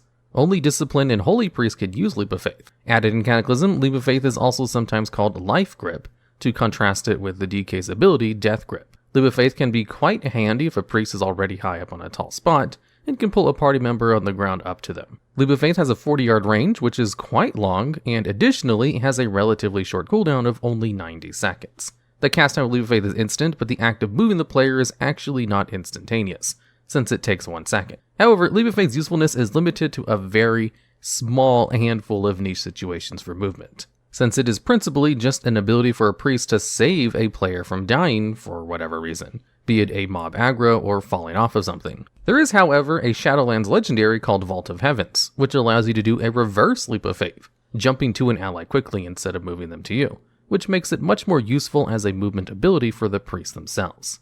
Next up at number 8 is the Goblin racial ability Rocket Jump. This ability was added in Cataclysm alongside the Goblin as a playable race for the Horde. The ability has a 90-second cooldown, although it originally had a 2-minute cooldown in Cataclysm. Rocket Jump launches the Goblin forward using the rockets from their belt, and is somewhat similar to a Mage's Blink ability, but in a curved arc. And just a little note, Blink won't be on this list because we don't really count it as a vertical mobility ability. Anyways, while Rocket Jump usually does not work when trying to travel uphill, it can be used to reduce fall damage. Rocket Jump, if used while falling, resets the top of your fall to when you jumped. So if you jump from a high cliff, then use Rocket Jump near the ground, you'll take little to no fall damage. Unfortunately, this ability removes any slow falling effects upon its use, because Blizzard hates fun. Another drawback to Rocket Jump is that it also shares a cooldown with another Goblin racial ability named Rocket Barrage, which is just a simple DPS ability. So you have to pick between either doing a little bit of extra damage or being able to use your Rocket Jump. And at number 7, we have a two-way tie between Disengage and Vengeful Retreat. First up, we have the ability Disengage. This is a baseline hunter ability that's learned at level 4 and has a 20-second cooldown. This ability allows hunters to jump backwards from their position and land behind them, which is very useful for getting away from enemies quickly. Disengage has been in the game since vanilla, but it was just an ability hunters could use to avoid threat back then. At the beginning of Wrath of the Lich King, Disengage was redesigned and allowed the hunter to leap backwards up to 13 yards with a 30-second cooldown. In Mists of Pandaria, it was changed again so the hunter no longer had to be in combat in order to use the ability, and it was reduced to a 20-second cooldown. Disengage can be even more useful when used near the ground after a long fall, as it can also be used to reduce or prevent fall damage. Disengage can be given a small speed boost by selecting level 40 talent Post Haste, which frees the hunter from all movement impairing effects and increases the hunter's movement speed by 50%. On our second entry at number 7, we have the Vengeful Retreat. This ability is similar to Disengage because it primarily functions in the same manner by making the player leap backwards. Vengeful Retreat is a Havoc Demon Hunter ability with a cooldown of 25 seconds, and was added in Legion with the Demon Hunter class. Vengeful Retreat has an instant cast time and removes all snares from the player and sends the player flying backwards. Vengeful Retreat can have its cooldown reduced by 5 seconds if the player has chosen the level 50 talent Momentum. The ability also damages nearby enemies when used and decreases the enemy movement speed by 70% for 3 seconds. The fact that Vengeful Retreat also damages enemies is the main difference between it and Disengage. Vengeful Retreat can be learned at level 10 and is great for Demon Hunters because it works perfectly alongside the other mobility abilities such as the previously mentioned Double Jump and Glide abilities, which makes Demon Hunters one of the most mobile classes in the game. A Demon Hunter can very easily use Vengeful Retreat and then turn around and glide in midair, for example. The main drawbacks to Disengage and Vengeful Retreat are that they can be hard to see and control where you will end up when you jump backwards. Turning the camera around might make things easier, but this can still be tricky to get down perfectly every time. Using these two abilities that lead the player backwards also requires some experience before you can nail them down. Additionally, none of these abilities give great height, none of them have more than one charge, and all have 20 to 30 second cooldowns, since these abilities were made for the flight in the fight or flight.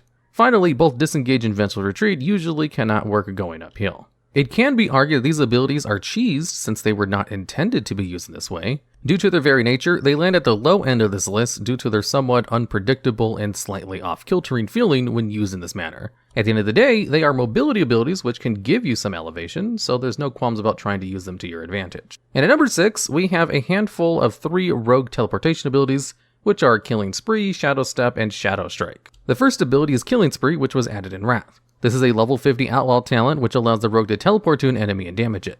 However, it not only requires a target enemy, but it also has a pretty short range of only 10 yards and a cooldown of 2 minutes. The next ability is Shadow Step, a level 18 ability for both Assassination and Subtlety rogues. This is pretty much just a teleportation ability with no DPS mechanics, as it simply teleports you to your target and gives you a speed boost, and giving you the option to target an ally or enemy. Shadow Step has a pretty short cooldown of only 30 seconds and a range of 25 yards, which is a lot more than Killing Spree. Shadow Step was added in the game in the Burning Crusade, and there's even a PvP talent called Silhouette, which reduces its cooldown by 2/3 when you cast it on an ally. The final rogue teleport ability is Shadow Strike. This is a level 12 subtlety rogue ability added in Legion. Shadow Strike allows for a stealthy subtlety rogue to appear behind the target from up to 25 yards away and deal 25% additional damage. There's not much more to discuss here other than more often than not, these abilities don't work when trying to cross great vertical distances. But small vertical distances, they usually do okay with. And at number 5, we have the Druid ability Wild Charge, which is a level 25 talent ability that's been in the game since Mists of Pandaria. This ability grants a movement ability that varies based on the player's shapeshifting form. Wild Charge has a 15-second cooldown and a total of 5 different abilities depending on whether the player shapeshifted or what form they're in, and has a range of 5 to 25 yards. If a druid is non-shapeshifted, Wild Charge allows them to target a nearby ally and fly to their position, similar to a reverse leap of faith. In aquatic form, Wild Charge increases swim speed by an additional 150% for 5 seconds. In bear form, Wild Charge functions like Charge, in that it lets the druid charge to an enemy as well as immobilizing them for 4 seconds. In cat form, Wild Charge will make the druid leap behind an enemy, dazing them for 3 seconds. However, there must be an enemy for a druid to be able to leap to, and that enemy must be in their line of sight. In Moonkin form, Wild Charge functions similarly to Disengage, Vengeful Retreat, and Rocket Jump, in that it bounds the player backwards 15 to 25 yards. Finally, in Travel form, Wild Charge enables the druid to leap forward 20 yards. And because of the different ways this ability grants vertical mobility, it definitely deserves a high spot on this list. But the next couple of spots are just a little bit more useful or iconic. And at number 4, we have the baseline warrior ability, Charge. This ability allows players to quickly reach a target no matter in which direction, and can usually allow a player to race up hills or other unclimbable obstacles on a 20-second cooldown. The ability's description reads, Charge rapidly moves the warrior towards the target within an 8 to 25 yard range, rooting it for 1.5 seconds, and generates 10 to 20 rage. Charge has been in the game since vanilla WoW, and its only significant change was that it was changed from a stun effect to a root effect in Warlords of Draenor, and of course usable in combat. The other main benefit from Charge besides its mobility boost is it can sometimes reduce fall damage. It is possible to charge while midair, while jumping, while falling, or while suffering knockback. This can save the warrior's life if they're being knocked over a cliff, or simply save fall damage and time otherwise wasted returning to combat. Charge can additionally be augmented by the level 30 warrior ability Double Time, which adds a second additional charge, as well as reducing its cooldown by 3 seconds. A somewhat similar ability to Charge in another warrior's ability is named Intervene. This ability is learned at level 43 and allows the warrior to run at high speed towards an ally, intercepting all melee and range attacks against them for 6 seconds while they remain within 10 yards. Warriors also have the ability Execute. This ability is learned at level 10 and can only be used on targets below 20% health. Death Sentence is a PvP talent that allows the warrior to use Execute itself as a charge. Death Sentence has a short cooldown of only 6 seconds. And if Death Sentence is used alongside double time, this essentially means a warrior can have 3 charges, at least in theory and in PvP. Demon Hunters also have an ability similar to Charge called Fellblades. Fellblade is essentially the same ability as Charge, but with a demonic twist and does not root the target. Fellblade is a level 15 talent and has a cooldown of 15 seconds. And at number 3, we have a different warrior ability, Heroic Leap, which allows a player to jump to a targeted location. It also deals all damage to enemies within 8 yards and has a 45-second cooldown. Fairy Warriors also have a PvP talent called Barbarian, which grants another Heroic Leap for free if cast within 3 seconds, and increases the damage of Heroic Leap by 200%. There is also the talent Bounding Stride, which reduces its cooldown by 15 seconds while buffing your speed by 70% for 3 seconds after leaping. But that isn't even all. There's also the legendary Power Leaper, which gives you 2 extra charges of the spell, which was originally a Legion legendary power called Timeless Stratagem. So, if you wish to leap and run around like a bloody jackrabbit in PvP with 6 leaps giving a 70% speed boost for 3 seconds each, go wild, I guess. Heroic Leap was added in Cataclysm and still remains one of the most useful mobility abilities for warriors to this day. Heroic Leap has 2 other reskins which we'll discuss before moving on to the numbers 2 and 1 spots. First up is Grappling Hook, an outlaw rogue ability which is learned at level 18. This ability allows a rogue to launch a grappling hook which pulls the player to the target location. The grappling hook has a 40-yard range with a 1-minute cooldown that was added in Legion. This ability can be modified with a level 25 talent Retractable Hook, which reduces the cooldown of grappling hook by 15 seconds and increases its retraction speed. Next up is the Demon Hunter ability Metamorphosis, which is learned at level 10. The Havoc version of this ability allows a Demon Hunter to leap 40 yards and turn into a demon, gaining several DPS buffs. Metamorphosis has remained the same since Demon Hunters were introduced in Legion and can be very useful for getting uphill, since it's essentially the Demon Hunter's Heroic Leap, although on a rather long cooldown of 4 minutes, and the version that allows you to leap is limited to Havoc only, which is not really a good way to get height. So why is it even mentioned? Well, with that, we lead into the actual Heroic Leap lookalike, Infernal Strike. An ability granted to Vengeance Demon Hunters, this ability works like the Heroic Leap really. 20-second cooldown, 2 charges, 30-yard range, leap to a location and do an AoE.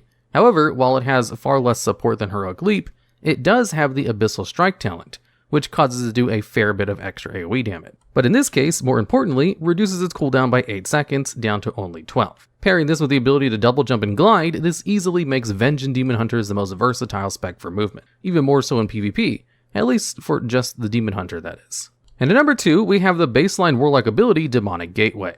Demonic Gateway is an iconic Warlock ability which creates a pair of 2 portals. Clicking on one portal will quickly transport you to the other one. The portals can be placed anywhere between 10 to 40 yards away, and can be placed at different elevations or even over gaps, making it one of the most useful mobility abilities in the entire game. Demonic Gateway can be handy in almost every situation, such as skipping mob packs in Mythic Plus dungeons, quickly escaping one-shot mechanics in raids, or quickly moving the flag across the battleground Warsong Gulch.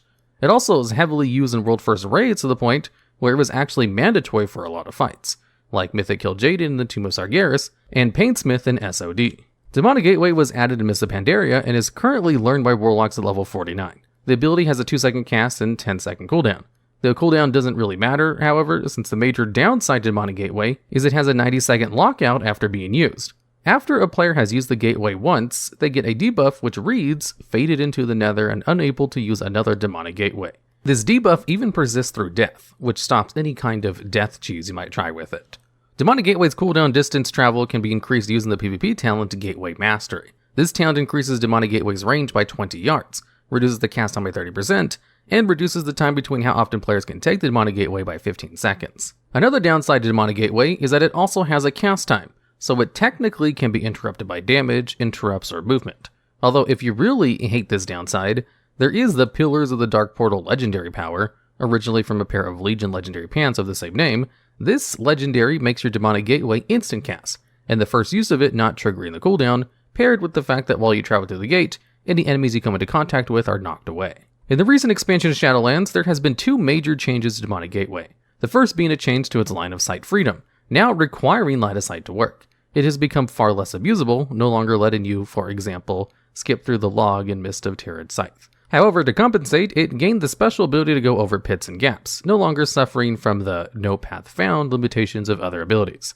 The other change being an item called the Gateway Control Shard, an item which can be purchased for 100 gold and put in your bags, bars, and macros, allowing you to set a hotkey to use this item, which when activated will activate the closest Demonic Gateway in range fixed an old issue many raiders have of trying to click on the portal that everyone in the entire raid was stacking on top of as well. Lastly, before we move on to number 1, did you know Demonic Gateway originally had health and resilience? A default 70-yard range was activated by walking into it, and had limited charges that refreshed over time.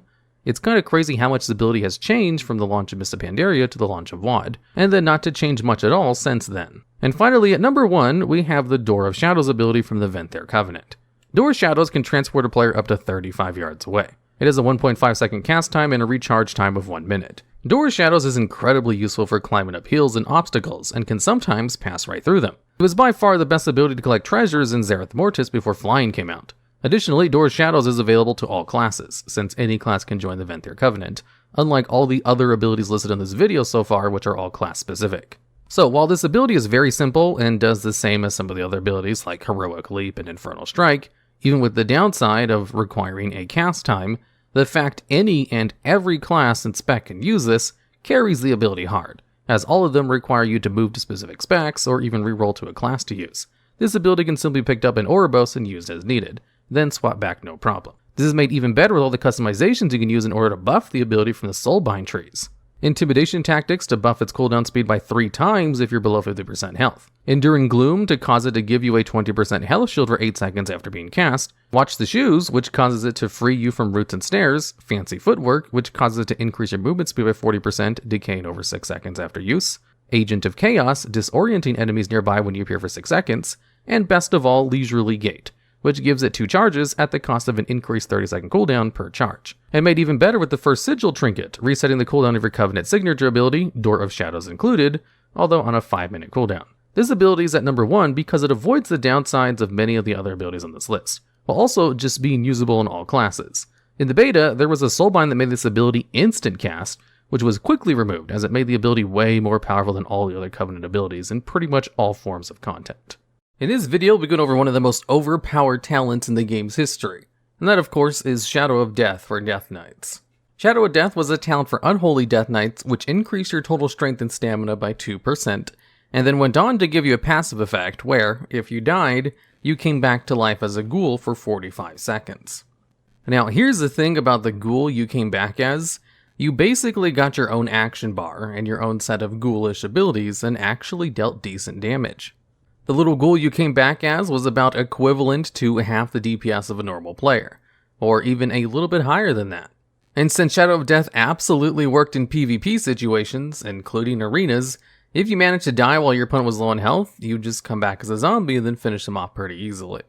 In fact, some Death Knights would do this intentionally. You see, there was this little interaction with another Death Knight talent called Lichborn, which when used, counted the Death Knight as an undead, which allowed a couple of niche interactions, like being able to use Death Coil on themselves in order to heal, or to use abilities like Corpse Explosion, which allowed them to blow themselves up for a significant amount of damage. So if the Death Knight wanted to, if they were low on health, they could just pop Lichborn and then blow themselves up, and do a big chunk of damage to their opponents and everyone around them, and then just come back as a ghoul to finish them off. The ability to resurrect on death for free is pretty powerful for a whole bunch of reasons. There's a reason the shaman ability called Reincarnation, that allows the shaman to bring themselves back to life, had a 1-hour cooldown in Wrath of the Lich King at the same time.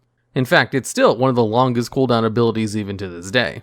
Being able to resurrect has so many different uses in both PvP and PvE. Obviously, in PvP, you can come back and finish off someone who was low on health if you were doing well, or at the very least help out your team members rather than doing nothing while being dead. In PvE, this allows you to take on more dangerous mechanics, or to help finish off the boss if he starts wiping the raid when it's low on health.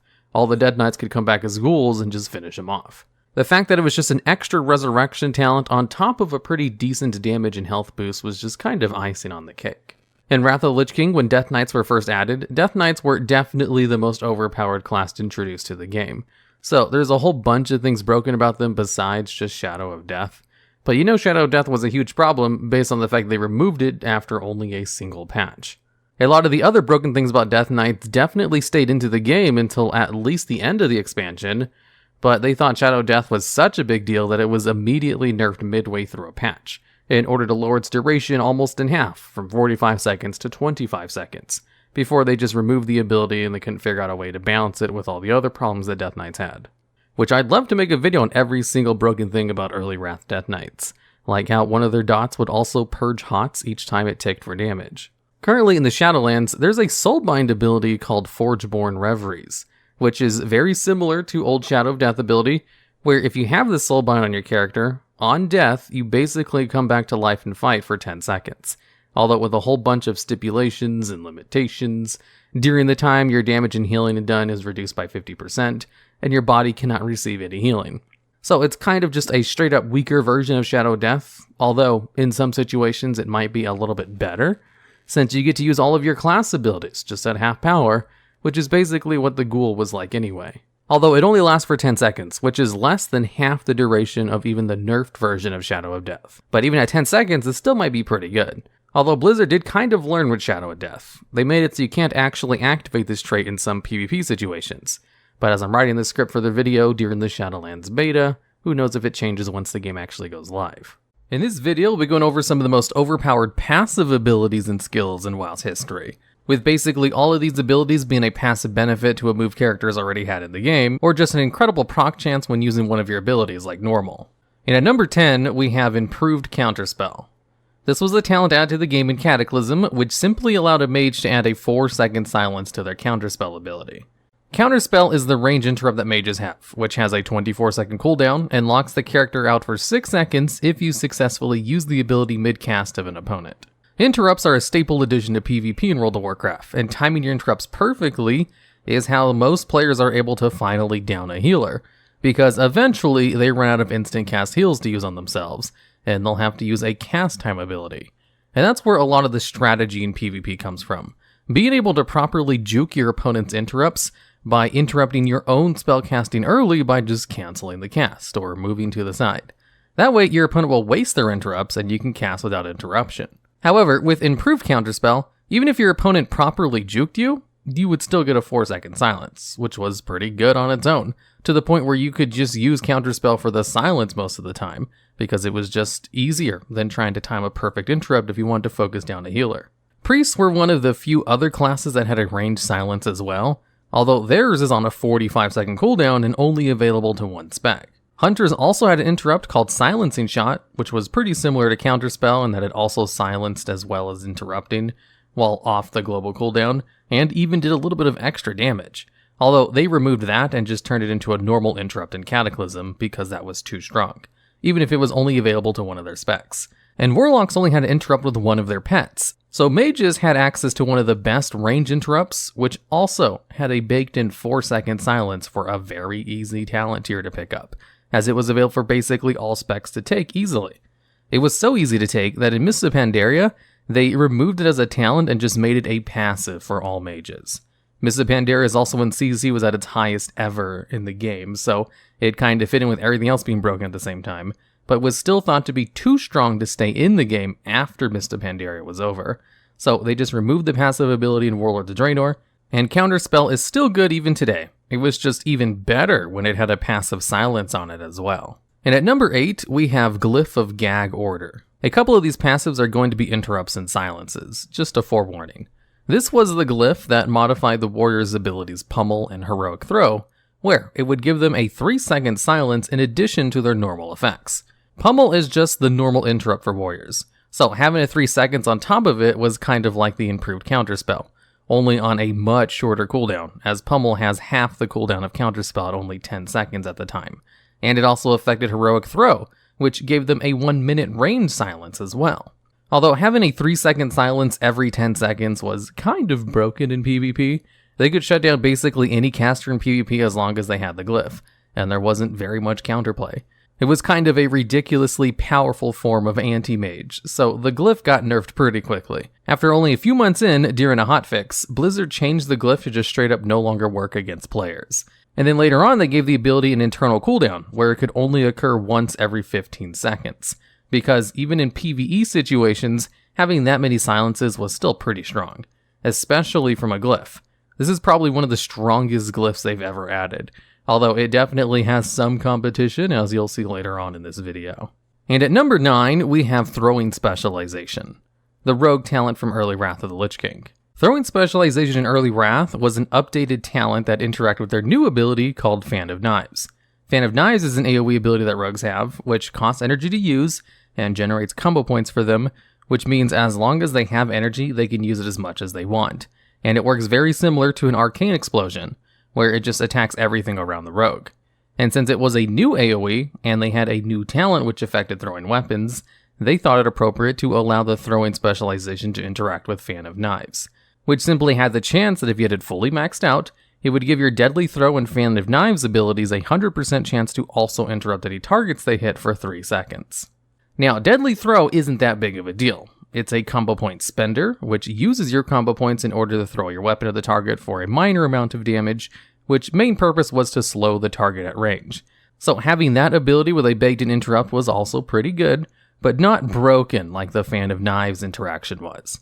Fan of Knives doesn't have a cooldown nor a limitation of a combo point spender. It was a generator, which was a much bigger deal back then, which means you can use it as long as you have energy, which means rogues had an unlimited amount of interrupts essentially, or at least an interrupt without a cooldown. So if a rogue was on a caster, they can interrupt them as well as their friend next to them and the healer halfway across the room without incurring any kind of cooldown. And in fact, raiders would bring a group of rogues to some of the world's first Yogg-Saron kills. That way they could just spam Fan of Knives on the tentacles and interrupt them, in order to trivialize one of the harder mechanics of the fight, to constantly interrupt those tentacles in the room. The interaction with throwing specialization in Fan of Knives was probably the strongest forms of interrupts that any class could do in the game's history.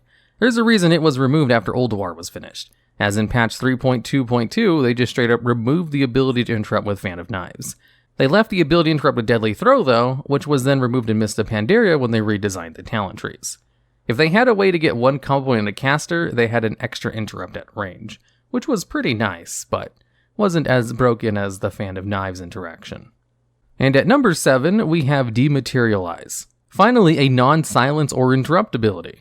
Dematerialize was a monk talent that only existed in Mist of Pandaria, which on a 10-second cooldown made it so all attacks would miss you for 2 seconds after you received a stun. At first glance, this might not seem that broken, until you remember that most people who stun a target in PvP do so they can immediately pop offensive cooldowns to down them as soon as possible.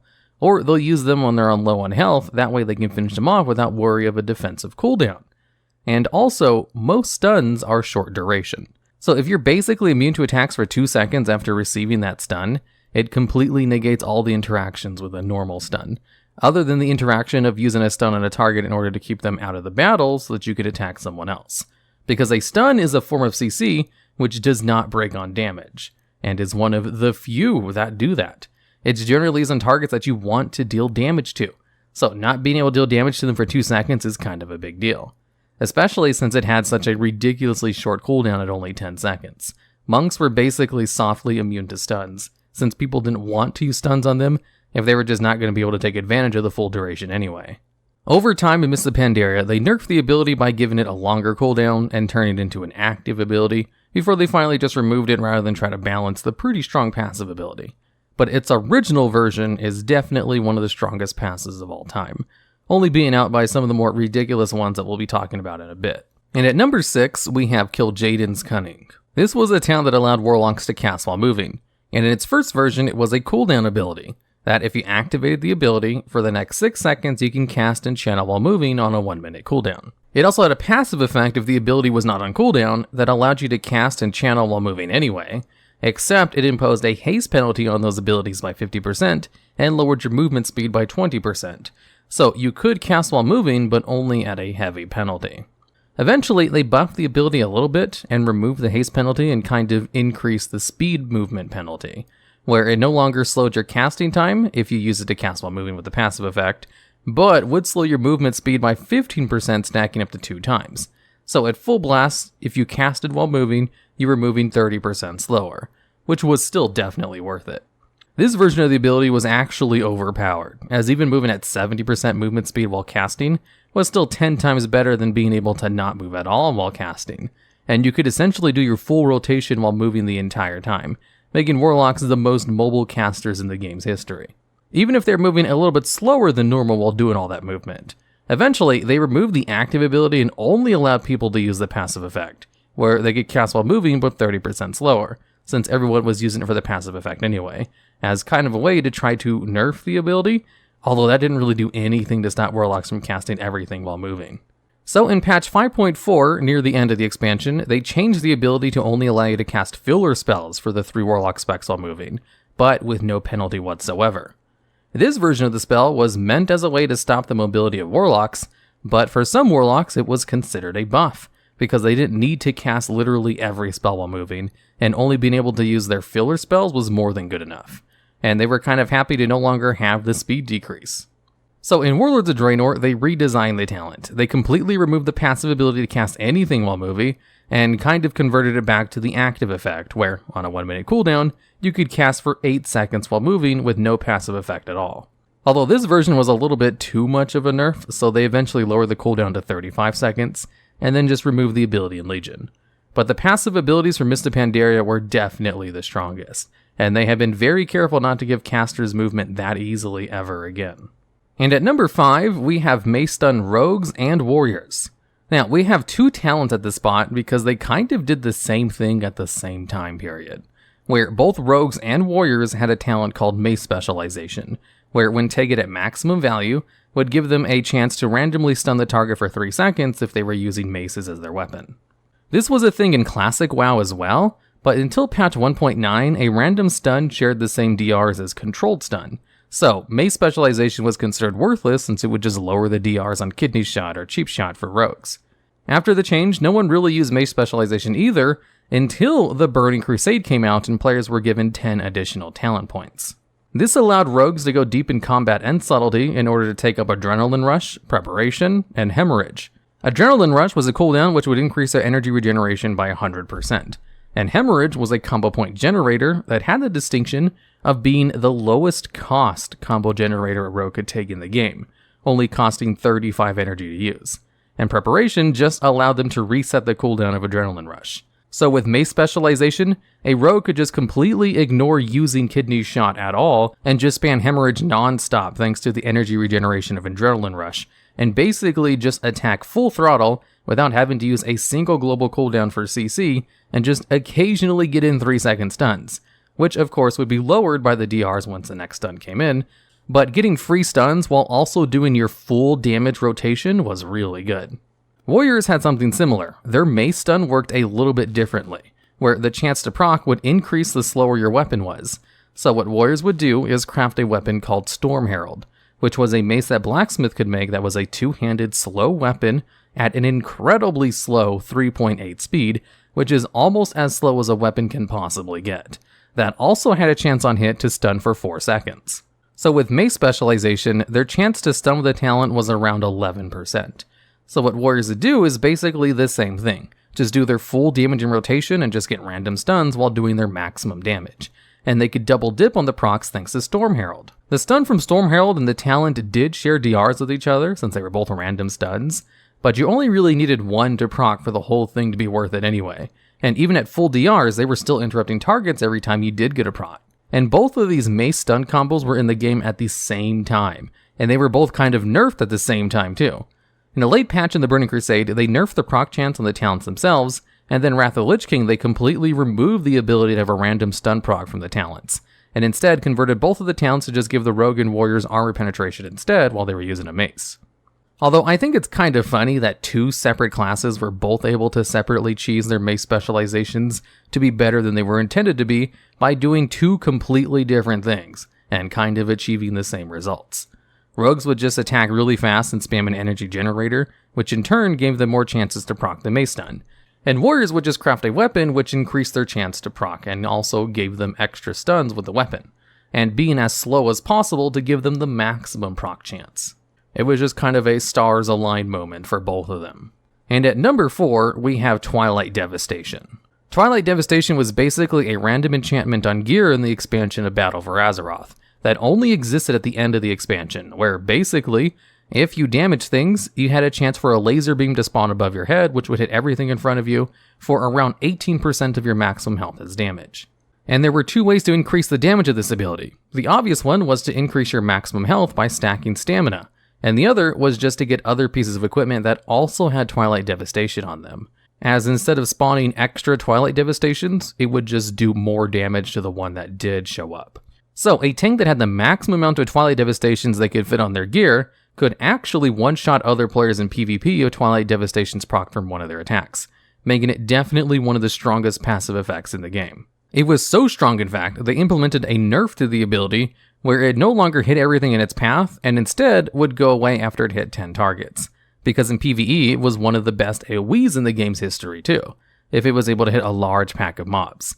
So a passive ability that was both able to one-shot people in PvP and do ridiculous amounts of damage in PvE definitely makes the list as one of the most overpowered passive abilities in the game's history.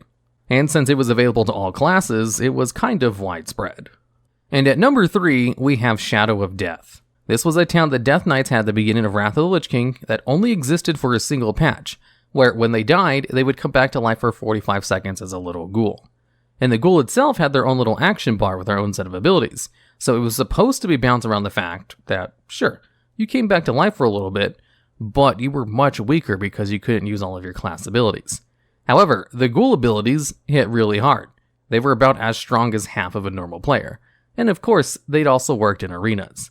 Death Knights also had a lot of other broken things about them at this time, so if the player finally managed to kill a Death Knight, or the Death Knight just blew themselves up, since that was something they could do as well, they could just come back as a little ghoul who would then finish them off. You basically had to kill a Death Knight 2 times in order to kill them for good, and they already had a really good toolkit of survivability before they became a ghoul.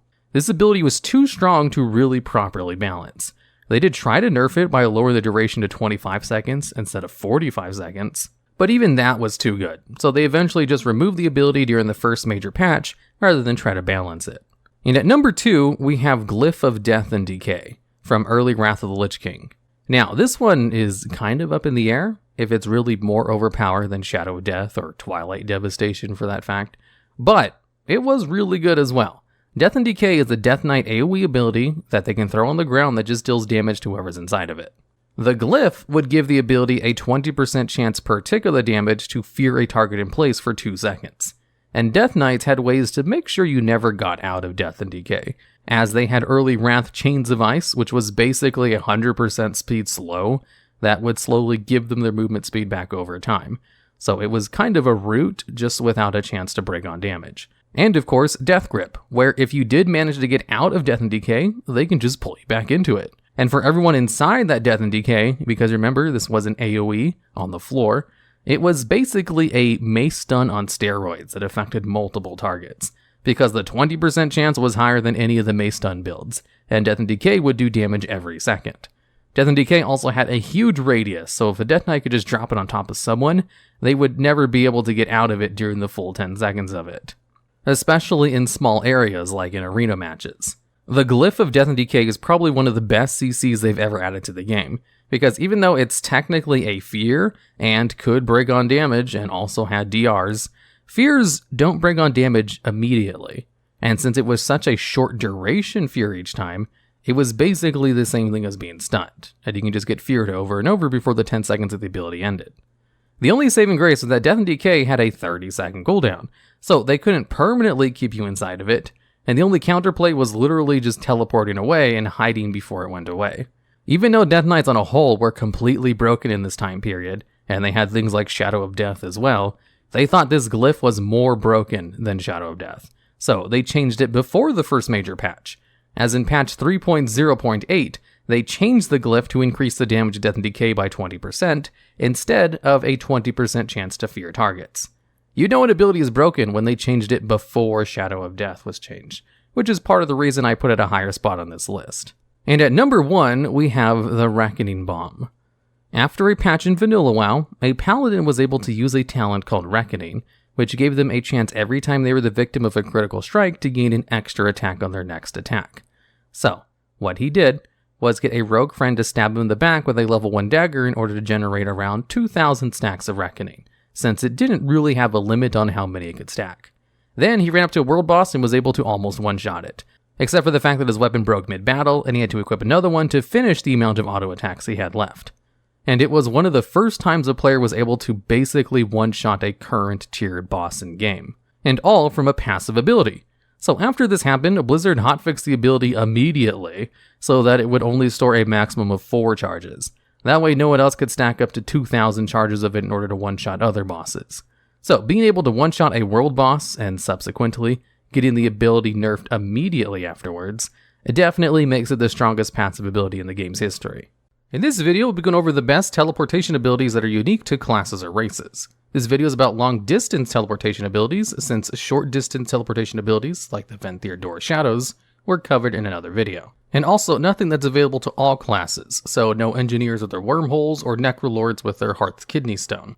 And at number 10, we have the warrior ability from Legion called Jump to Skyhold. This spell has a cast time of 4.3 seconds and is the only way warriors can get to and from their class order hall, named Skyhold. This ability can only be cast when the player is in a circle of light and has the buff called Odin's Gaze. The flavor text for the spell reads, "Jump into the sky, landing in the halls of valor." When a warrior is in a circle of light near Valkyrie of Odin with the buff on them, the warrior will get an extra action button which will instantly appear. Once in Skyhold, warriors can talk to a Valkyrie and choose which of the Broken Isle zones they want to go to. Upon clicking the destination zone, there is a neat visual upon descending, similar to the one players see when falling down into the Maw from Oribos in the Shadowlands. All of this means warriors essentially have a free teleportation to any zone the Broken Isles from their order hall, so as long as they have them all unlocked and are above level 12. The main downside to this system of teleportation is that there is only one location per zone where this ability can be performed, meaning the player must still travel to wherever the closest one is. In Dalaran, the Circle of Light is next to the Lightforge Beacon, which is next to the Flightmaster in Dalaran. In Azuna, the Jump to Skyhold Circle of Light is near Azurwing Repose. In Val'Sharah, it's near Lorlithil. In High Mountain, it's near Thunder Totem. In Stormheim, it's near Valdasal. In Siramar, it's near Meridil. And the last one can be found in the Broken Shore. Each of these spots is unlocked only after the player arrives in the area or completes several quests in the zone. Jump to Skyhold's number 10 on this list for a handful of reasons. Technically, Jump to Skyhold is not a teleport, rather a jump, even though upon ascending the load screen is instantaneous. Additionally, Jump to Skyhold is only useful for traveling in the Broken Isles, and is not applicable to any other continent, world, or plane, which is a heavy drawback. And at number 9, we have the Scroll of Teleport Ravenhold. This item allows the player to teleport to Ravenhold Manor in Hillsbrad Foothills. This scroll has a 1-hour cooldown and is reusable an infinite number of times. While technically a Scroll of Teleport is not a racial or class ability, what makes the Scroll of Teleport Ravenhold unique and on this list is that it can only be used by rogues, because it can only be found in the Rogue Order Hall, located in the Broken Isles in Dalaran, named the Hall of Shadows. The scroll can be picked up from the vault in the Hall of Shadows once the players have reached the Class Order Hall upgrade. The scroll was added to the game in patch 7.0 and is bind on pickup, meaning it cannot be sold in the auction house or traded. Therefore, only rogues are able to use this item since only rogues can go into the Rogue Order Hall, and since the scroll cannot be sold or traded to other players. The scroll is useful because it provides a fast way to get to Ravenhold Manor and the Ravenhold faction. The main questline the Ravenhold faction offers is rogue only. Ravenhold Manor is briefly visited in Legion by rogues while questing, and is a quest location for the legendary set of daggers and Cataclysm called the Fangs of the Father, also for a Wintervale daily. Rogues are also needed to get revered and exalted with the Ravenhold faction, as only they can unlock and open the heavy junk boxes from the quest junk boxes needed. Getting exalted with Ravenhold is one of the criteria needed for the feat of strength Insane in the Membrane, which awards the title the Insane. This is one of the most difficult and time-consuming rep grinds in the entire game. So, seeing as several aspects of Ravenhold Manor are rogue-specific, it makes sense why this teleport ability can be found in the Hall of Shadows. And at number 8, we have the Death Knight ability, Death Gate. This ability allows a DK to summon a portal to Acheris the Ebon Hold, which is a floating necropolis in the Eastern Plaguelands. In Legion, Acheris moved along with Dalaran to the Broken Isles to help spearhead the assault against the Burning Legion. The spell itself takes 4 seconds to cast and spawns a very cool-looking portal. Additionally, Death Gate only has a 1-minute cooldown, which is a very short cooldown for what is essentially a flavored mage portal. When Death Gate is used in Acheris, it conveniently returns the player to wherever they previously were when they first cast it to get there. Death Gate is learned at level 10. The main use for the Death Gate is so the DK can visit a rune forge to inscribe their weapons with runes to enhance their combat capabilities.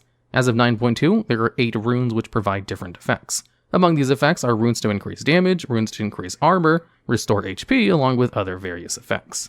The Acheris in Eastern Plaguelands is not a great transportation hub, so this teleport is more of a classic mechanic than a useful teleport for traveling around the world. However, the Acheris in Legion is a short flight from Dalaran, essentially making the Legion Deathgate a second Dalaran Hearthstone with a much shorter cooldown. From Dalaran, the faction hubs of Orgrimmar and Stormwind are 1 portal away, meaning the DKs essentially have 2 different base Hearthstones. And at number 7, we have the Shaman ability, Astral Recall. Astral Recall is learned at level 32, and its flavor tech reads, yanks you through the twisty nether back to your Hearthstone location. The Astral Recall ability is essentially another Hearthstone for Shamans, and it has 3 main benefits. The first benefit is that Astral Recall only has a 10-minute cooldown. It used to have a 15-minute cooldown, but that was changed in Legion. Secondly, Astral Recall doesn't share this cooldown with regular Hearthstones, meaning Shamans can have 2 Hearthstones. Finally, if a Shaman is in the Restoration or Elemental specializations, and has obtained the Spearwalker's Grace ability at level 44, they can use this ability to cast Astral Recall while moving.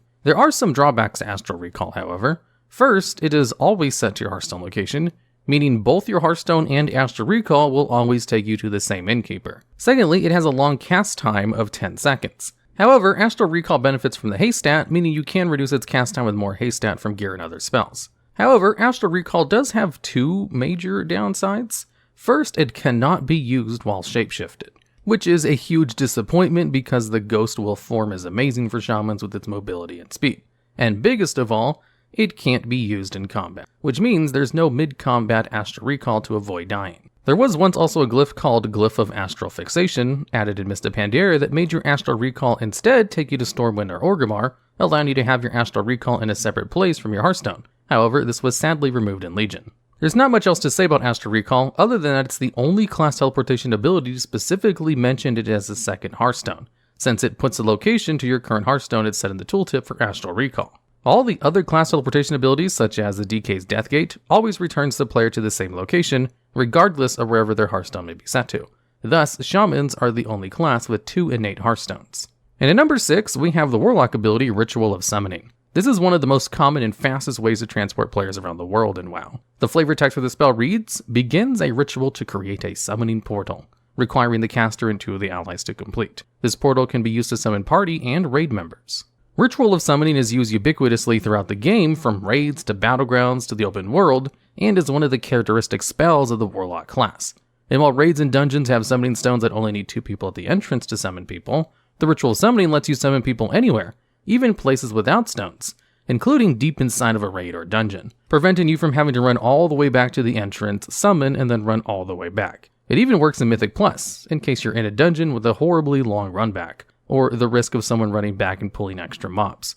The Ritual Summoning ability has a cooldown of 2 minutes, although it stays active for about 3 minutes, meaning you won't really ever have to worry about waiting on the cooldown ever, and it's learned upon reaching level 33. The major drawback to the Ritual Summoning is that it requires 2 players and a Warlock to complete, meaning this teleport can only be done while in a group. Most long-distance teleportations is for single-player activities, such as running old raids or going to daily questing hubs or another continent. That's not to say people don't only do old content alone, but just that it is more often the case than not. Thus, this ability is quite useless if you're not in a group or raid, since it will not work, and therefore, it is of no help at all for a single player to teleport long distances. Because it requires the player to be in a willing and helpful group, Ritual Summoning is only the number 6 spot.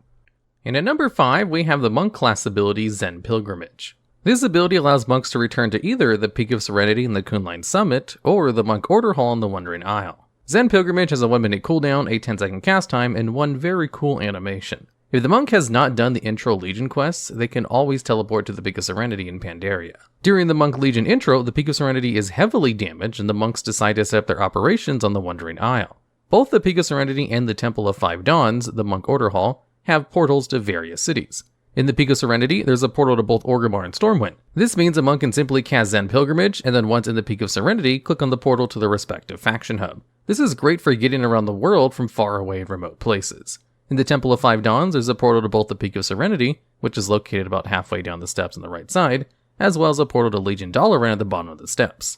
Legion Dalaran also has its own set of portals to Orgrimmar and Stormwind. Similar to the DK Deathgate, monks can cast the ability again from within their home temple to return to where they were originally cast Zen Pilgrimage from. This ability is unsurprisingly called Zen Pilgrimage Return. Zen Pilgrimage Return is an instant cast, which is nice not having to spend 10 seconds to cast it again. Interestingly, Zen Pilgrimage Return can be cast at level 1, but Zen Pilgrimage is not learned until level 11. And at number 3, we have the Druid ability Dreamwalk. Druids have always been able to teleport to Moonglade, and in Legion, the Moonglade teleport ability was replaced with the Dreamwalk ability. Both Teleport Moonglade and Dreamwalk have a cast time of 10 seconds, like most teleportation abilities in the game. Teleport Moonglade is automatically learned at level 22 and is replaced by Dreamwalk when the Druid does the intro class Order Hall quest in Legion. The Dreamwalk ability allows Druids to teleport to the Emerald Dream, where there are several portals at different places in Azeroth. In the Portal Ring, there are portals to several world trees across Azeroth, which makes Dreamwalk a very handy way of moving around the world. Among the locations offered by these portals include the Druid Order Hall called Dreamgrove in Val'sharah on the Broken Isles, Nordrassil in Mount Hyjal, the Great Tree in Veralis, the remains of Vordrassil in Grizzly Hills, the Great Tree in the Hinterlands, and the Great Tree in Duskwood. There is also another portal, Moonglade, so you don't have to worry about Dreamwalk replacing the Teleport Moonglade ability. The Druid Order Hall has a portal to Dalaran, which is directly connected to the faction hubs of Stormwind and Orgrimmar, which means the Dreamwalk can also act as a second Dalaran Hearthstone. One significant drawback to Dreamwalk is that there's no portals to Pandaria, any BFA zones, any Outland or Wards of Draenor zones within the Emerald Dream. Additionally, many of these portal destinations are not really useful, since there's not much max level content to do around them, seeing as most of these great trees are in far, remote, and desolate corners of Azeroth. For example, although a druid can teleport to Veralis at any time they want, why would they want to?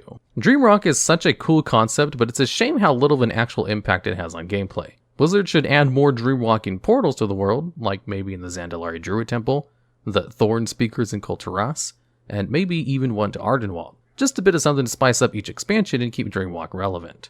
And at number 4, we have the Vulpera ability, Return to Camp. This ability is for all intents and purposes a second Hearthstone. Even better, unlike Astral Recall, this ability can set up the secondary Hearthstone location anywhere in WoW, so long as it is in the open world. Full players need to cast the ability Make Camp to set the spawn point. Upon doing so, a cute little tent and campfire pops up from them, and the player receives a buff called Camping. Make Camp has a cast time of 5 seconds and only a 10-minute cooldown. To return to the place where they cast Make Camp, Vulpera players must use the ability called Return to Camp. Upon loading back to where they made the camp, a Vulpera caravan pulled by llamas will drop off the player back to the little campfire and tent. Return to Camp has a 10-second cast time and a cooldown of 1 hour. The 1 hour cooldown is by far the greatest detriment to this ability. Even a regular Hearthstone only has a 30-minute cooldown, or a 15-minute cooldown if you're a guild with the Hasty Hearth perk. A secondary Hearthstone to wherever the player desires is a massive blessing, and Blizzard should seriously consider making something like this a baseline ability for all players. For example, the writer of this video uses his Hearthstone to get to the Shadowlands Covenant, and has the Vulpera camp in Orgrimmar because he's too lazy to grind Animef or an alt for the Tier 3 portal network. The Garrison Hearthstone and Dalaran Hearthstone are useful, but where they teleport the player cannot be changed. WoW is almost 20 years old at this point, and having another Hearthstone ability to set anywhere separate from the regular Hearthstone would be a major convenience. Hopefully Return to Camp is the first iteration of something like this. And at number 3, we have the Mole Machine ability, which is a Dark Iron Dwarf racial ability. When the player uses this ability, it summons a mole machine that the players can click on and then choose a destination to go to. The Dark Iron Mole Machine has a cast time of 5 seconds, despawns after 3 minutes, and has a cooldown of 30 minutes. The player by default knows 3 locations, Ironforge, Stormwind, and the Shadowforge City. Throughout the world, there are also other mole machines that the player can click on and discover them, allowing the player to access any of these spots. There are mole machines in 17 zones, with usually 2 or 3 per continent. We'll briefly list them all, and here they are. Ares Peak in the Hinterlands, Blackrock Mountain, Netherguard Keep in the Blasted Lands, Ungoro Crater, the Southern Barrens, Mount Hyjal, Blade Edge Mountain, Shadowmoon Valley, Honor Hold and Hellfire Peninsula, the Argent Tournament Grounds and Icecrown, the Ruby Dragon Shrier and Dragonblight, Stormstout Brewery in the Valley of the Four Winds, Coonline Summit, Blackrock Foundry and Gorgron, the Elemental Plateau and the alternate Draenor Nagran, and finally there's one in the Broken Shore. Perhaps Blizz will add more location options in the future, but this is already one of the best ways to get around the world easily and fast. Being able to go to so many places at the click of a button with only a 30-minute cooldown is an amazing utility teleportation ability and one of the most unique racial abilities that has ever been added to the game. And at number 1, we have the Mage Teleports. This is unsurprising since mages can not only teleport themselves to major cities and a handful of other places, but they can also form portals for any group members to use as well. Mage Teleport casts are 10-second long and usually require 3% of the player's mana. The Mage Teleport ability is learned automatically at level 21, but mages must visit portal trainers to learn teleportation destinations, which makes them one of the only classes in the game that can still learn things from their class trainers. Both Alliance and Horde mages can learn the following teleports: Dalaran Broken Isles, Dalaran Northrend, Hall of the Guardian, which is the Mage Legion Order Hall, and Oribos. While both factions can learn teleports to Shattrath's City ability, each faction's side is slightly different as it teleports a player to a different location in Shattrath. Specific teleportation destinations that are exclusive to Alliance mages are Barradin Base Camp on Tol Barad, Borealis, Darnassus, Exodar, Ironforge, Stormshield, Stormwind, Theramore, and the Veil of Eternal Blossoms at the Shrine of 7 Stars. Specific teleportation destinations that are exclusive to the Horde mages are Dazara Lore, Orgrimmar, Silvermoon, Stonard, which is a small encampment near the entrance to the Blasted Lands in the southern Swamp of Sorrows, Thunderbluff, Hellscream's Grass, and Tol Barad, Undercity, the Veil of Eternal Blossom at the Shrine of Two Moons, and War Spear. Additionally, there is one more secret teleport that mages can learn called Ancient Teleport Dalaran. This teleport brings the mage into the middle of the air above the crater of Dalaran in Hillsbrad Foothills, where the city used to be before it teleported to Northrend and Wrath, and then the Broken Isles and Legion. This ability can only be learned from the Ancient Tome of Teleportation, Dalaran. Teleporting to Dalaran's old location will put you quite a ways up in the sky, so make sure you don't teleport anyone to their death. I mean, it's not like anyone would ever do that intentionally. During Legion, there was also a portal in Dalaran to this location located in the Chamber of the Guardian, with a sign in front of it reading, "Warning, drop." To get this item, a mage must go to the Scarlet Halls dungeon, defeat Flameweaver Kolger without allowing him to burn any books with one of the fight mechanics, loot his corpse, and then the Ancient Tome of Teleportation Dalaran from one of the bookcases in the boss room. After this, mages can also buy the Ancient Tome of Portal Dalaran from Endora Moonhead in Northrend Dalaran.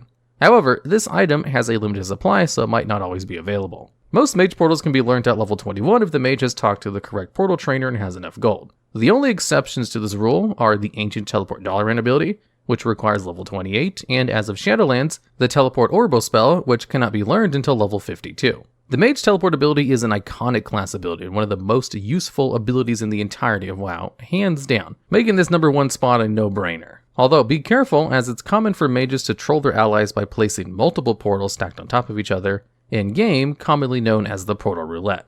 Maybe you end up in Undercity, maybe the Shrine of the Two Moons, maybe War Spear, or maybe you fall to your death.